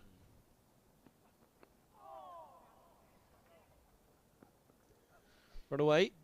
Milan off the mark. Off the mark with the boundary. Run down to the vacant deep third. You remember the very first ball of the match from Tim Murtagh came off a length and took Ed Pollock's glove and looped to slip, didn't it? That set it off. It went up and down and it went sideways, and it was a horrible pitch to play on. And they needed to get 400 in 110 overs, and they did it with an over to spare, and then went on and got 500. It was remarkable.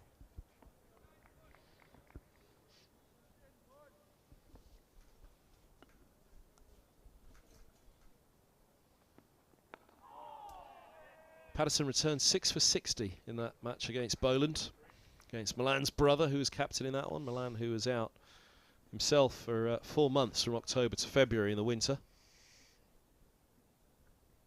Missing that game against Western Province. Yeah, it was a damp new road that Middlesex arrived at the end of last season, needing that draw and those points.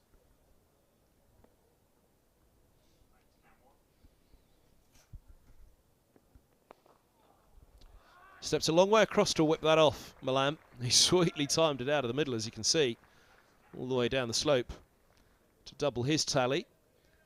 But Patterson and Carr, I think we're about to get excited about that one. Let's have a look. It was heading down there, wasn't it?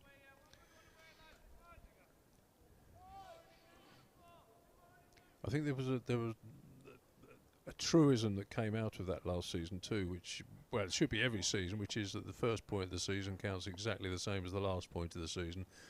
And there were 2 instances where they blew points, and 69 for 1. if you remember, they gave who was it? Derby, was it? They gave an extra bowling point to off the last ball of the 110 overs. That gave them a point that they needed or should have got. And there was a batting point somewhere, wasn't there? Can't remember what the other one was. Oh, Leicester, at Leicester, where they needed that 3 wickets in hand to get not very many runs for another batting point, and blew that as well. And had they got those 2 points, which they should have got those 2 points, then they wouldn't have needed to get 400. They'd only need to get 300, which was still a lot, but. Yep. So you should scrap for every single point through the season.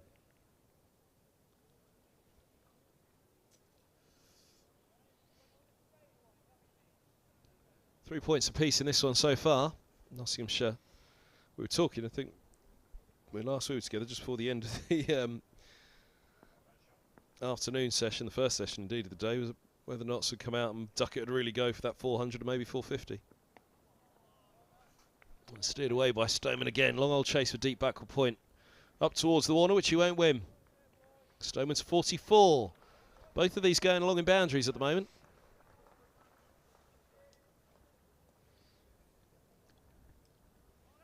(28, 32, 36, 40 and 44 for Stoneman. He's just gone along in boundaries, and Milan similarly. Yes, 3 for 1. It's riches, isn't it? Speaking of pitches, done a decent job, haven't they? Yep. Again, good tracks last year here at Lord's.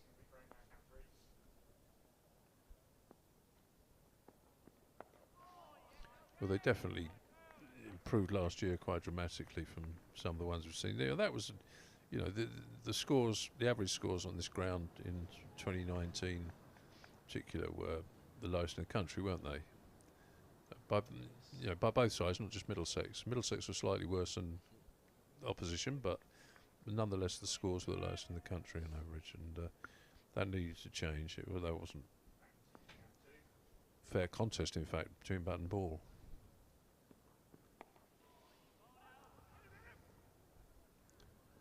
Little yes/no decision for the pair of them out there. They settle on no. Well, I think Carl Dermot's done a really good job in getting the good pitches, given the restraints of what he has to do here, the juggling he has to do with the. Yeah, it looks like a very big square, but there's a lot of cricket goes on here, and it's ground's not quite as wide as you think it might be. You know, we're as far over here as possibly you want to be.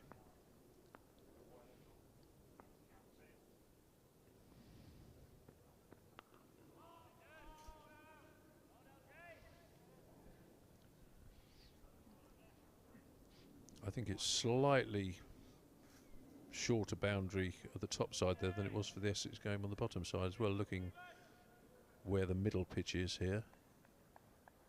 So the Essex one was 1, 2, 3, 4 to the left of that, and this one would be 1, 2, 3, 4, 1, 2, 3, 4, 5 or 5 or 6 pitches to the right of it. Straight to cover on this occasion. Just checked it again, Stoneman.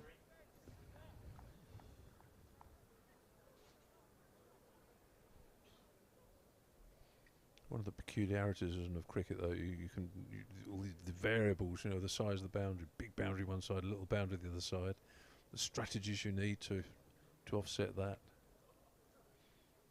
Is it easier to defend the short boundary or the long boundary? More 2s and 3s on the long boundary. Look at the ball. Mullaney's making his point there in the background. Patterson might not fire away. That will come out the device. Does it go through? No. Yeah. Has to go effortlessly through on its own, doesn't it? Have they decided it? Yeah. It does. Get on with it. You see, this is where I think the protocol's wrong. The protocol is the ball, if it doesn't go through the hoop, it's wrong. Actually, the definition should be if the ball goes out of shape. These balls aren't going out of shape.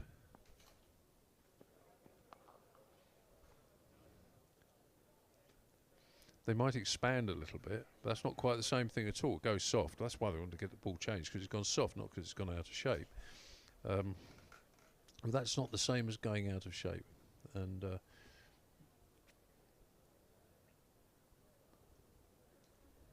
Ryan Higgins was speaking up for the ball the other day, wasn't he? 74 for 1. He's saying he I think he was up at Northampton actually, perhaps it was post-match. He said he didn't think the balls are as bad as people were making out. you know, we were at Merchant Taylor's last year, and there was a ball change after maybe a dozen overs or so, and the ball came rolling over to the pavilion there, and they brought it in, and I was sitting with, I can't remember who it was now, but it was a guy from the ECB anyway who dealt with this kind of issues, and he had the ball. I was like, can I have a look at it? I had a look at it. I thought, do you know what, if I was given that now to bowl with, I'd be really happy with it. It was a perfect ball.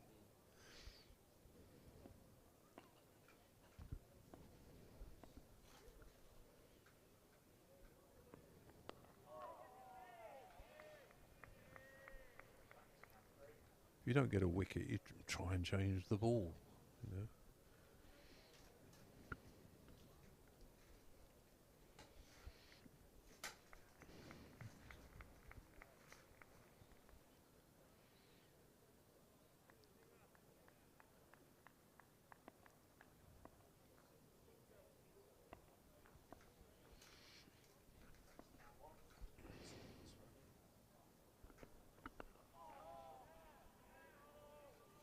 In fact, I think it was the Nottinghamshire game here last year. Luke Fletcher was having a chat with us downstairs about the ball. He had a theory about the stitching of the ball last year. He said it just felt like there was something different in the stitching last year that wasn't quite as it usually is. Yeah, there's all a lot of tinkering with it, you know. We trying to have a ball that does this and ball does too much, and no, it doesn't do enough. And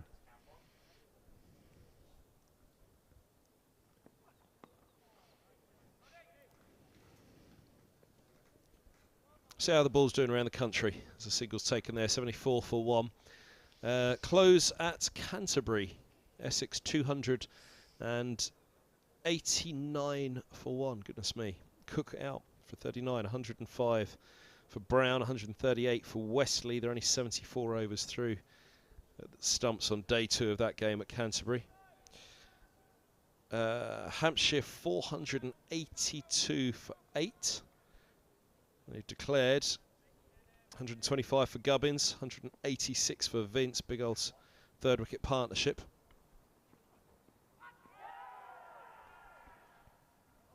And gets through everything. Let's have another look at it. Ooh, nips back in between bat and pad. from 72 for 1 to 270 for 3. 72 for 2 for 270 for 3 when Gubbins fell. 198 run partnership.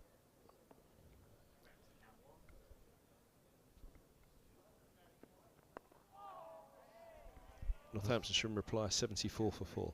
The Vasconcelos got a first baller from Mohamed Abbas. He did. Genius Mohamed Abbas. Love watching him bowl. Apart from when he's playing Middlesex. Even then, you know, I'm a great appreciator of the aesthetics of the game. And if he's playing here and he's bowling that, I will go up the top of the pavilion and watch him bowl.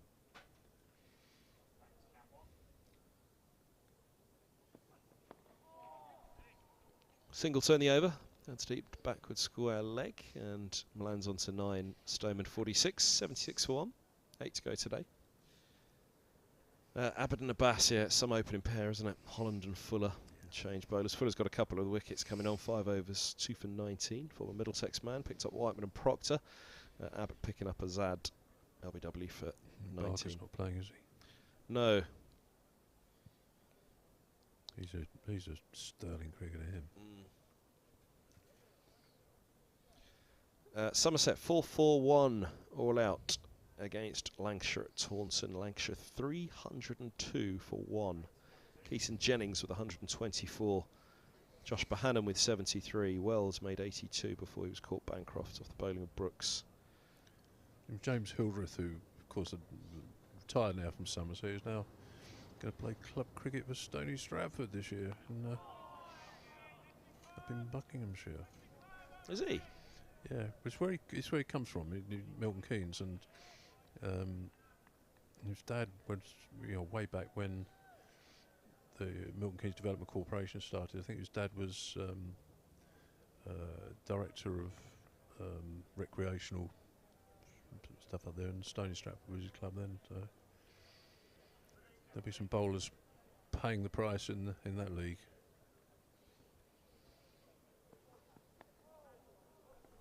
Run away by Milan, angles the bat.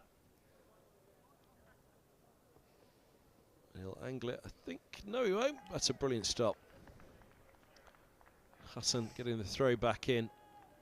Montgomery with the dive. Milan gets 3 to move to 12, 79 for 1. It's like when Ramps. Mark Grabrakash retired and went and played in the Middlesex Leagues, racked up the runs.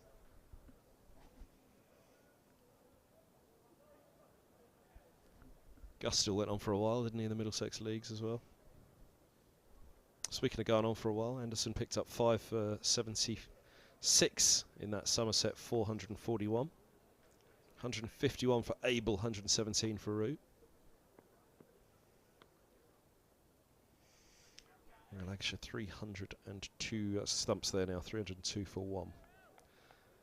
That's Stumps on day 2 at Taunton. Division 2.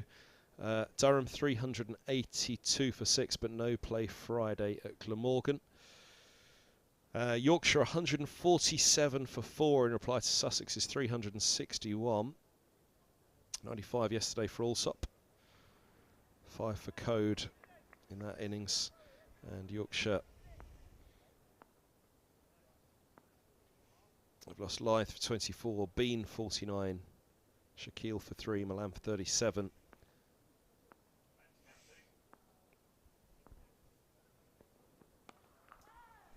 Short, pulled away. It's going down the hill all the way, no chance for deep mid-wicket there. Stoneman's got his 50. 83 for 1. Stoneman 50 from 71 deliveries. First 50 of the summer for him. First 50 of the summer for anyone in the Middlesex top 5. And that'll be something that they'll be very happy to have off their back right now, especially that man leading from the front as ever. Such a strong performer. A strong battler, fighter, wherever he goes. Durham, Surrey, England's Middlesex. Yeah, one of the few capped by 3 counters, isn't he?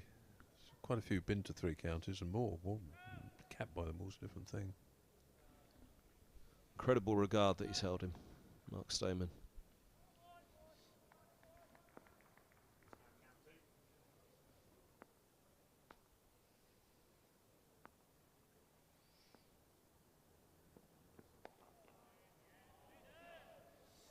End of the over, 24 done, 83 for 1. Stoneman, big part, as we said. We talked about Milan's 93 at Worcestershire, but Stoneman solidifying that top order last year. He and Simpson were a real pair for Middlesex, weren't they, in forging those runs? John Simpson was a revelation. I think the consensus has always been that he was incredibly talented, potentially top player with a bat, but actually kind of back down the order, and good 30s and 40s were currency, and is better than that, and it showed last year.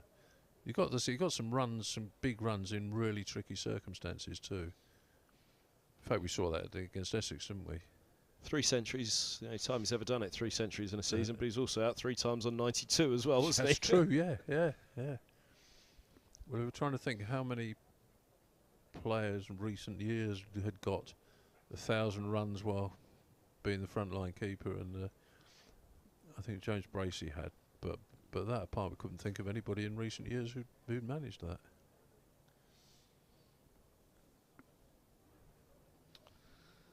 Gone past 13,000 first-class runs now. Mark Stoneman averaged 27 in Test cricket, 550s in 20 innings. Top score is 60.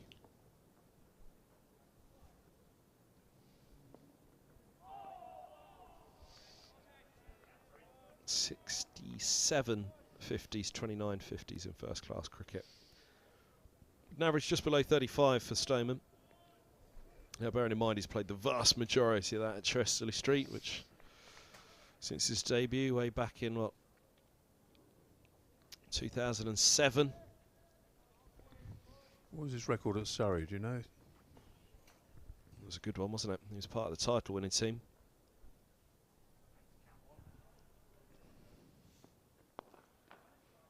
Generally speaking, oval pitches are recognised as being pretty good condition as well. Yeah, and he was in the England side around that time as well, wasn't he? 2017 debut, that was the year that Surrey won the title, wasn't it? 2017, year after Middlesex. Last test in 2018. He and Rory Burns vying for England positions. Top of the order for Surrey as well, but Surrey looking for a little jiggle around at the top.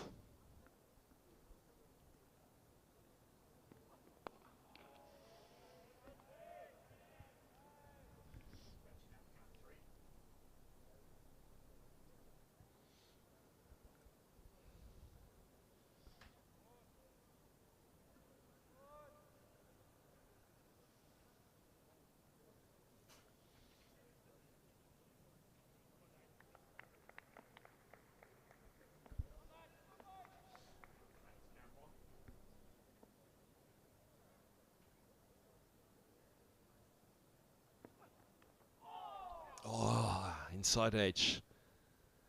Mullaney looks around nervously. He's got a single down to long leg.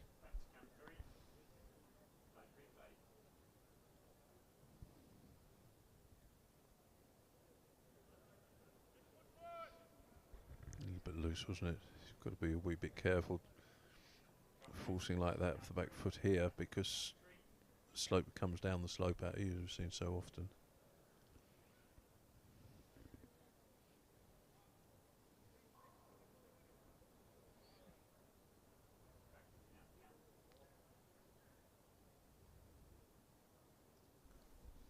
Changes, they're protecting that leg side boundary, aren't they?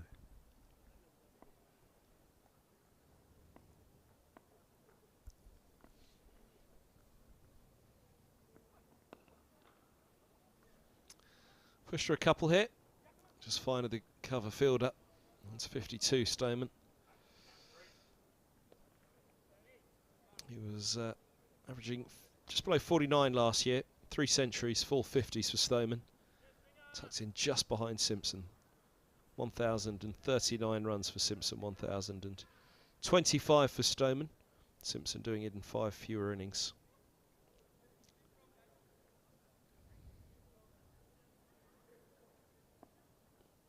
3 times going past that. Well, going to 3 figures last year, Stoneman. Last year, the year before, had that huge partnership with Sam at Hove. That must be the year before, mustn't it? 380 or whatever it was. Yes.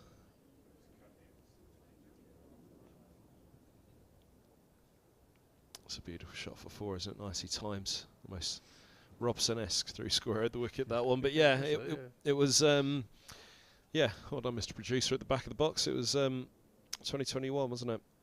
The Bob Willis Trophy. Yeah. That was the Holman 10 for, I think, that match as well, wasn't it? Right, indeed it was.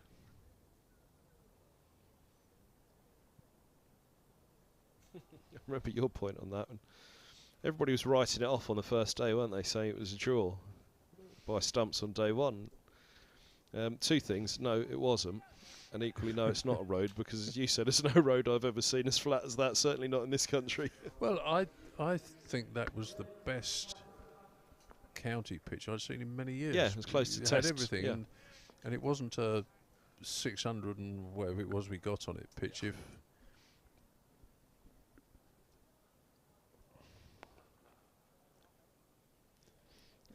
If Joffre and Jordan and Garton and Robinson had been playing on it, it wouldn't have been a 600 pitch. Simple as that. A pace, bounce, as Luke found with his leg spin. It was a depleted Sussex attack, wasn't it? That Yeah, it game? was. Yeah. With the ball. Yeah. Just take nothing away from Holman's effort with the ball himself.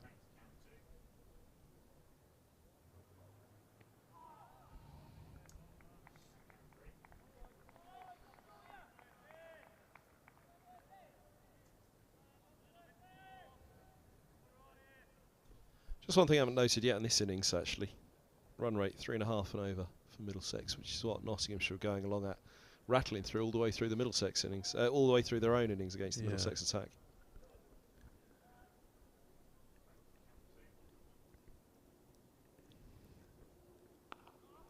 We all looked at that and wondered, was it a little too expensive again? Judge things once both sides are battered. Yeah, and also you know you set yourself a target. I know Middlesex will set themselves a target of 2.5 runs and over for the bowlers, and you look at a 3.5, 3.7 or whatever it is we've had in this match, and you wonder how much that's a function of aggressive batting and how much is a function of loose bowling. They're inside edge for Milan. Another single.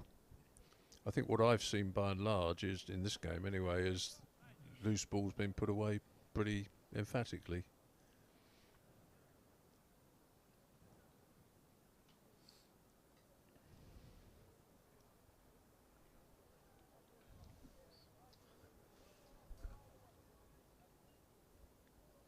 Just going back to 2021, that 174 you mentioned of Stoneman, Robson 253. He got 2 centuries and a 50, didn't he, Stoneman? But he started off where he'd score all the runs away, but he couldn't score a run here at Lords. It was a run of ducks, wasn't right, it? Yeah.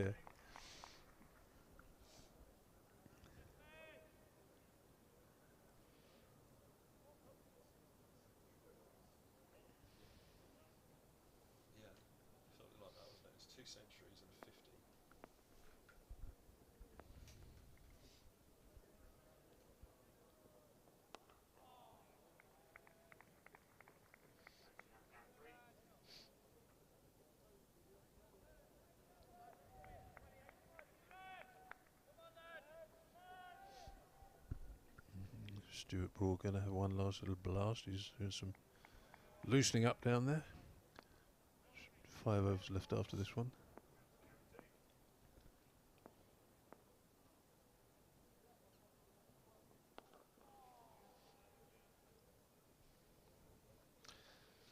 So for Middlesex now for Stoneman, 91 for 1. He's got 5 centuries and 6 50s.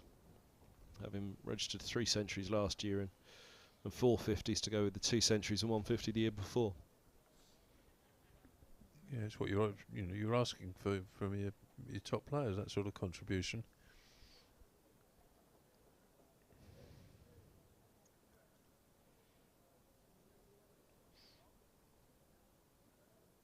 It's a little burst of a couple of overs from Stuart Broad from the pavilion end.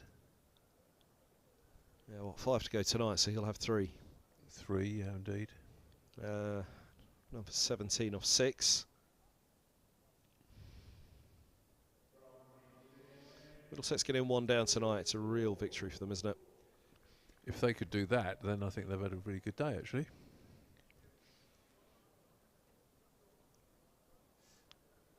Yeah, they came back at Notts after lunch yesterday with those 5 wickets, didn't they? But then a partnership got going again. Yeah.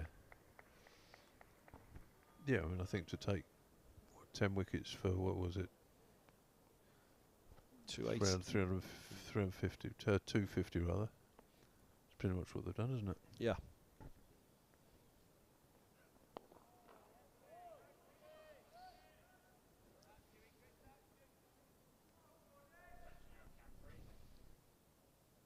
Yeah, 117 was the opening stand. Not all done for 364.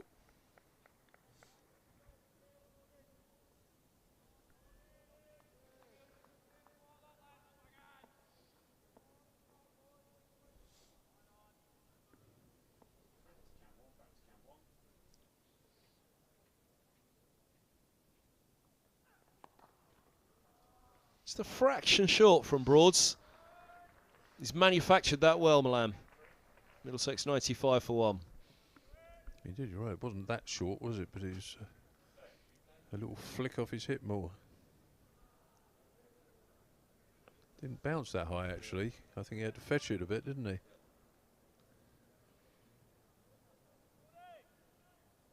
Not even sure he wasn't looking to cut that initially.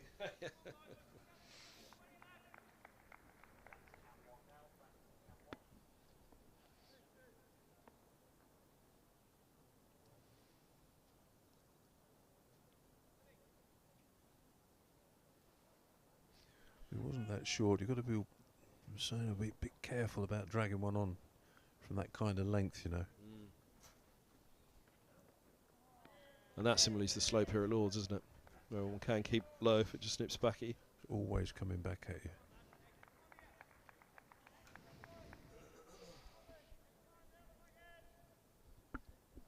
Watching some fine players at work though, aren't we? Stoneman, Milan, Broad at them, Hutton, Patterson, experienced South African, James, up-and-comer.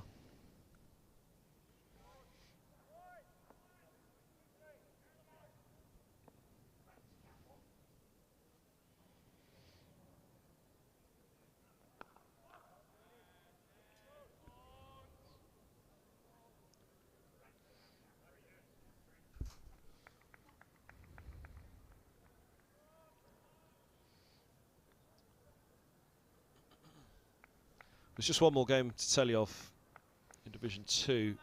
No play Friday due to rain. We knew that already, didn't we, today? Worcestershire 118 for 7 in reply to Gloucestershire's 231 at New Road. There's the pitch looking at the start of the season, same as the back end of last. Well, that was an extraordinary game already, wasn't it? With the events yesterday with Yeah. 100 at number 9 and the hat-trick. It reminded me actually because it was at New Road, wasn't it? Yeah.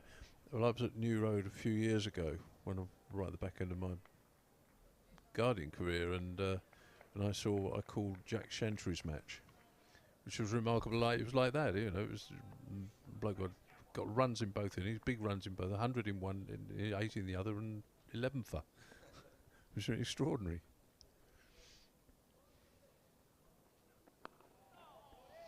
95 for 1.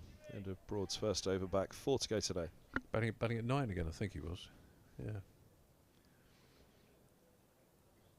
Jack's he's umpire. Well, not in this game, but he's an umpire now, of course. Great grounds, go and watch cricket, isn't it, New Roads? It's a lovely, I love it. Yeah, lovely few days there at the end of last season. Yeah. Funniest press box in the country as well. Yeah, had some good times. Good times at Worcester.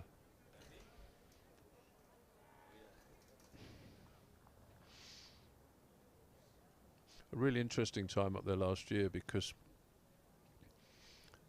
the president of Worcester is a lady called Cynthia Crawford, And Cynthia Crawford was Margaret Thatcher's kind of right-hand person. So she has some tales to tell.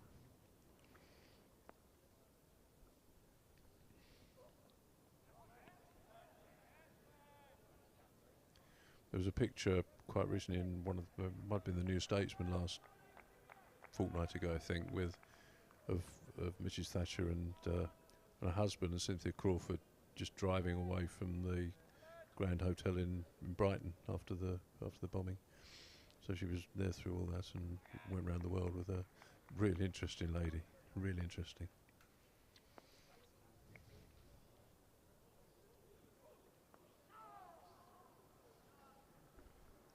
Leg sides and put away. Statement on 60, Middlesex 99 for 1.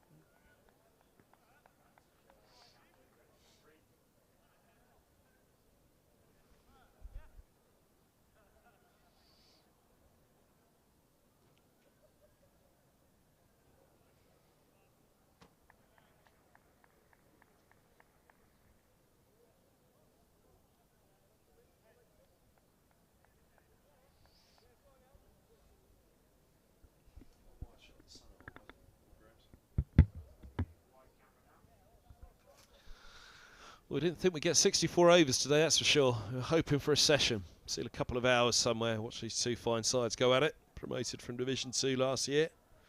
Going at it they are. 99 for 1, trailing by 265. It's a well-poised game at the moment. Nottinghamshire have runs on the board, but equally Middlesex will say, come on. This is the match where the runs are going to come for the top order. Try and push the pressure back to the visitors in that third innings. Be it through parity or a slight lead, or slightly behind. See if there's a third innings wobble at all.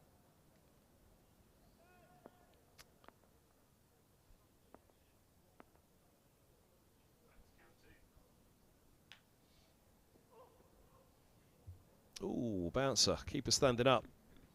Middlesex have 3 figures on the board, 103 for 1 by signalled.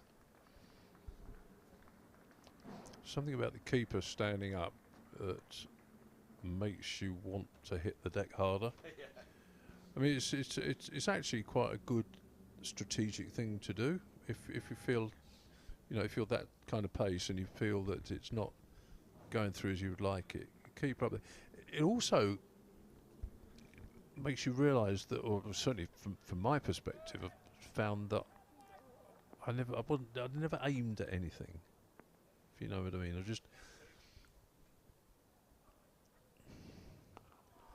so you get asked, you know, did you aim at a spot on the pitch? Did you aim at a line? Did you aim at fourth stump or third stump or whatever you were aiming at? And the answer is no, just sort of general perception.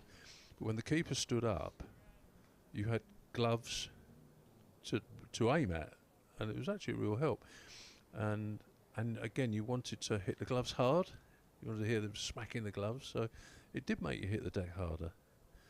And of course, the obvious benefits sometimes with the batters stand out the crease a lot now, and it'll drive them back into the crease too. So if you've got a keeper, a quality keeper who can do that, like Simo, I don't think Simo does it enough, to be honest with you. I certainly don't think he's done it enough to Mertz at times.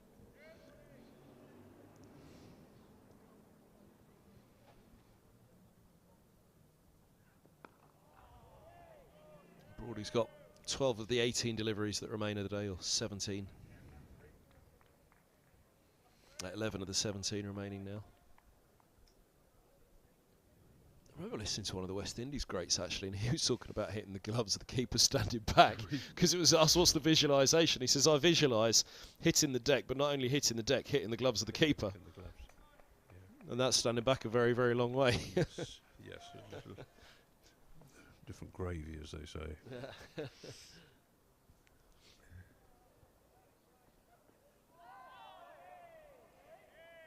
You're a young lad listening to that, trying to run in a ball fast, visualising hitting the keeper's gloves.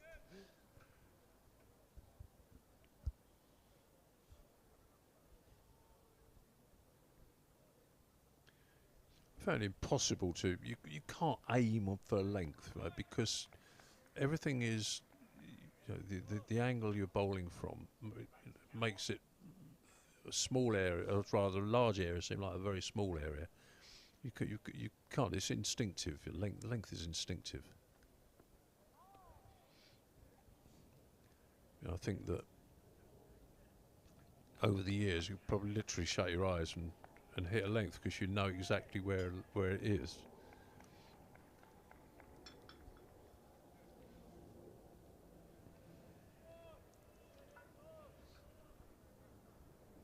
And that varies, of course, according to pace that you. Well, that's the point Gus was making just before you sat down. He said, it was difficult to go that little bit fuller because you had that instinct. Absolutely. Yeah, there is part of me which is often thought, you shouldn't need to have to adjust length. If it's the length that needs adjusting, you've got the wrong bowler to bowl, kind of thing. It isn't easy to adjust because I guarantee that if you took any Joe Public out to the middle and said, and a lot of batters actually, out to the middle and said on a pristine pitch, that one down that we see over the left, go and put a hanky down on where you think the length is. Almost always it's long half volley. So my natural length was about 6 yards, 7 yards maybe down the pitch. It's a third of the pitch, right? And that's my length.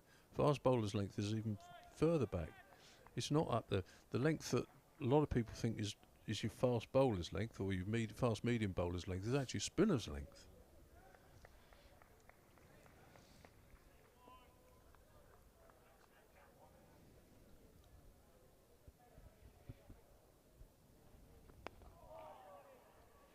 Ooh. Scrambled.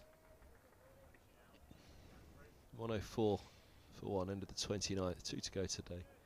Again, club, county, international length as well, isn't there? Yeah, and it does vary from some pitches. I remember we were talking earlier about Michael Holding, right? And I remember being in Sabina Park, and before the match, they were out in the middle there. My colleagues and Jeffrey was out in the middle there, Sir Jeffrey. And saying about, this is the length you need to bowl on here, blah, blah, blah. I remember saying to Jeffrey, that's the length you would like them to bowl to you on here, Jeffrey. And Mikey came out to the middle. And I said, where's your length on here, Mikey? And I said, is it about there? He said, no, it's even shorter at Sabina Park. He said, because my length the ball would go through and then it'd just almost float through. Great pace, but it would float through, so you could bowl it even that little bit shorter still for top of off stump. So it varies.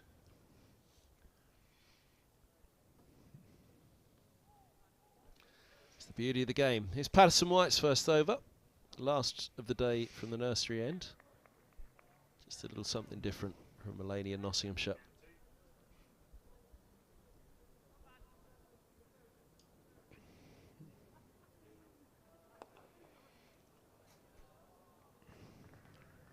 Lovely shot. Well, time in from Milan.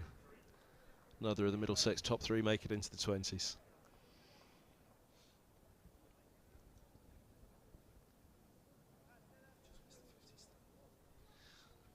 I just missed the 50 stand as well. 108 for one. 58 this partnership now. So 50 for the first wicket, 58 for the second. It's the kind of solidity Middlesex were hoping for.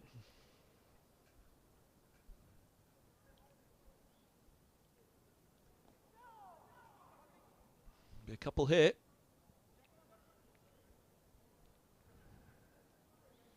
And it does. It starts to sit nicely poised this evening, doesn't it, going into the third day?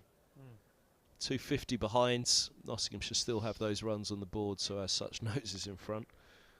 Closer to piling a bit of pressure onto Middlesex, but they'll see a day tomorrow where the forecast looks good. Day to get out and bat, day to start putting some runs on the board for the top order. Still to get through tonight, mind. 8 deliveries to go and 6 of those from Broad. Yes, the day's not finished till the last ball's gone, and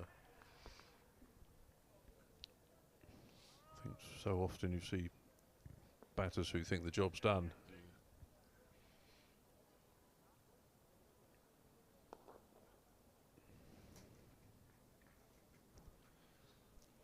Wise old heads out there, though, at the moment, Stoneman and Mullaney. Absolutely. Of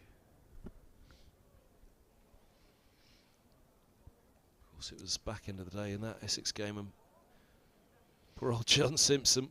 People have been there, whether it's international level, county level, or club level. Dollied a full toss back to Critchley. The final over of the day, after he'd done so much hard work with Higgins, and he thought that Middlesex would be able to put some pressure on the next morning. Done from the nursery end, 6 to go. 6 deliveries, that is, from the pavilion end. 111 for 1. Nelson on the board as well, so a slight something to watch for Middlesex before the day's done here at Lord's. Who's going to bowl it? It's not going to be Stewart, that's for sure. I don't think it is, anyway. Well, maybe it is. He's making his way slowly, Mr. Broad, isn't he? That wide-rimmed cap in front of shot there, just in front of the batsman passing by. Oh, there's a shot. There's a shot.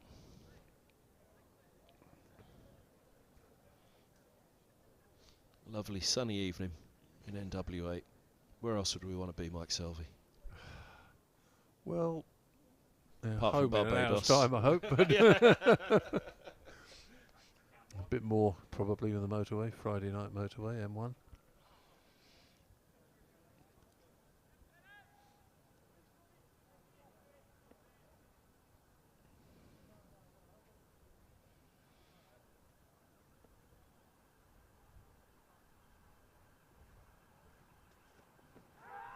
Now, he's gone. And they take Milan with them off the field at the end of the second day, Nottinghamshire. Stuart Broad. It was always going to be a big 6 deliveries, that, for the England man. Manages to get that one. To beat the inside edge. Milan halfway forward, partially across. Thumped on the pads, a huge appeal. Broad really fancied he had him with a celebra appeal. We'll have a look at the replay. I think it looked a pretty decent shout. Yeah, too many complaints about that. It looked like it had a little bit of shape in the air, didn't it? Let's look from this end where we've had a better look.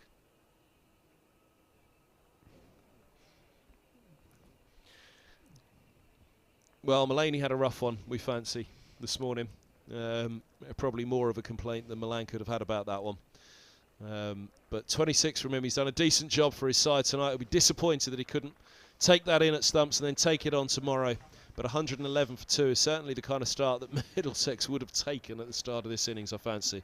Yeah, it just took the edge off what was a very good day for them, didn't it? That, I think that was fair enough. He was a little way down the pitch.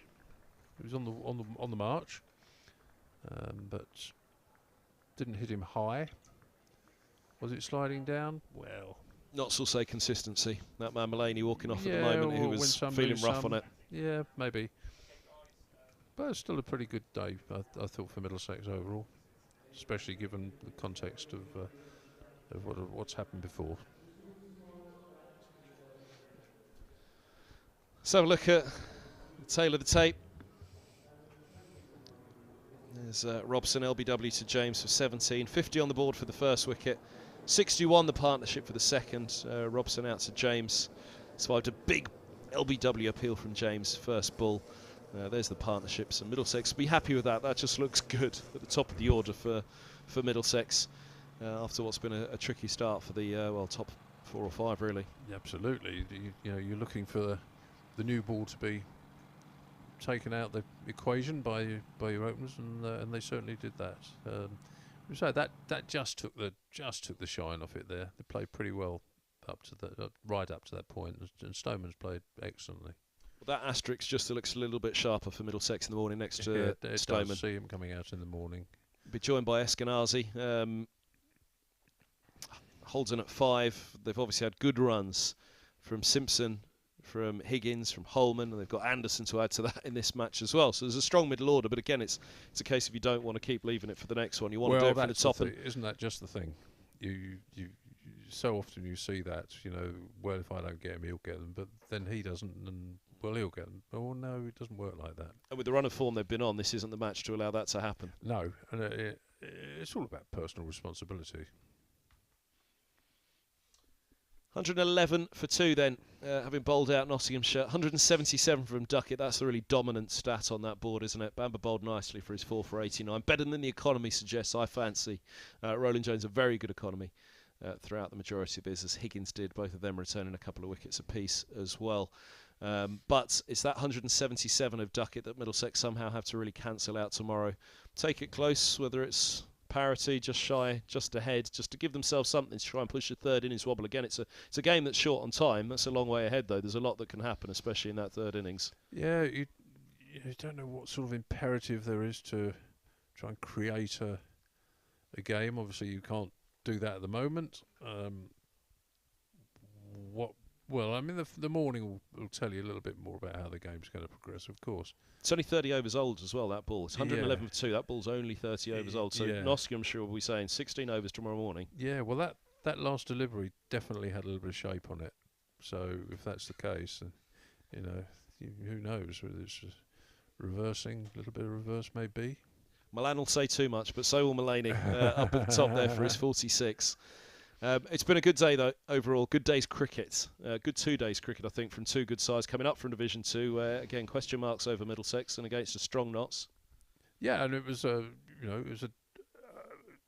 wasn't a full day's cricket, of course. We missed the whole of the morning, but it was a bonus in a way, and it's been a beautiful evening. Good conditions for playing cricket and entertaining cricket. I've enjoyed watching both sides, actually. No, it's excellent. That's what we turn up for. We want to see good cricket, and we've seen it today. Mike Selvey, thanks very much for your company on the stream. Thanks from everybody on the stream team here at Lords. What a lovely picture to leave you on the second day. Certainly a nicer one than it was at the close on day 1. We'll hope there's much of the same on day 3 in terms of the overheads, but in terms of the quality of the cricket on display as well. The 2 promoted teams going at it at Lords. It's been a fine day here at Lords as Middlesex close on 111 for 2 with Stuart Broad picking up that wicket of Peter Milan for 26 just before stumps. From myself, Kevin Hand, everybody here on the stream team, Mike Selvey. It's a very good night to you all.